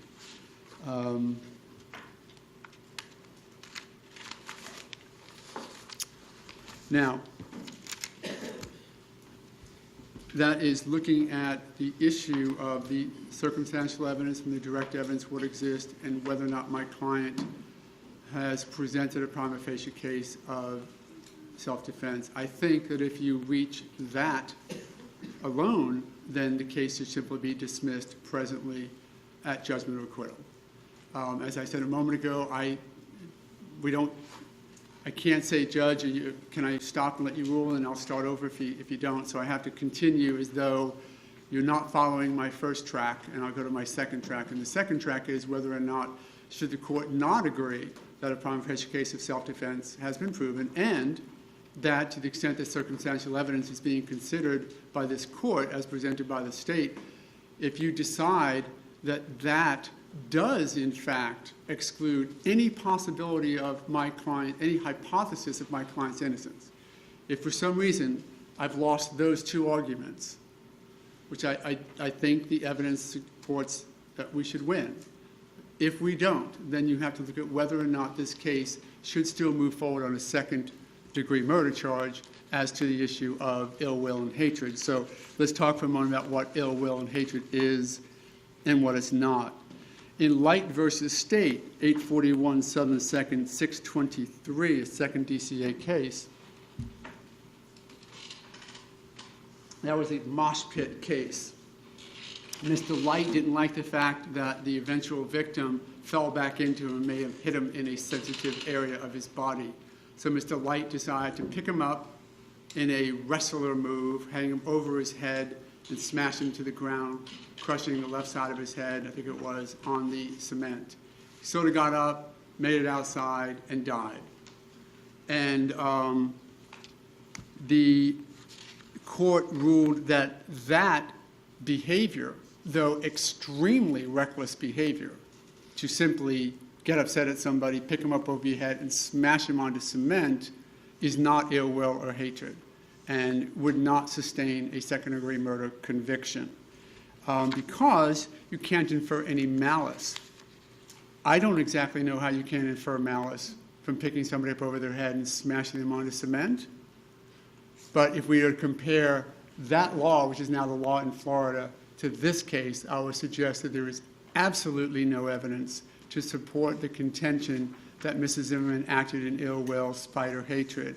If you can get past the expletives, and you get past the fact that he seemed to be particularly interested in his community, and that may have been why he focused on Mr. Martin as a suspicious person, looking, unfortunately, similar to what we now know we have in evidence of Emmanuel Burgess, who was his one-person crime spree through Retreat View Circle, who got 5 years in prison for his bevy of burglaries in the area.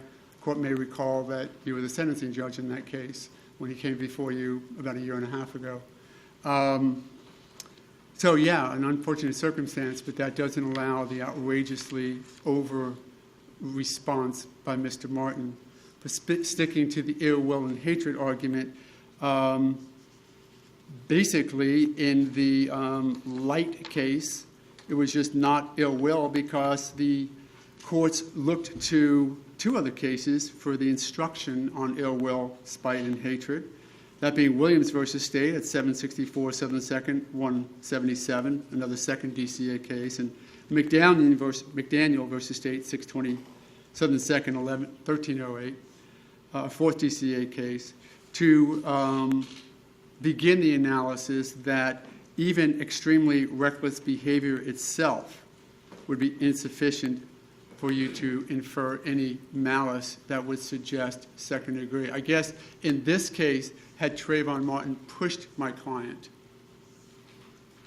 as happened in the Light case when he actually hit him in the genitals, had Trayvon Martin pushed my client and then my client just reeled back, took out his gun and shot him, under Light, I'm not certain that would have been ill will, malice, and hatred, because the other overriding necessity in an ill will and spite and hatred case, and I know the court is aware, is though second-degree murder for ill will, spite, and hatred, not exclusively, because they'll never say never, but almost always, the people have to know each other. because the ill will, the spite, the hatred cannot be momentary. It cannot be instantaneous. All of the cases that talk about ill will, spite, and hatred talk about, in 99% of the cases, and that's my percentage, not the case laws, but in the overwhelming majority, it only occurs where that ill will, spite, and hatred has been something that has grown over time. The husband and the wife with the affair, the neighbors fighting over the fence, things like that, so that we can presume that there is ill will, spite, and hatred by previous acts against the two. And it cannot be presumed. It has to be by direct evidence that there was this previous animosity that would suggest the growth or therefore existence of ill will, spite, and hatred. Similarly, there are two other cases that at first I didn't think that they were worth mentioning, except as I thought more about them, they were as to the issue of ill will, spite, and hatred. And that's State versus Ellison at 561, Southern 2nd, 576, the Florida Supreme Court in 1991. And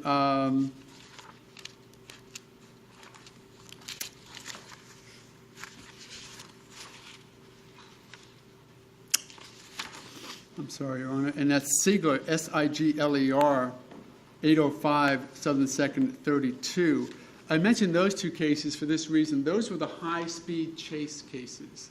Factually significantly different from this case, but interesting because in both of those cases, the defendant, one had just escaped from prison, another one had stolen a car, I believe, were high-speed chases, 80, 90 miles an hour, running through intersections, running over curbs, running through toll booths, and just acting as about as outrageously as you could act while in a vehicle.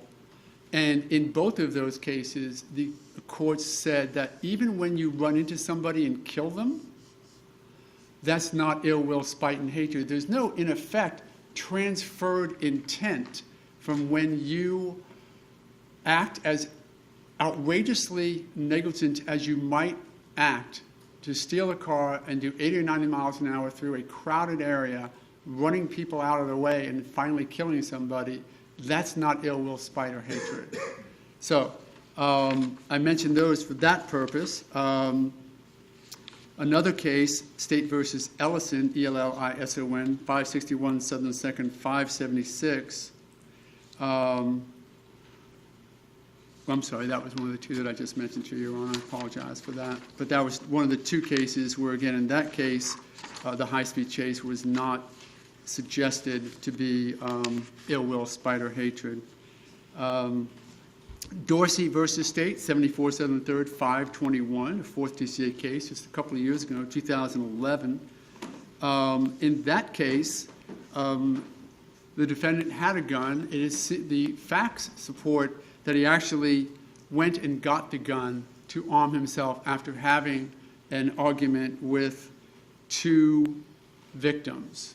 Then they came to the car, further attacked him. One guy punched him in the face, and after having armed himself voluntarily in anticipation of continued altercation with these guys, which is the facts of the case, he got hit in the face, took out the gun, shot him, killed both of them, and the fourth DCA said, in that circumstance, where you went and got a gun and came back, no ill will, no hatred, no second degree. An impulsive overreaction to an attack or injury is in itself insufficient to prove ill will, hatred, spite, or evil intent. They were at a keg party and people were getting drunk and they were hassling him. Okay.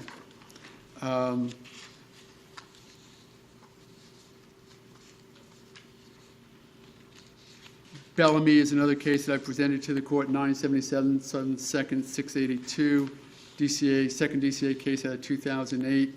This was a fight that lasted a couple of minutes, basically a bar fight where they went back and forth, and to the extent of the client, in that case Bellamy's, responsibility in that regard, even though there was no evidence that the victim of the final stabbing by Mr. Bellamy Bellamy wasn't even known to have caused his own death, so he was, in effect, what was thought by the court to be an innocent bystander, and that Bellamy may have just reached out and decided to start stabbing people, including this guy.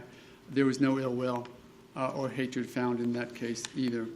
And again, they mention in that case particularly, and also cite a number of cases standing for the proposition that you really, ill will and hatred almost always and only comes from people who know each other before the event begins, because it is almost impossible for that ill will and hatred to grow so quickly in the middle of an affray or a fight or an altercation, quite honestly, such as we have here.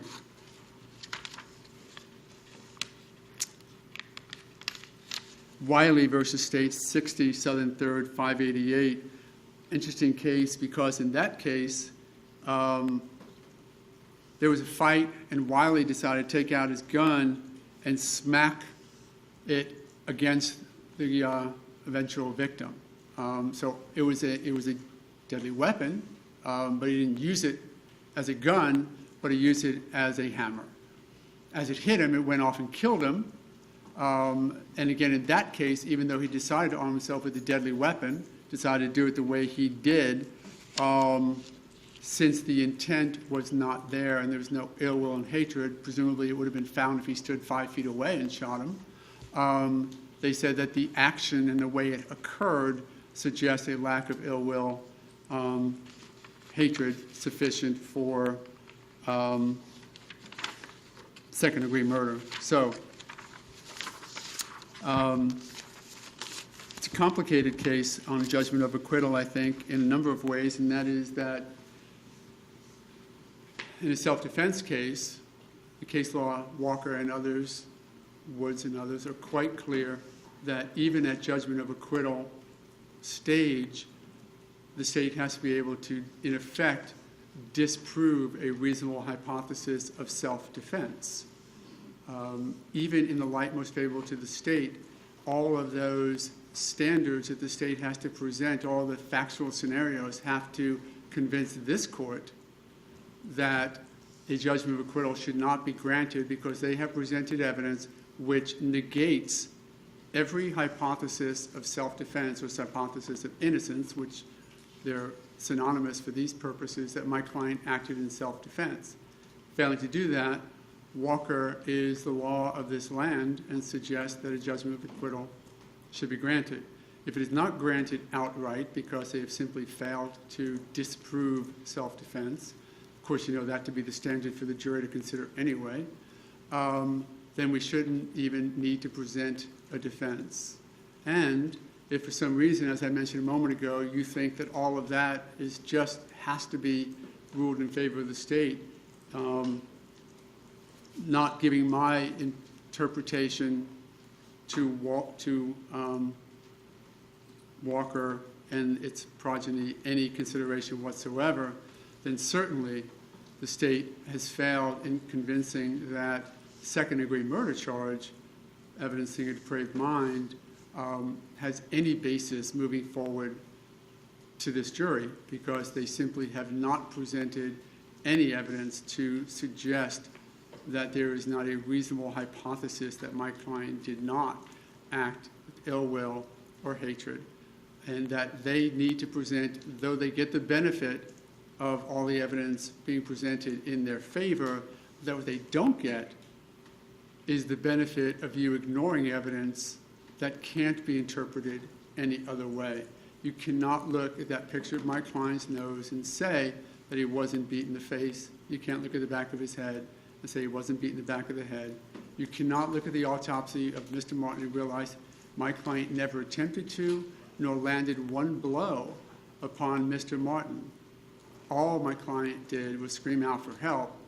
Mr. Good, though he was questioned a lot about this area, did finally, I think, opine, though he didn't see gas escaping from my client's mouth as he was the one screaming towards him, that he said that it was his thought and his common sense that it was, in fact, my client screaming out for help.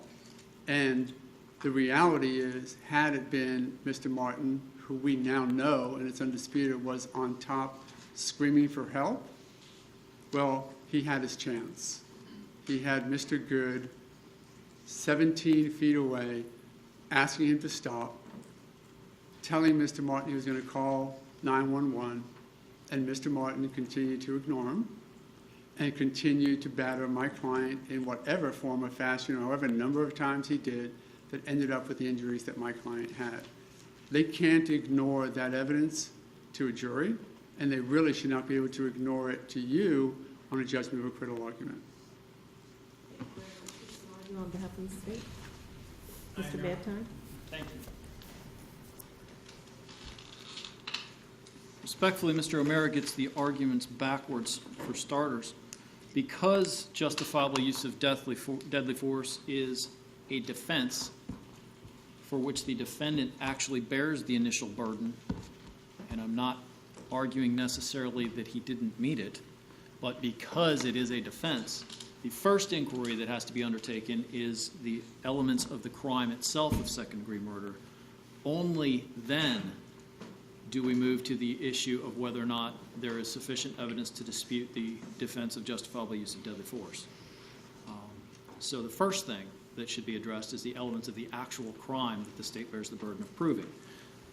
The intent and state of mind. Included in the court's materials, and I think it's probably either the last or second to the last case in the packet, is a case of Gibbs versus State. It's 904 Southern 2nd 432. It's a 2005 opinion from the 4th District Court of Appeal. Beginning at the bottom of the first column of page 2 and continuing through the midpoint of the second column, courts have held for a long time that when we're talking about evidence of ill will, spite, or evil intent, pointing a loaded gun at the victim and firing it is an act imminently dangerous to another and evincing a depraved mind regardless of human life. Pointing a loaded weapon at their direction, at their head, at their heart, and pulling the trigger is in fact, by itself, evidence that you have ill will toward your target. There's really no question of that. Shooting someone in the heart is by itself, on its face, evidence of ill will. Now, the defendant raises a defense saying, I was justified in doing so. But he's certainly not saying that at the time he pulls that gun, points it at Trayvon Martin's heart, and squeezes the trigger and puts a hollow point through him, that he had some kind of benevolent intention. There's only one reason you squeeze the trigger at someone's heart, and that's because you mean to kill him. Or you don't care. So the first issue is there evidence in this case of intent and spite and evil will? I submit Gibbs makes it very clear that even just given the gunshot, there's evidence of that. But let's talk that there's plenty more. We'll talk about, and I'll briefly reference the Walker case, which I'll point out is absolutely not a self-defense case. It's a whodunit case. And so when Mr. O'Mara says it's the law of the land in the analysis of the case like this, I disagree. It's not. Because it's not a self-defense case, it has zero application to at least half of this argument.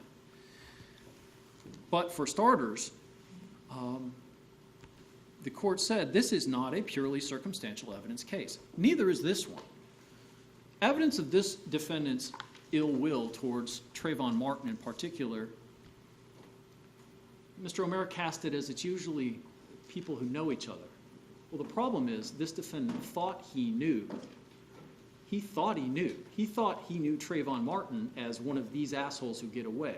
He thought he knew Trayvon Martin as a fucking punk. He didn't know Trayvon Martin, but he thought he did. Because this defendant had enough in his heart to stop his trip to the grocery store, if that's in fact where he was going, to follow Trayvon Martin as he walked through the neighborhood in his car, to get out of his car in the rain, follow him, and then, as the witnesses make clear, pursue him and make contact with him and grab him. He had enough in his heart to do all that.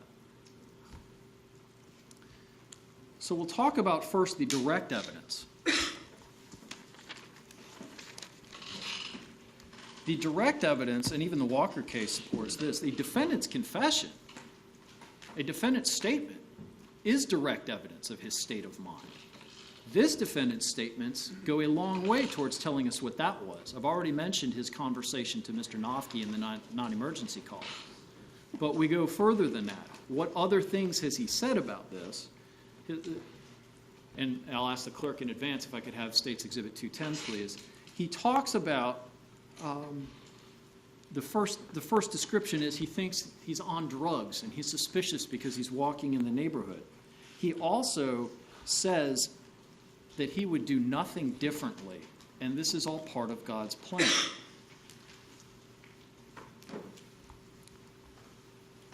And I don't even need Exhibit 210. I'll tell the court what it says. The first line of the first homework assignment he wrote for Professor Carter indicates that the reason he wants to be a law enforcement officer, in that case I think it was U.S. Marshals, because he wants to hunt fugitives and make sure they don't get away. Those are direct statements of this defendant. That's not circumstantial evidence. The defense can argue as to how they ought to be interpreted, but they are in fact direct evidence. You move from that to the statements by Rachel Gentile and Ms. Bahadur, Ms. Mora, and Ms. Serdaika that all indicate that there was some pursuit that took place, and one does not follow somebody wishing them well. One does not grab them or confront them or ask them what they're doing here because you like them, but because you have some kind of ill will, some kind of spite, some kind of bad feeling towards them. The central question, as it relates to that, and I'll further point out that at least Ms. Gentile said she heard the victim in this case tell the defendant to get off. The only hypothesis of innocence as it relates to all this is in fact justifiable use of self-defense. They're not even pretending that this defendant did not kill Trayvon Martin. So the only hypothesis of innocence they offer is that. So I've covered what I believe is the direct evidence of this defendant's guilt as to his state of mind. I will now talk about the circumstantial evidence. There's the idea that he thought enough of his Neighborhood Watch program to trumpet it, to walk around and be proud about it, and that's fine, well and good, but the one time he actually comes in contact with someone, he doesn't bother to say, I'm with the Neighborhood Watch. Every time he's on the phone with the police, it's, I'm with the Neighborhood Watch, I'm with the Neighborhood Watch. The one time he's not, he doesn't bother. He follows even after, and it's contrary to the training for the Neighborhood Watch. There was a argument, I guess, or there will be an argument about whether he was told not to follow and what his perception of that was. The defendant wrote in his written statement that the dispatcher told him not to follow. His understanding was exactly that.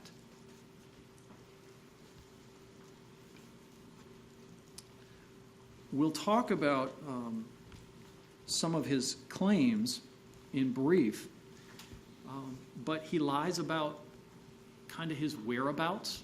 Mr. O'Mara said that there's nothing to contradict the idea that he went right from the tee back to his car. There's 2 minutes of blank time in those phone records where this defendant is apparently wandering about the neighborhood. There's 2 minutes he can't account for. If he's to be believed that he is hit when he says he's hit, the phone records prove that he had plenty of time to cover whatever distance it was, and he says he never got more than 100 feet from his truck. Number two, he keeps changing the meeting location for the police. I mean, that is circumstantial evidence that he's got something else in mind. He wants the police to meet him at the clubhouse. No, okay, go back from the clubhouse, just meet me at my truck instead. Okay, never mind altogether. Just call me when you get here. I'm not going to meet you. You find me. That's not evidence that he is interested in getting to the police right away, nor is getting out of his car in the first place evidence that he is interested in meeting the police there. What it is evidence, circumstantial at least, that he was going to ensure, because the police have always been too slow to catch these guys who always get away. They've always been too slow, and he's going to make sure that this time something stops them from getting away. The one other time that somebody got caught had nothing to do with him. It had to do with the stucco guy who followed and identified and thereby caught the burglar. And the defendant knew it.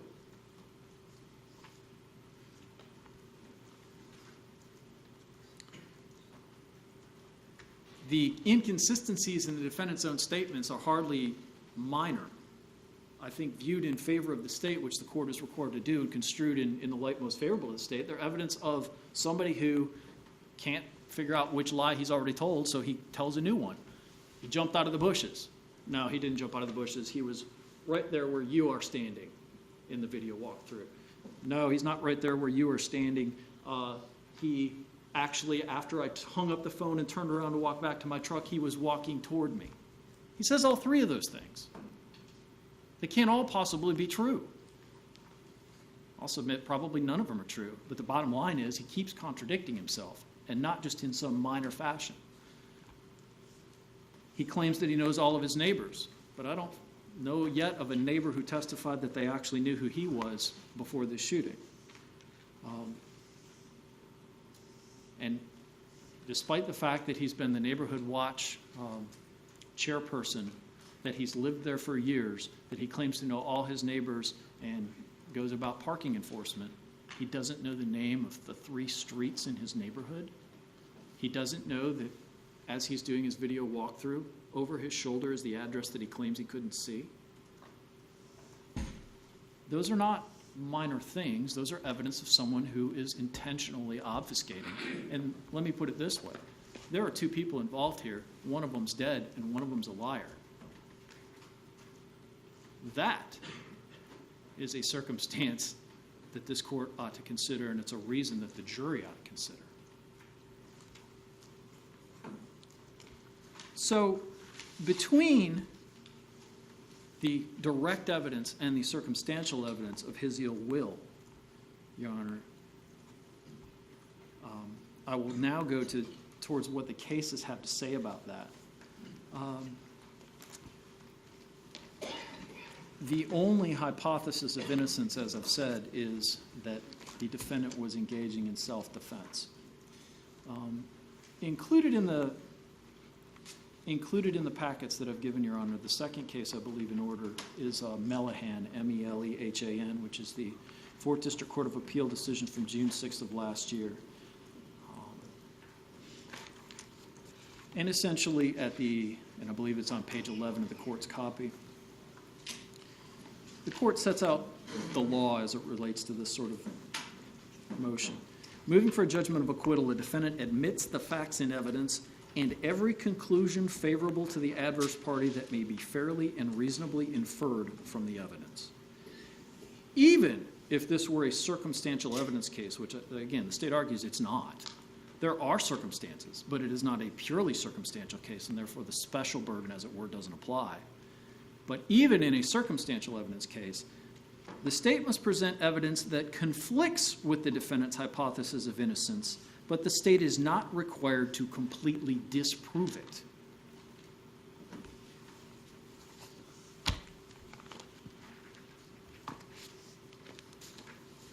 Further, I've provided the court with the case of Sherrod, S-H-E-A-R-O-D versus State, which is the 2nd District Court of Appeal opinion 992 Southern 2nd 900. It's from 2008, and I believe I saw this in the packet Mr. O'Mara handed me too. But on page 6, I think it's page 6 of the court's copy, page 5 of the opinion. Again, the court reiterates this. Unless there is no view of the evidence which the jury might take favorable to the opposite party that can be sustained under the law, the trial court should not grant this motion.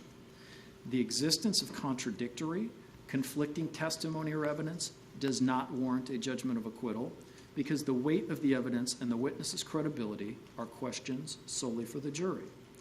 Where there is room for a difference of opinion between reasonable men as to the proof of facts from which the ultimate fact is sought to be established, the force of such conflicting testimony should not be determined on a motion for judgment of acquittal.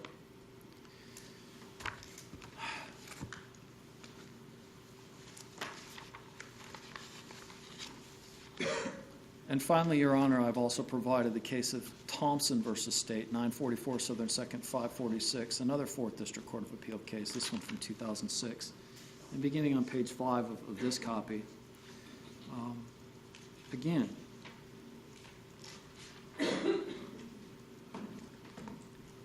in the second-hand column, they talk about the generalized burden, and then they say this. When moving for judgment of acquittal based on the insufficiency of the evidence, the defendant admits not only the facts adduced in evidence, but also every conclusion favorable to the state that a jury might fairly and reasonably infer from the evidence.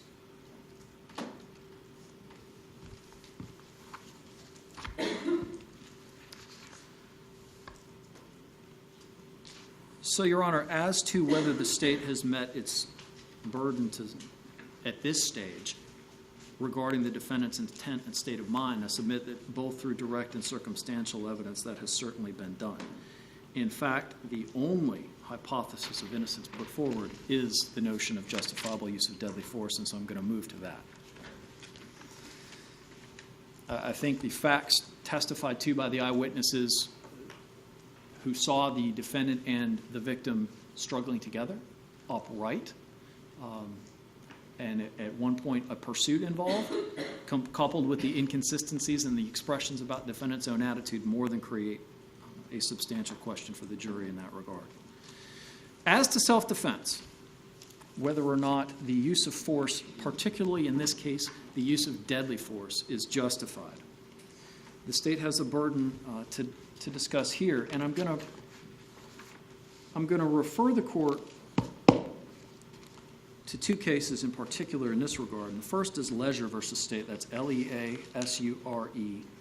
105 Southern 3rd 5. That is the second DCA opinion from October of last year.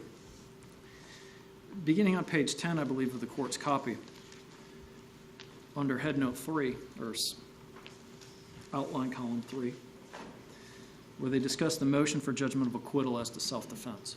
The court says this, and briefly the factual scenario is this. At trial, Leisure raised two separate arguments in support of her motion for judgment of acquittal.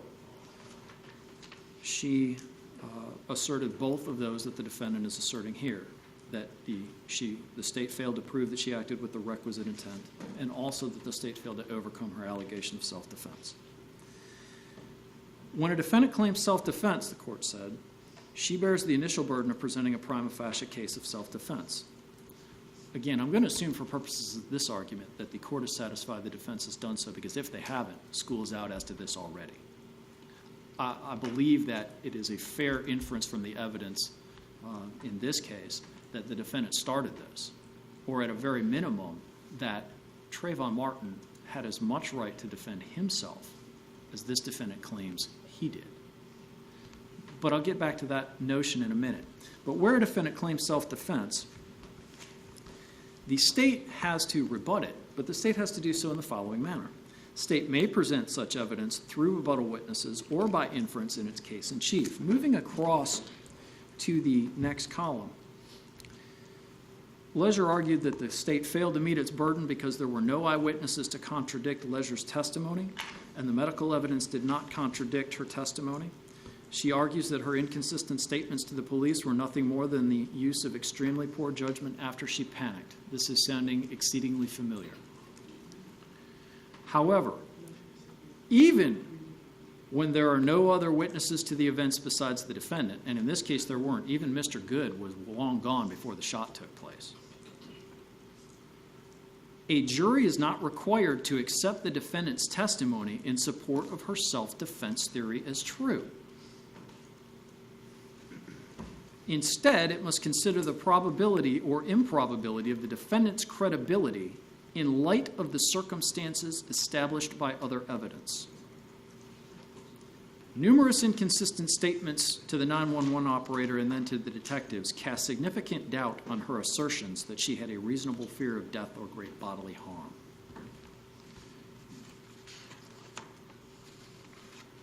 So let's talk about that. I will also go on to note that on page 11 of this court's opinion, under head note 4, there is a lengthy discussion of the standard as to the judgment of acquittal for the malice or the intent prong.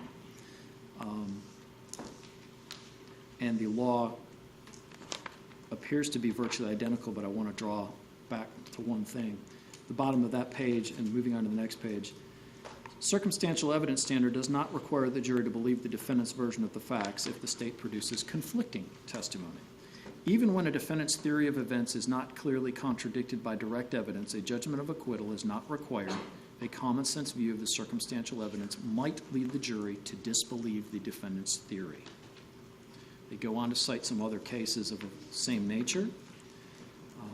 And again, they cite Rasley, R-A-S-L-E-Y versus State, a first DCA case from 2004. And over in the second column on page 13, the middle paragraph, we reject Leisure's argument that this was merely a case of an impulsive overreaction to an attack or injury. The bottom of that page, a common sense view of Leisure's conflicting stories and the physical evidence that conflicted with her contentions, when considered together with the evidence of motive, could lead the jury to disbelieve Leisure's self-defense theory. I'm going to discuss why I think that, as opposed to the Jenkins case, this case is by far more, at least in a legal sense, and certainly as it relates to the nature of the arguments, far more close. The defendant was armed, fully loaded with hollow point bullets. The victim was not. The defendant outweighs Trayvon Martin by 40 or more pounds. In fact, he even said to the detectives he didn't even think Trayvon Martin was armed. The defendant's attitude about these assholes, these guys, calls him a suspect at every opportunity. He is operating contrary to his training.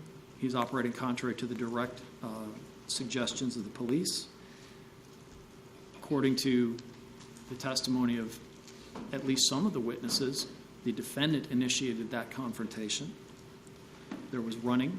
There was a chase. There was an upright struggle. The defendant was seen atop the victim by a number of people.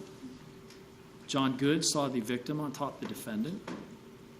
It doesn't mean the positions didn't get switched, that there wasn't a rolling struggle, but none of that justifies granting a judgment of acquittal. The defendant is the one with the MMA training. The defendant's injuries have at a minimum, by him, been significantly exaggerated. He was caught in several inconsistent statements, and I'm sure the court has noticed some, but let me put it this way. This defendant has been now exposed as having gone weeks after this incident in the company of his attorney on a nationally televised program in front of millions of people and told a flat-out lie, a big one, about whether he even knew about the nickname for the self-defense law in the state of Florida. He's demonstrated that he has no apparent compunction about doing something like that. I'm not sure why any jury should be presumed to have to take his word about anything else.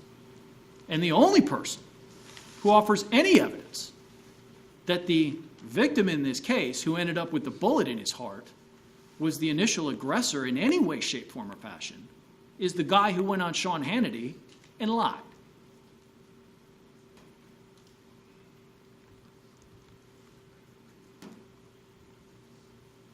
He certainly has the knowledge or the ability or the access to the materials in the background to construct a lie if, in fact, he saw fit. This is not some rube, some guy who's never been exposed to any of this. This is a person who's been studying this for years. The physical evidence is certainly inconsistent with his hypothesis of innocence, the position of the victim's body, the absence of DNA and fingerprints. The idea that somehow he was smothered and his nose was pinched with this horrific bleeding injury, not leaving a trace anywhere.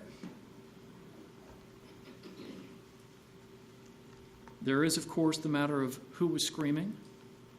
At least 2 people have said that's Trayvon Martin. A third has said it sounded like a boy's voice. And the defendant, of course, in his recorded statement said that doesn't sound like me. Spin that how you want to. That's what he said. And then, of course, there's the common sense matter of the fact that the scream stopped when the gunshot got fired.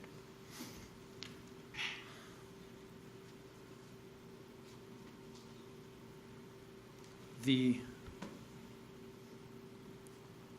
physical evidence of the wound itself and the hole both through the hoodie of Trayvon Martin and through his body, or into his body, it's been sort of suggested or argued, I think, several points throughout this case that it shows that the victim was leaning over the defendant when the shot got fired.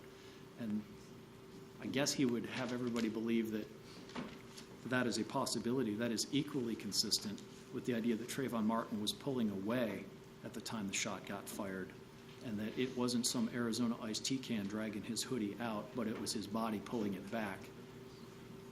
In either event, again, certainly open to a jury question as it relates to that. It is as consistent with the victim defending himself as it is with the defendant and his version. There is this supposedly horrific struggle during which the defendant claims at various points in time he sustained, 30 punches, 25 slams of his head to the concrete, all this screaming going on, this hand fighting and everything else, this straddling, and yet the murder wound is a single, perfectly straight, perfectly calibrated shot straight through the heart.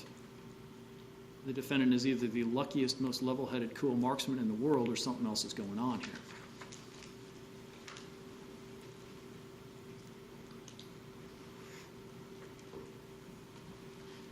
There is, John Good is relied upon in great part by the defense, and expectedly so.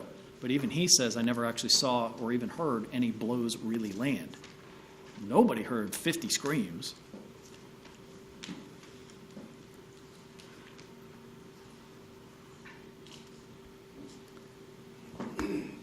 I think there's a significant reason for the jury to question that even assuming that the defendant shot Trayvon Martin in some form of self-defense, that doesn't end the inquiry, and I think it's been oversimplified.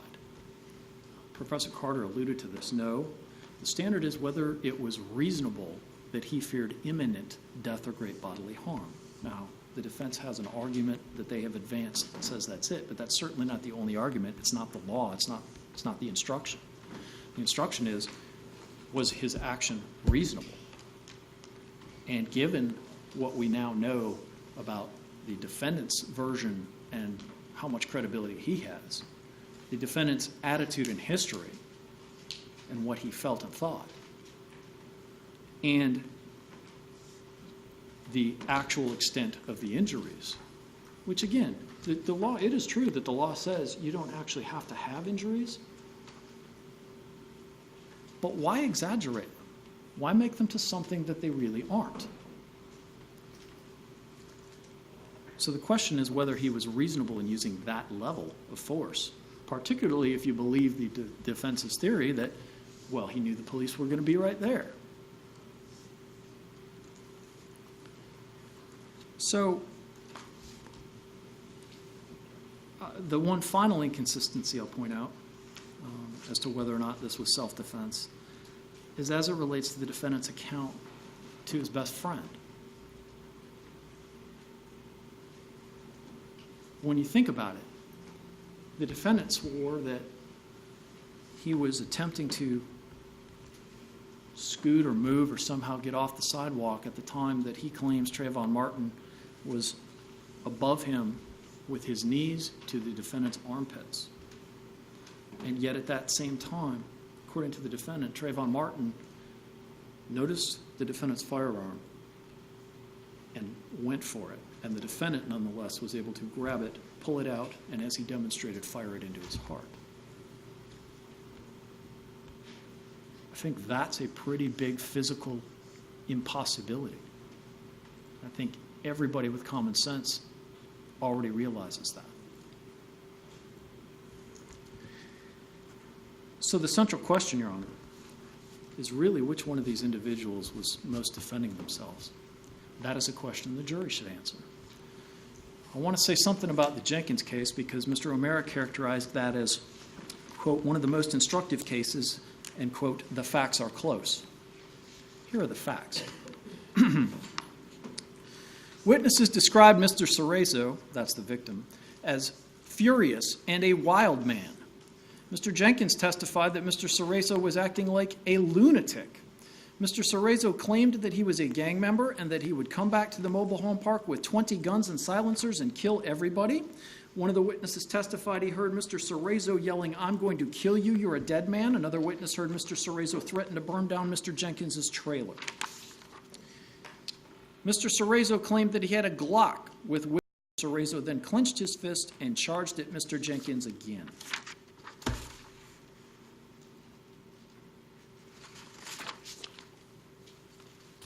Those facts are not close.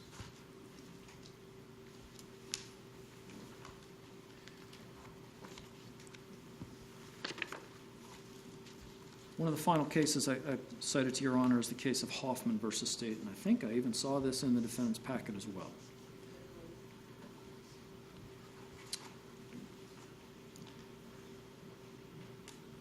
The court cited the familiar, and this is the 5th District Court of Appeal, cited the familiar standard that I've already gone through several times. This is under Head Notes 1, 2, and 3.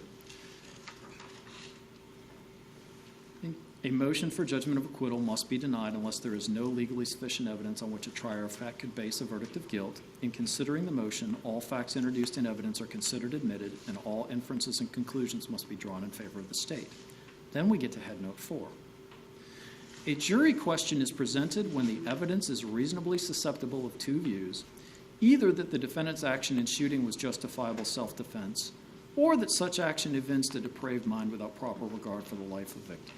The evidence adduced at trial clearly allows for a difference of opinion between reasonable people as to whether the shooting was in self-defense, and therefore the court said that the motion denied.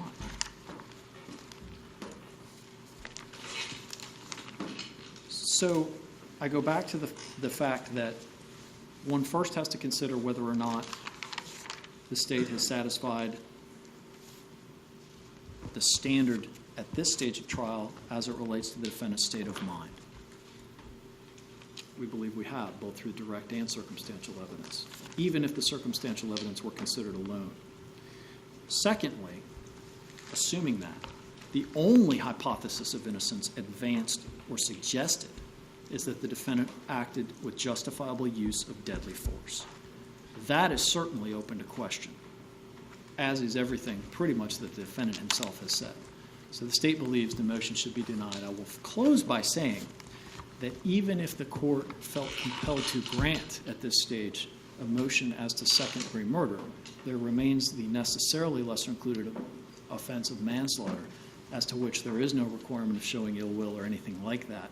And therefore, the state believes that even if, and we're not saying you should because I think I've made the point, but even if, at a minimum, proceed forward on that charge. Thank you, Your Honor. Yes, I just want to make sure that my rendition of the Jenkins facts are properly presented to the court. I did not suggest that Trayvon Martin said he was a gang member, did not say that he suggested he had a Glock, did not say he suggested he was going to cap Mr. Jenkins.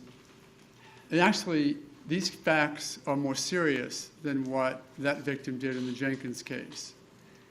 Because in this case, we do have some undeniable evidence of what Mr. Trayvon Martin did.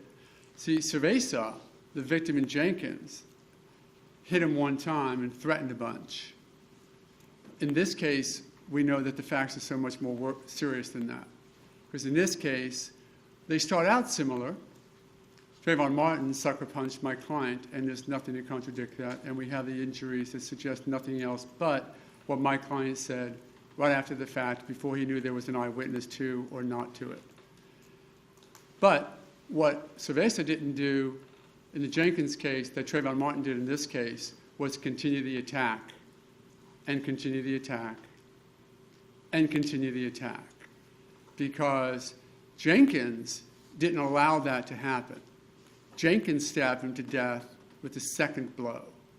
My client waited an additional 40 seconds. So the suggestion that the Jenkins facts are inconsequential, actually that they're more severe than the Zimmerman facts, is just an ignorance of the fact, or at least its application to the law. Similarly, the state seems to ignore the reality of the Leisure case, because they suggested and actually spent a good part of their argument talking to you about the Leisure case and its applicability. Sometimes bad facts make bad law, but let's look at the Leisure case for a minute. You may remember this case. It wasn't that long ago. It's a case where Miss Leisure stated to 911 3 completely separate events of what happened. She said to the 911 operator, if I could have just a moment, because you know the case, well, just so that we're clear, in that case, Miss Leisure came up with 3 completely different stories. He shot himself, I shot him in self-defense, you're going off accidentally. If those are the type of inconsistencies that the state wants you to focus on, please do. And if you want to fail to grant the judgment of acquittal in the Leisure case, you probably should. But the facts in the Zimmerman case are much, much different. Because what the state has sort of done is ignore the facts that they want to ignore. Because what they told you is here's their direct evidence.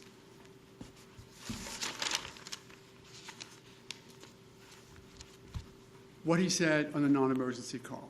Not the way John Guy said it, not the way Bernie Deloranda says those expletives, but they want you to take from that phone call the beginnings of ill will, spite, and hatred. Because unfortunately, Mr. Manti decided not to address ill will, spite, and hatred virtually at all in his argument to you.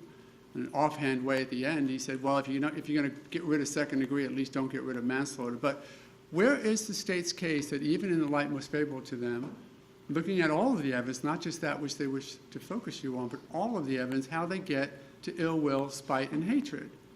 That he made up stories? Well, you have an opportunity to review the evidence. You sat through here with all of it, just like we did, and see whether or not those stories were made up. Whether or not, as Serino stated, and as Singleton stated, they were insignificant changes. Matter of fact, they were changes or developments that they would expect the more time they questioned somebody. That's why John Good's half of a page statement went to a 4-page statement, went to an 8-page statement, went to a 50-page deposition. You know it as well as I do, and you know what? As well as the state does.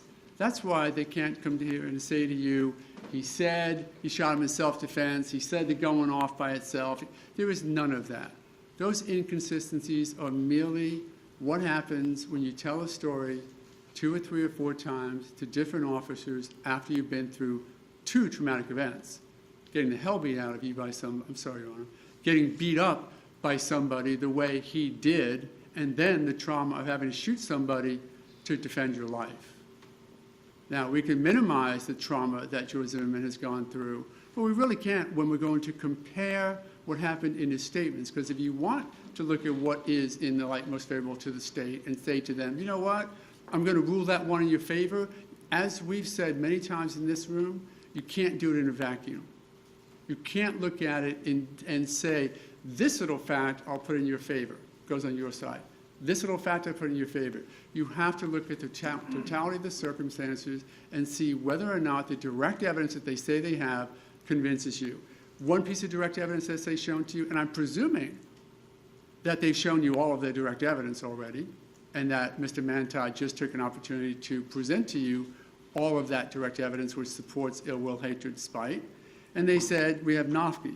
We have my client dared to suggest that he was on drugs. It is not properly before this court as to the veracity of my client's understanding as to how Mr. Martin may have been acting. But you can certainly consider everything that you've heard with the way he said he was acting. So that's a second piece of direct evidence that my client thought he was on drugs.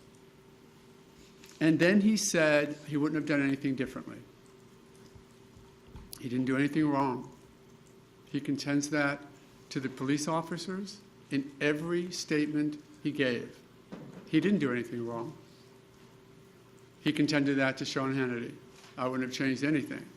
Now, does that mean, maybe that's the callous indifference to human life and ill will. I shot him and I don't care. It's not what was said, it's not what was intended, and that's an absurd suggestion that when he said, I didn't do anything wrong, I wouldn't change anything with what I did, that suggests that he, like any one of us, wouldn't have decided not to wake up that day, or get in the car that afternoon, or go to Target that night. That type of an absurdity suggestion by the state should not be considered as valid argument to you as to why this court should not grant a judgment of acquittal. And you have said, I would opine, and I know that I have said, whenever a tragedy happens, that it's God's plan. Every time I've lost a loved one, that past has either come through my lips or through my brain, that we have to think to something beyond ourselves to decide why something crazy, terrible, horrible happens. If you actually believe that that is evidence of ill will, spite, and hatred, if they're actually suggesting, because after all, if we're going to compound inference upon inference, they got to take their pick. Either he is a wonderfully creative and perfect murderer who can come up with the best of plans in a split second, but then 6 weeks later, or whatever he says something that is just from his heart, and now that's ill will and hatred. Give him credit, one way or the other. Or just suggest that you know what he was, and you know what he is? It's just a human being. Yeah, he was going to school. He had decent grades, a book he may have read or not. The reality is he went through a traumatic time, and he's trying to deal with it just like the Martin family is trying to deal with it. They have more of a loss. My client carries his in life. They carry theirs through death. But the reality is you have to look at the direct evidence that the state presents to you to say, have they proven their case to the extent that they should get the benefit of the JOA standard? So direct evidence, Rachel Gentile, get off. Yeah, if that's at all credible, if that was at all credible, the way it was presented by Mr. Crump, the way it was presented by her, and the way it was presented, if that's the only word that I'll use rather than created, after the inquiry with Miss Sabrina Fulton at the house and then with Mr. Bernie Delarianda at the house, so be it. Then they say that Mora and Sudaika suggest pursuit. You'll remember the testimony, I guess, better than mine, but Mora said nothing about pursuit, though she did think that she saw George Zimmerman on top. No pursuit. Sudaika never said anything about pursuit from my memory of the testimony, and I was here for that. What she said was she heard something down below. No suggestion of pursuit, nothing like that. And of course, what she thought she heard was the child who she saw later as the one screaming or yelling. And then we have Bahadur, we talked about that. There was no pursuit suggested by Bahadur. All she said was she saw something, maybe somebody,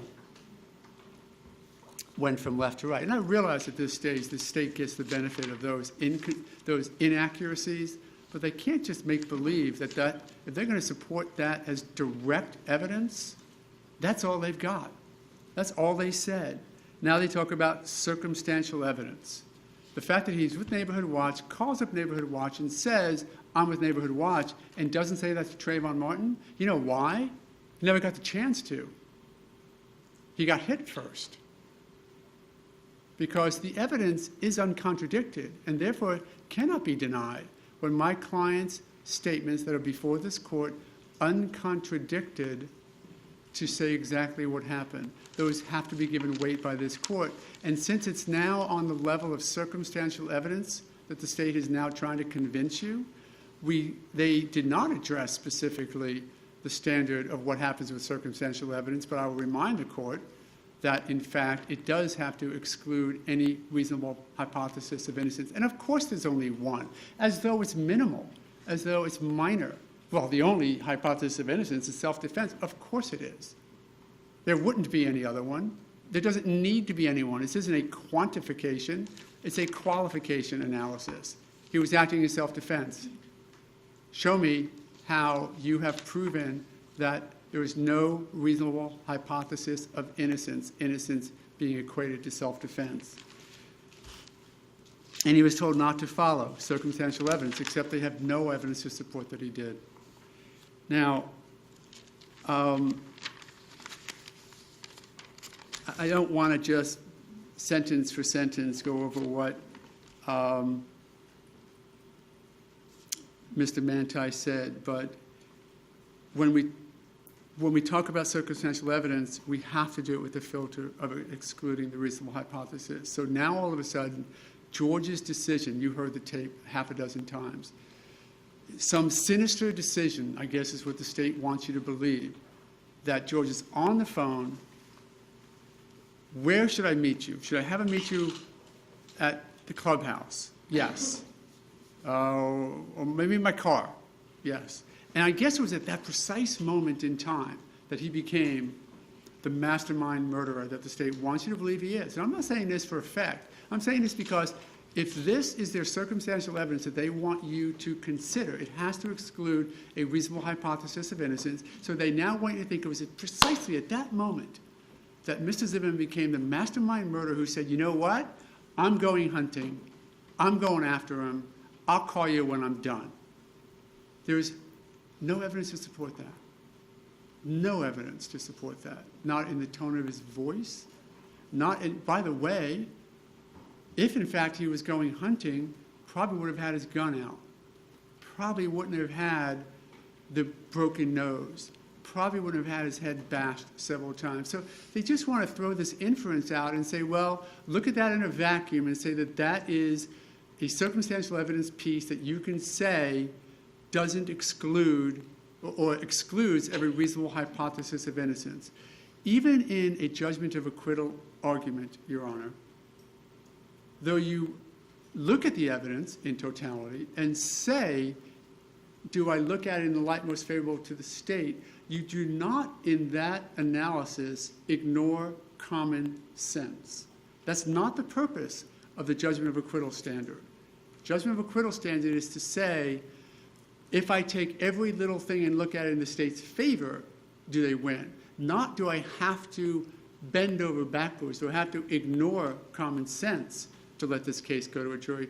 And quite honestly, if it was the standard as suggested by the state, there wouldn't be an appellate case granting a JOA ever. Because under their standard, I'm presuming some indication of some set of facts could support a jury deciding guilt. No, not in a circumstantial evidence case, and this is, if not 100%, as I suggest, at least 98% circumstantial evidence. The other evidence is, yes, he was there. Great. And yes, he shot him. There's no question about that. That's direct evidence. But as to the issues that count, was he justified in doing it? It's self-defense. Where's the direct evidence that it wasn't? Ill will, spite, hatred. Where's the direct evidence that it was? There isn't any. Then we're on the circumstantial evidence standard, and we've talked about that now, maybe a touch too long.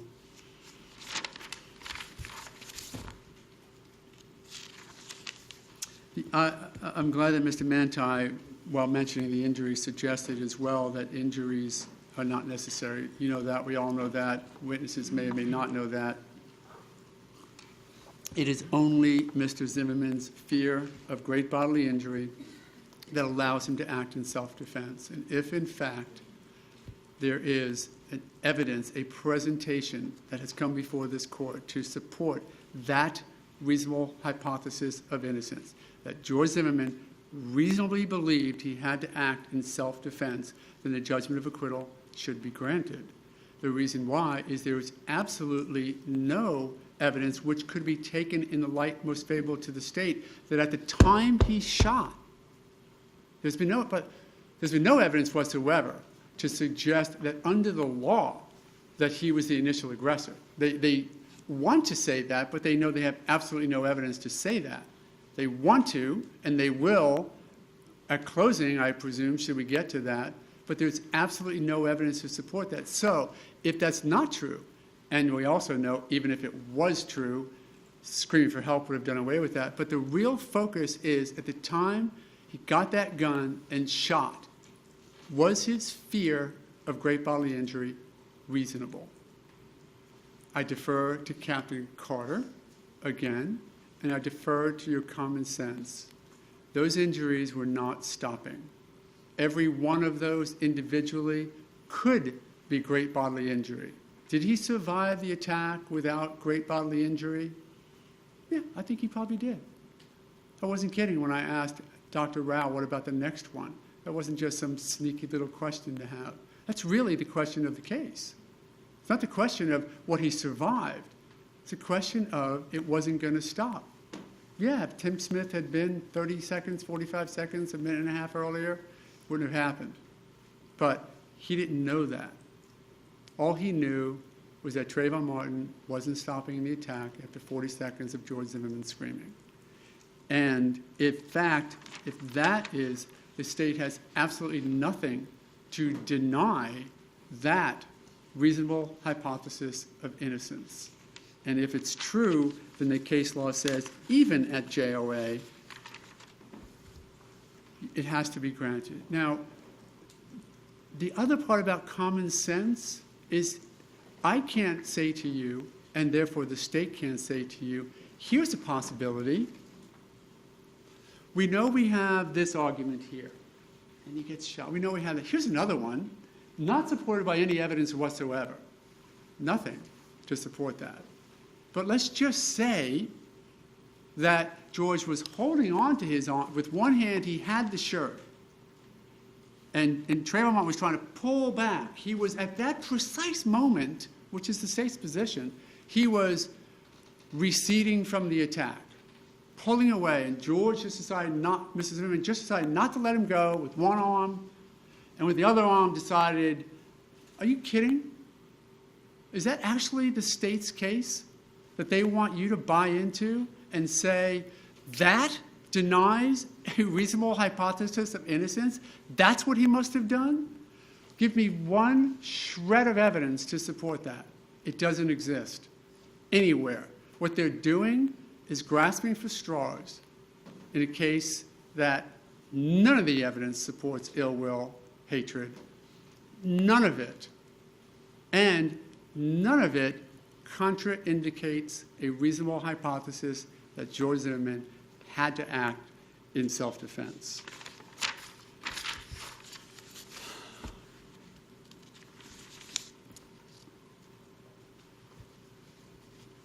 Why did he exaggerate his injuries?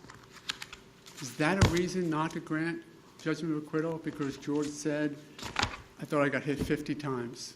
Really? Is that the common sense that we're going to leave at our doorstep when we consider what we're going to look at with what he did go through?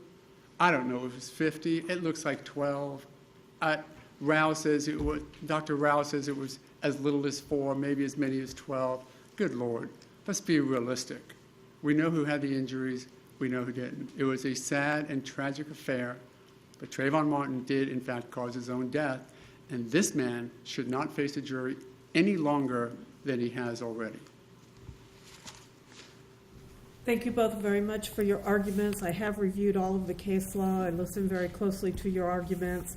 The court finds that the state has presented sufficient evidence, both direct and circumstantial, to allow his charge to go to the jury. The motions for judgment of acquittal are denied.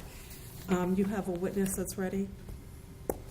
I want to ask the jury what they would like to do. They've been sitting back there, and if they would like to start to hear, then we'll go ahead and call your first witness since you have one.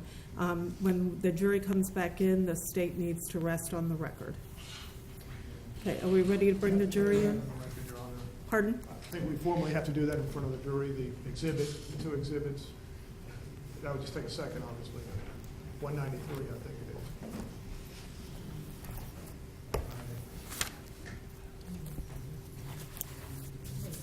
is. Paper?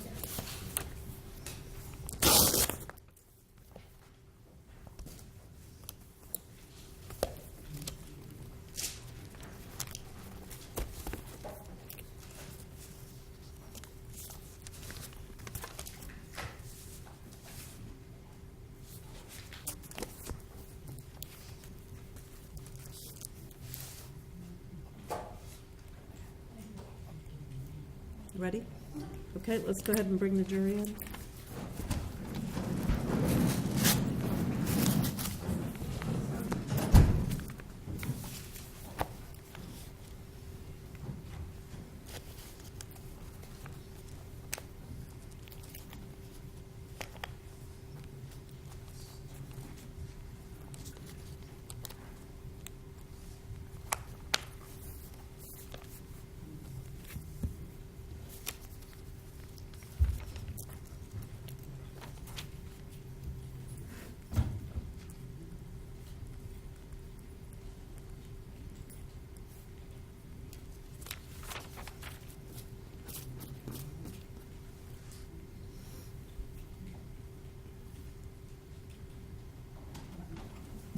Jury's present, Your Honor.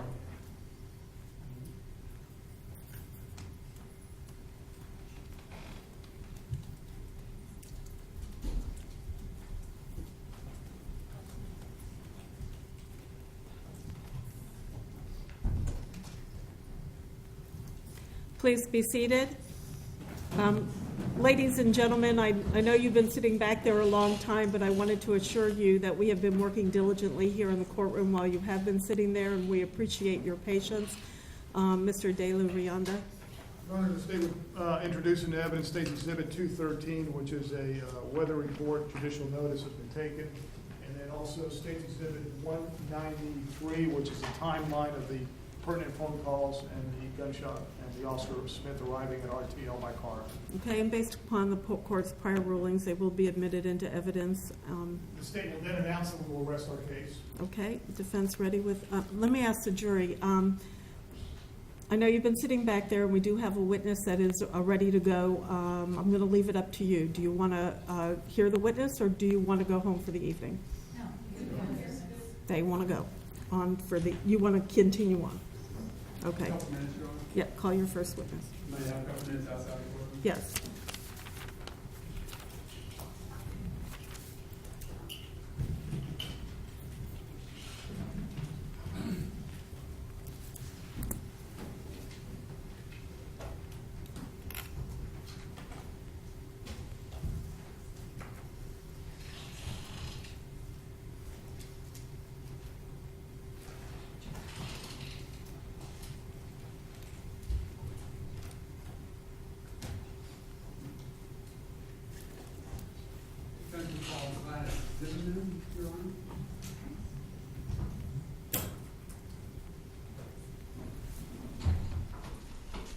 Would you raise your right hand, please? You solemnly swear or affirm that the testimony you shall give will be the truth, the whole truth, and nothing but the truth, so help you God.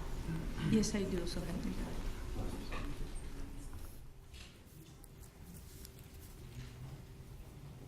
I'll need a moment to get a recording ready. So this is yours.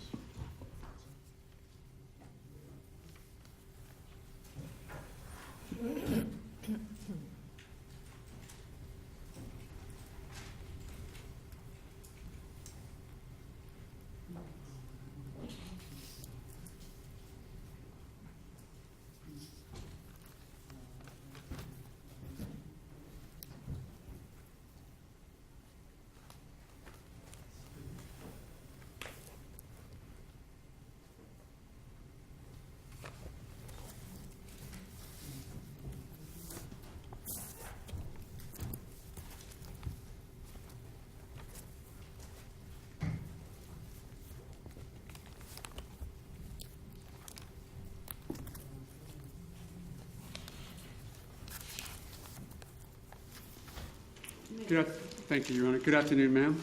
Good afternoon, Mr. Mayor. Tell us your name. Gladys Zimmerman. And I know that you would rather not state your address, correct? Correct. But tell me, you live in Seminole County? I live or in Central Florida? Central Florida. Thank you. And how long have you lived in Central Florida? 6 years. And of course you know George Zimmerman, correct? Yes, sir. And tell me how, or tell the jury how you know him. He's my son. And do you have other children? Yes, sir. Their names? Robert John Zimmerman Jr. Grace Zimmerman. And of course, you know why we're here. Your son is in second-degree murder charge right now, correct? Yes, sir. Okay. I want to talk to you or have you listen to a tape. I'm going to limit my questions to you today to just a couple regarding the tape. But premise that, have you listened to a tape that has the 911 phone call by Miss Laura with screams in the back of it? Yes, sir. Okay. If I might, Your Honor, I'd like to play this. What I would like to do is let you listen to it one time through. I'm going to ask you if you know whose voice it is, or if you tell me if you want to listen to it a second time, or if not, okay? Yes, sir. As I begin that, I'm going to presume that you were around with George most of his life, correct, as he grew up as a child? Yes, sir. Had an opportunity to hear him in all different voices, laughing, screaming, yelling, crying? Yes, sir. Okay. Do you think that you have enough knowledge of his voice that you would be able to tell his voice if you were to hear it? Yes, sir. If I might, Your Honor.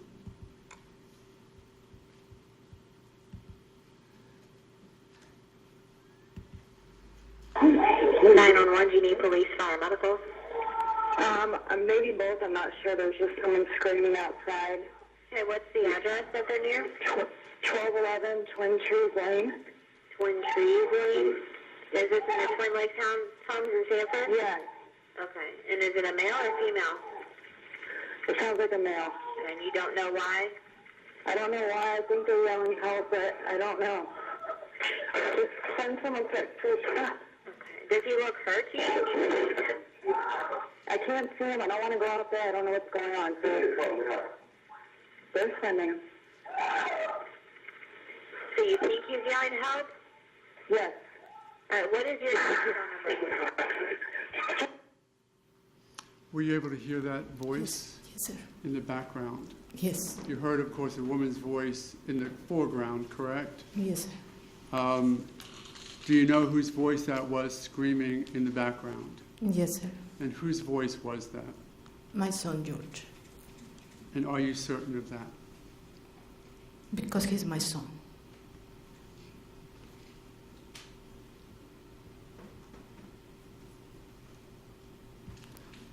At this time, no other questions of this witness, Your Honor. Thank you very much.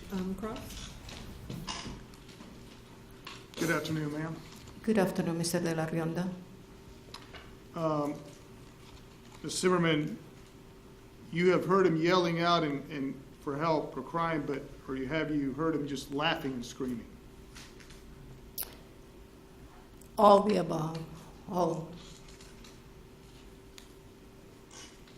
Isn't it true you've never heard him yelling or crying for help, yelling for help? Not for help. Not in that distinction. Thank you very much, ma'am. If I may.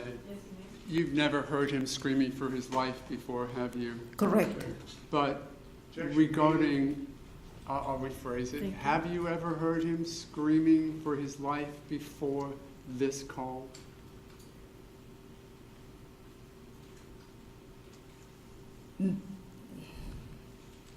What I'm sure is that that's George's voice.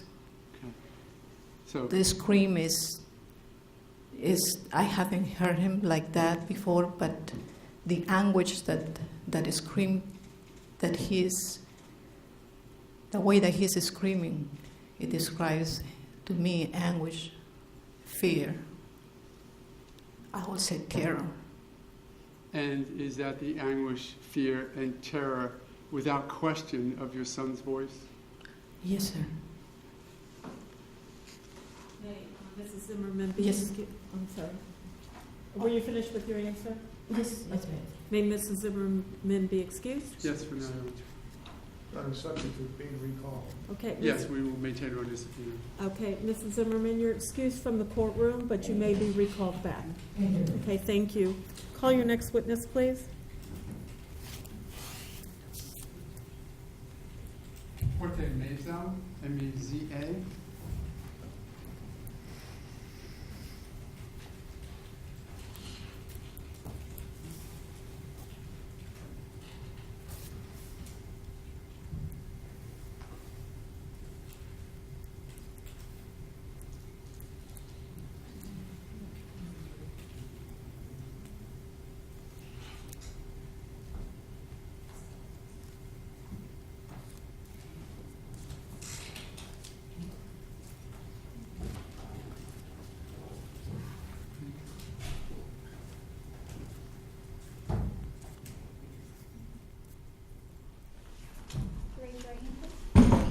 swear or affirm that the testimony you shall give will be the truth, the whole truth, and nothing but the truth, so help you God? Help me God. Thank you.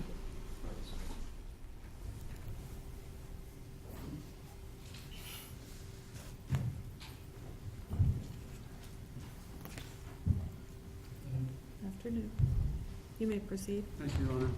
Good afternoon, sir. Good afternoon. State your name, please, My name is Jorge Mesa. and your occupation. I'm currently a deputy sheriff with Orange County Sheriff's Office, assigned to the courthouse division. And how long have you been in that position? I've been in that position since September 2007. Consistent from that time through today? Yes, sir. And before 2007, what type of work did you do? I was previously assigned to the courthouse services division between May of 2000 until August 2003. Before that, I was in the Army. I served our nation for 26 years. I retired of the Army with the rank of a Command Sergeant Major, and I felt that it was my duty to serve my community. And is that why you began service with the Orange County Sheriff's Office? Yes, sir. In effect, if you weren't on the witness stand and we were maybe a county over, you might be sitting there or standing in the back?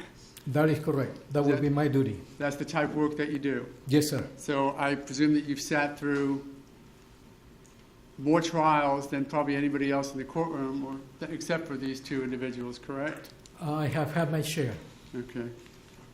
We bring you here today, though, not in your capacity as a deputy, but you're here because you know George Zimmerman. Is that correct? That is absolutely correct. I am here as an uncle to George Zimmerman, not as a sworn deputy of the Orange County Sheriff's Office.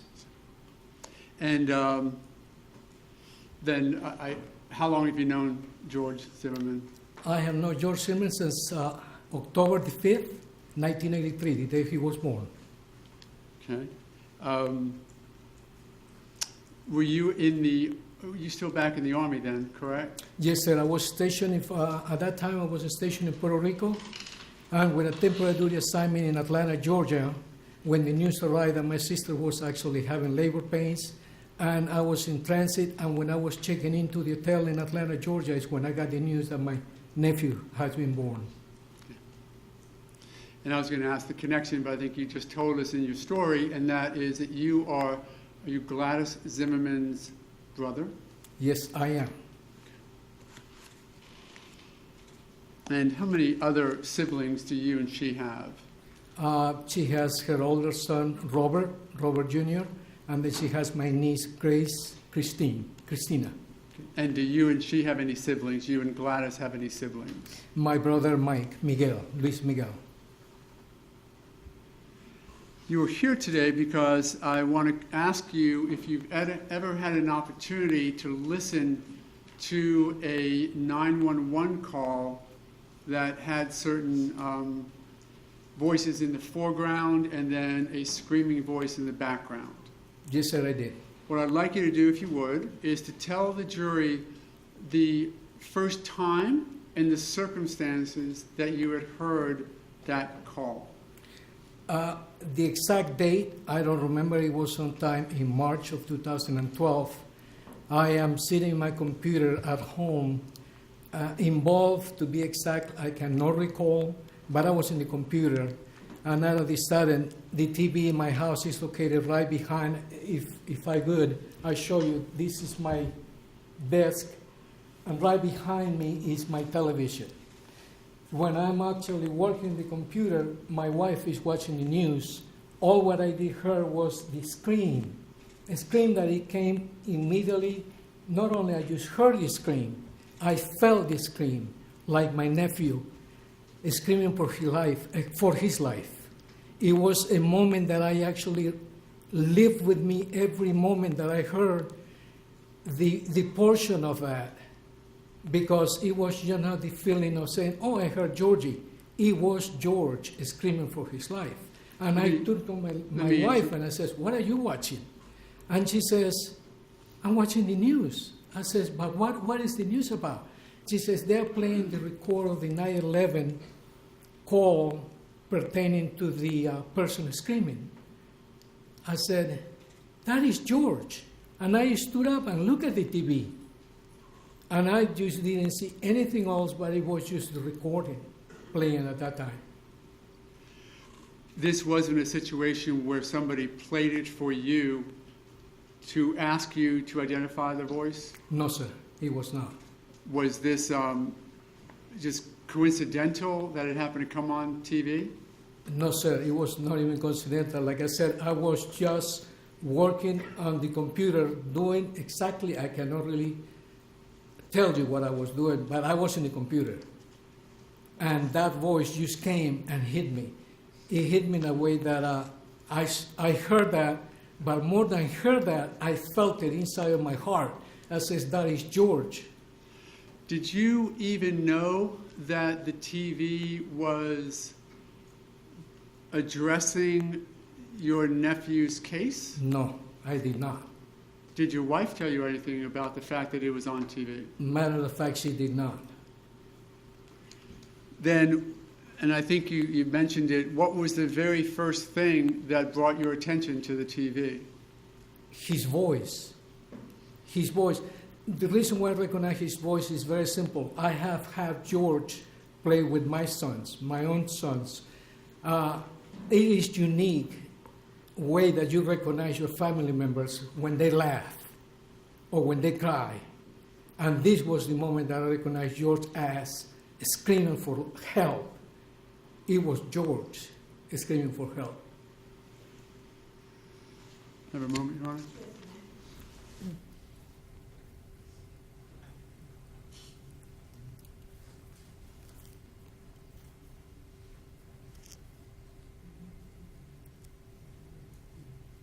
Thank you, Your Honor, for the questions. Thank you, Cross.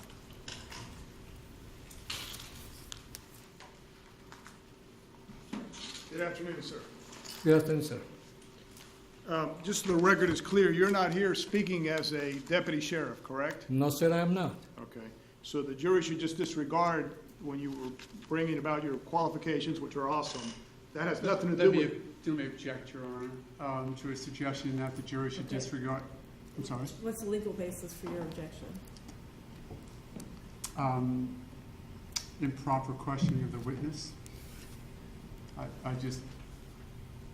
rather do it at the bench than speak. Let me do it this way. The court is going to instruct you at the end of all the evidence of what the instructions are in the law that you're to follow. So I'm going to hope that you will follow those instructions. I'm going to instruct you to follow those instructions. I'm going to sustain the objection. Go ahead and rephrase it. You're not here testifying as a deputy sheriff of Orange County Sheriff's No, Office, sir, I'm correct? not. You're here testifying as George Zimmerman's uncle. I am here as a witness of what I heard. But you're here on behalf of George Zimmerman because he is your nephew. In other words, that's the relationship with you. Not because you're a deputy sheriff is what I'm trying to get. Yes, sir. Okay. And you were aware prior to hearing this on TV, the recording, you were aware that your son was involved in this shooting. You didn't know the facts, but you were aware of it, correct? You mean my nephew? I apologize. I said your son. I apologize. Your nephew, George Zimmerman. Yes, sir, I did. Okay, so you were aware of that. Yes, sir. And what you're telling this jury is that you didn't know any of the specific facts, correct? No. And that was on purpose because you're a deputy sheriff in Orange County. I am a sworn deputy law enforcement officer. If I actually wouldn't know any facts, details, information provided to me, it will be against my ethics and professionalism to get involved. Right. So you on purpose kept out of it, is what I'm trying to Yes. get at. Is Yes, that I did. accurate? Up to That was this on moment. purpose? Yes, sir. Thank you. But you knew that he was involved in the shooting, you just didn't know the specifics. I didn't know the specifics. Okay. And you're saying as you heard this on TV, it was the news, I believe, correct? That is correct. And I think you stated your wife was watching the news. That is correct, sir. And then when you saw it, after hearing it, you saw it, there was something on about George Zimmerman case, right, on the news itself when you saw it, correct? There was Before I saw what I saw, I heard the scream. Right. And that's what I get up and says, that is George. What are you watching? Right. And then when you saw the TV screen, it did have the name George Zimmerman on there, correct? That is correct. Okay. And I believe you stated you had heard him before playing with your son, correct? That is Him being correct. George Zimmerman, I apologize. I understand, yes, sir. Okay. But you never had heard George Zimmerman crying out for help before, had you? Not the way I did that day. Okay, thank you very much, sir. Redirect? Briefly on some of the issues addressed.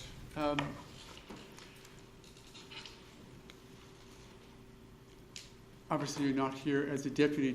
Do you take your oath to tell the truth seriously?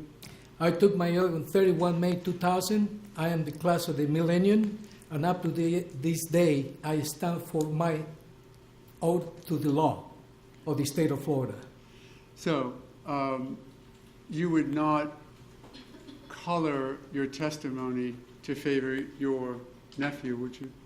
My ethics and professionalism is stated with the 26 years that I stayed in the Army, achieving the rank of Command Sergeant Major, and I will never compromise myself to do that either for my son, my daughter, or my nephew.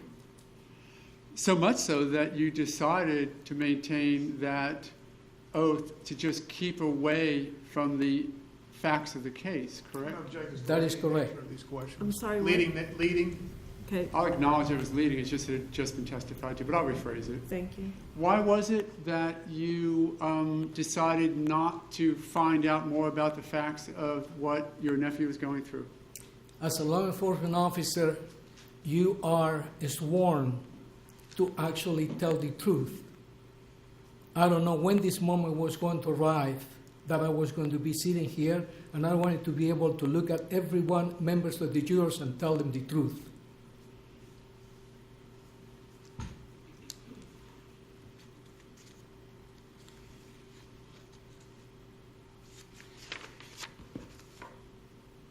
Thank you, Your Honor. Nothing further. So if I understand you correctly, Mr. Mesa, you're saying that you anticipated that you would be hearing this recording and you were going to have to come in court and testify about it? No, sir, That's you why- misunderstood what I said. Okay, I want to make sure.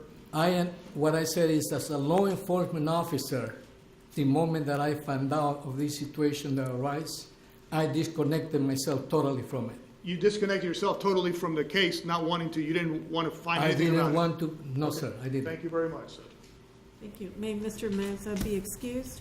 Yes, Your Honor. Maintain subpoena over him, but for Okay. today. Thank you, sir. You're excused from the courtroom, but you're subject to being recalled. Thank you, Your Honor. Thank you. Call your next witness, please. Can we approach him on Yes, that? you may.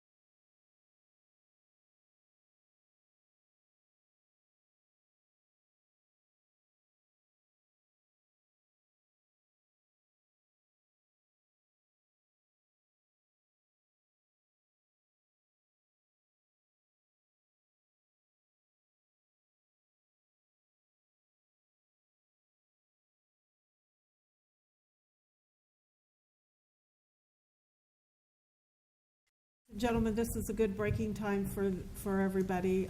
So I'm going to recess until Monday morning at 9 a.m. Over the weekend, you're not to discuss the case amongst yourselves nor with anybody else. You're not to read or listen to any radio, television, or newspaper reports about the case. You're not to use any type of electronic device to get on the internet to do any independent research about the case, people, places, things, or terminology. And you're not to read or create any emails, text messages, Twitters, tweets, blogs, or social networking pages about the case. Do I have all of your assurances that you will abide by these instructions? Okay, and with that, if you'll put your notepads face down, have a good weekend. We'll see you Monday at 9 a.m. And counsel, when their jury is out, can you approach for just one moment?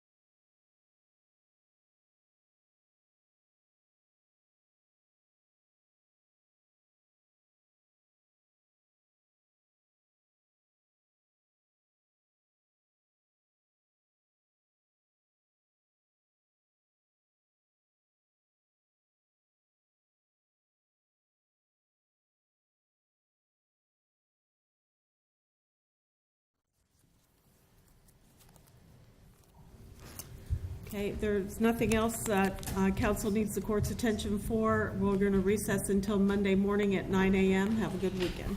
Court is in recess.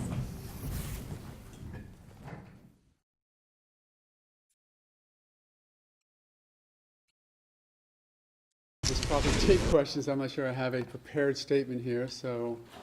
Mark, how effective do you think your 2 first witnesses were this afternoon?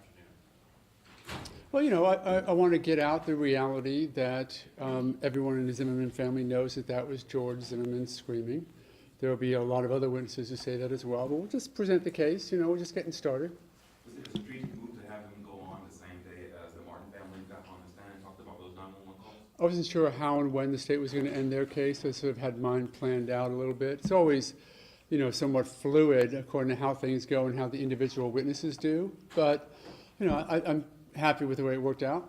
Would you prefer to start from fresh on Monday? Yeah, you know, got 2 witnesses down. That's okay too. Mark Roberts, the most articulate. Why wasn't he here this week?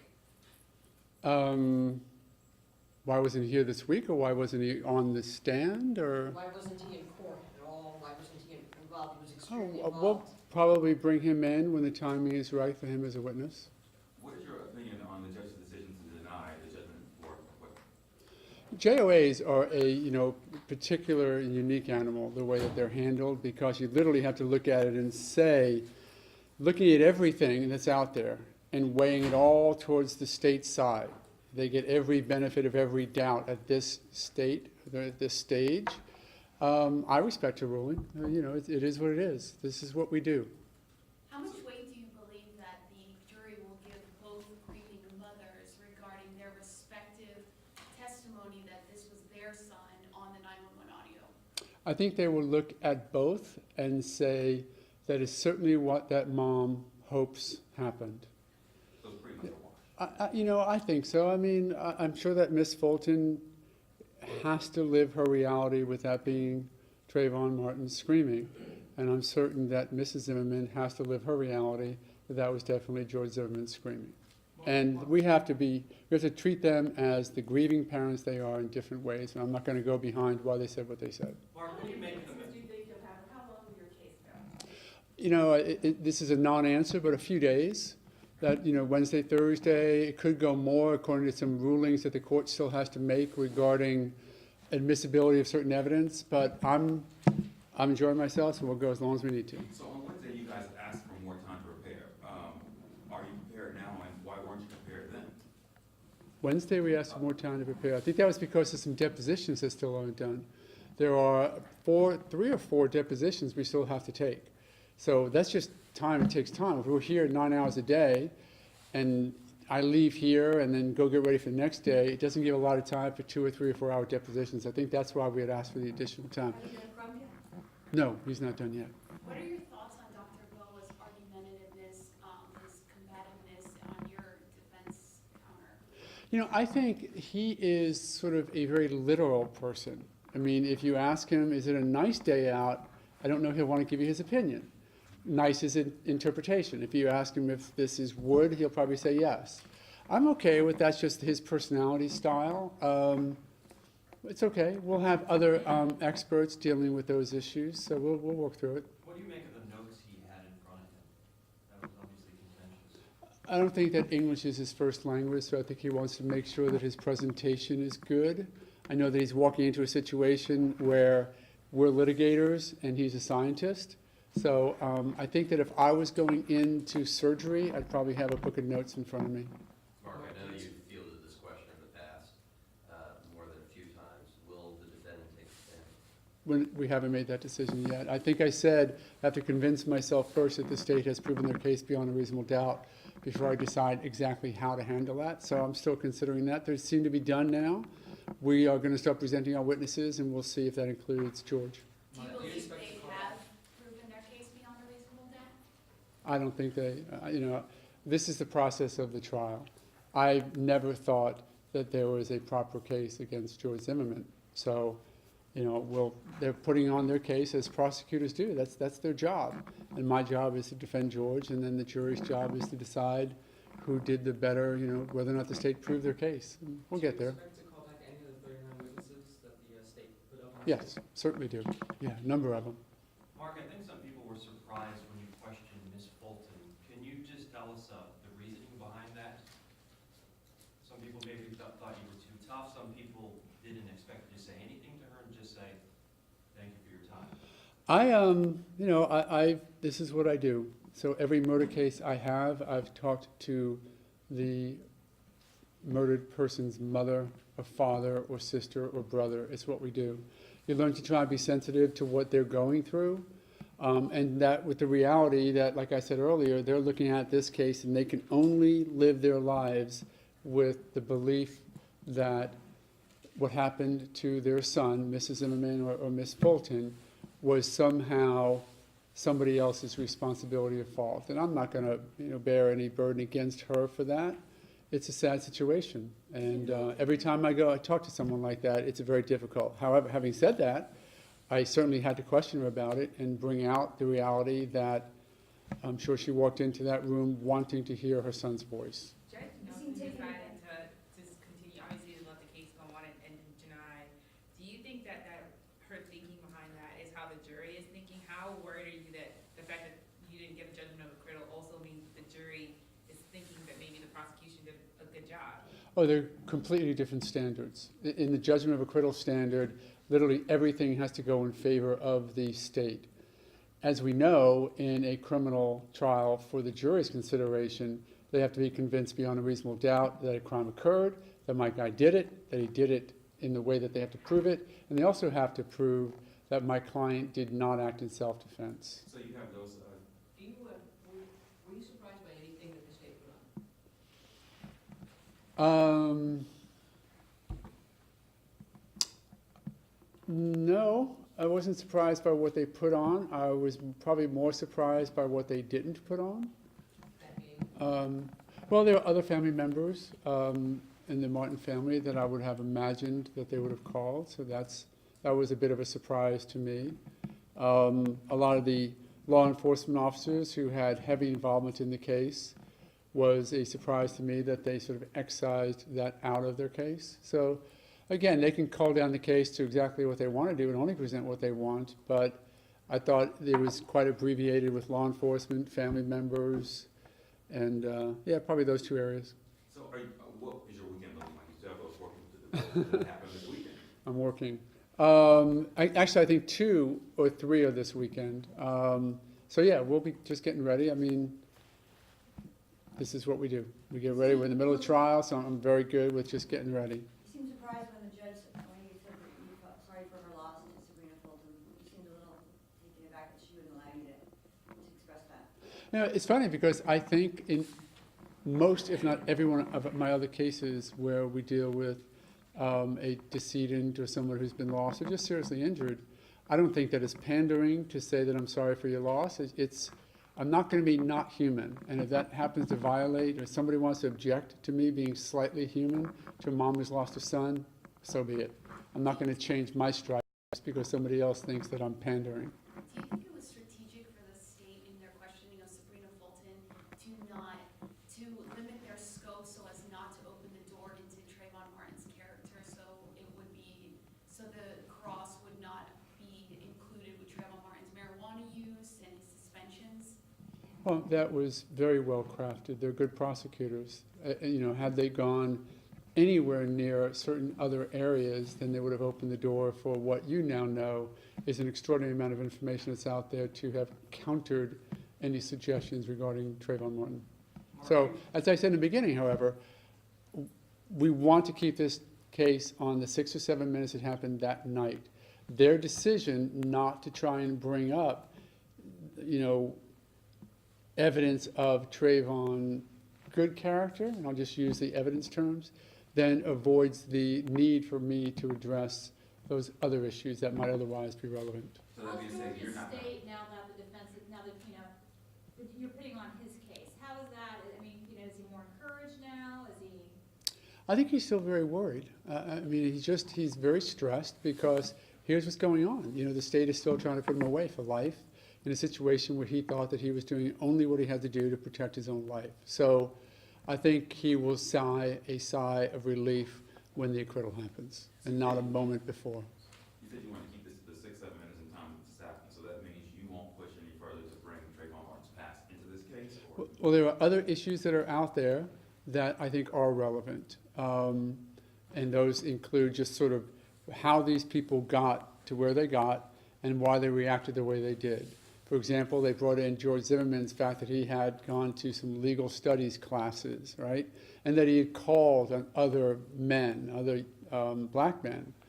I think that has now made certain other elements of the evidence relevant as to what Trayvon was doing and some of his background. And that, Judge will address that next week and let us know her thoughts. How does that make Trayvon's background relevant? I'm sorry? How does that make Trayvon Martin's background relevant? Well, there's a number of issues. If you're gonna, I'll say it this way: if you're gonna bring out what George brings to the table, correct? If you're gonna bring out that George has some knowledge of investigations or something like that, then it may put on the table what Trayvon Martin may have brought to that scenario that night, talking about previous fighting and things like that. So, it's up to the judge at this point, but I was very surprised that the state decided to open up the past of George. It didn't seem particularly relevant to me. I thought it backfired. And I think it also opened up more fodder for talking about others' history. Is that kind of balancing thing? You get a little bit of background, so we get a little bit of background, or does it have to be that No. kind of linkage?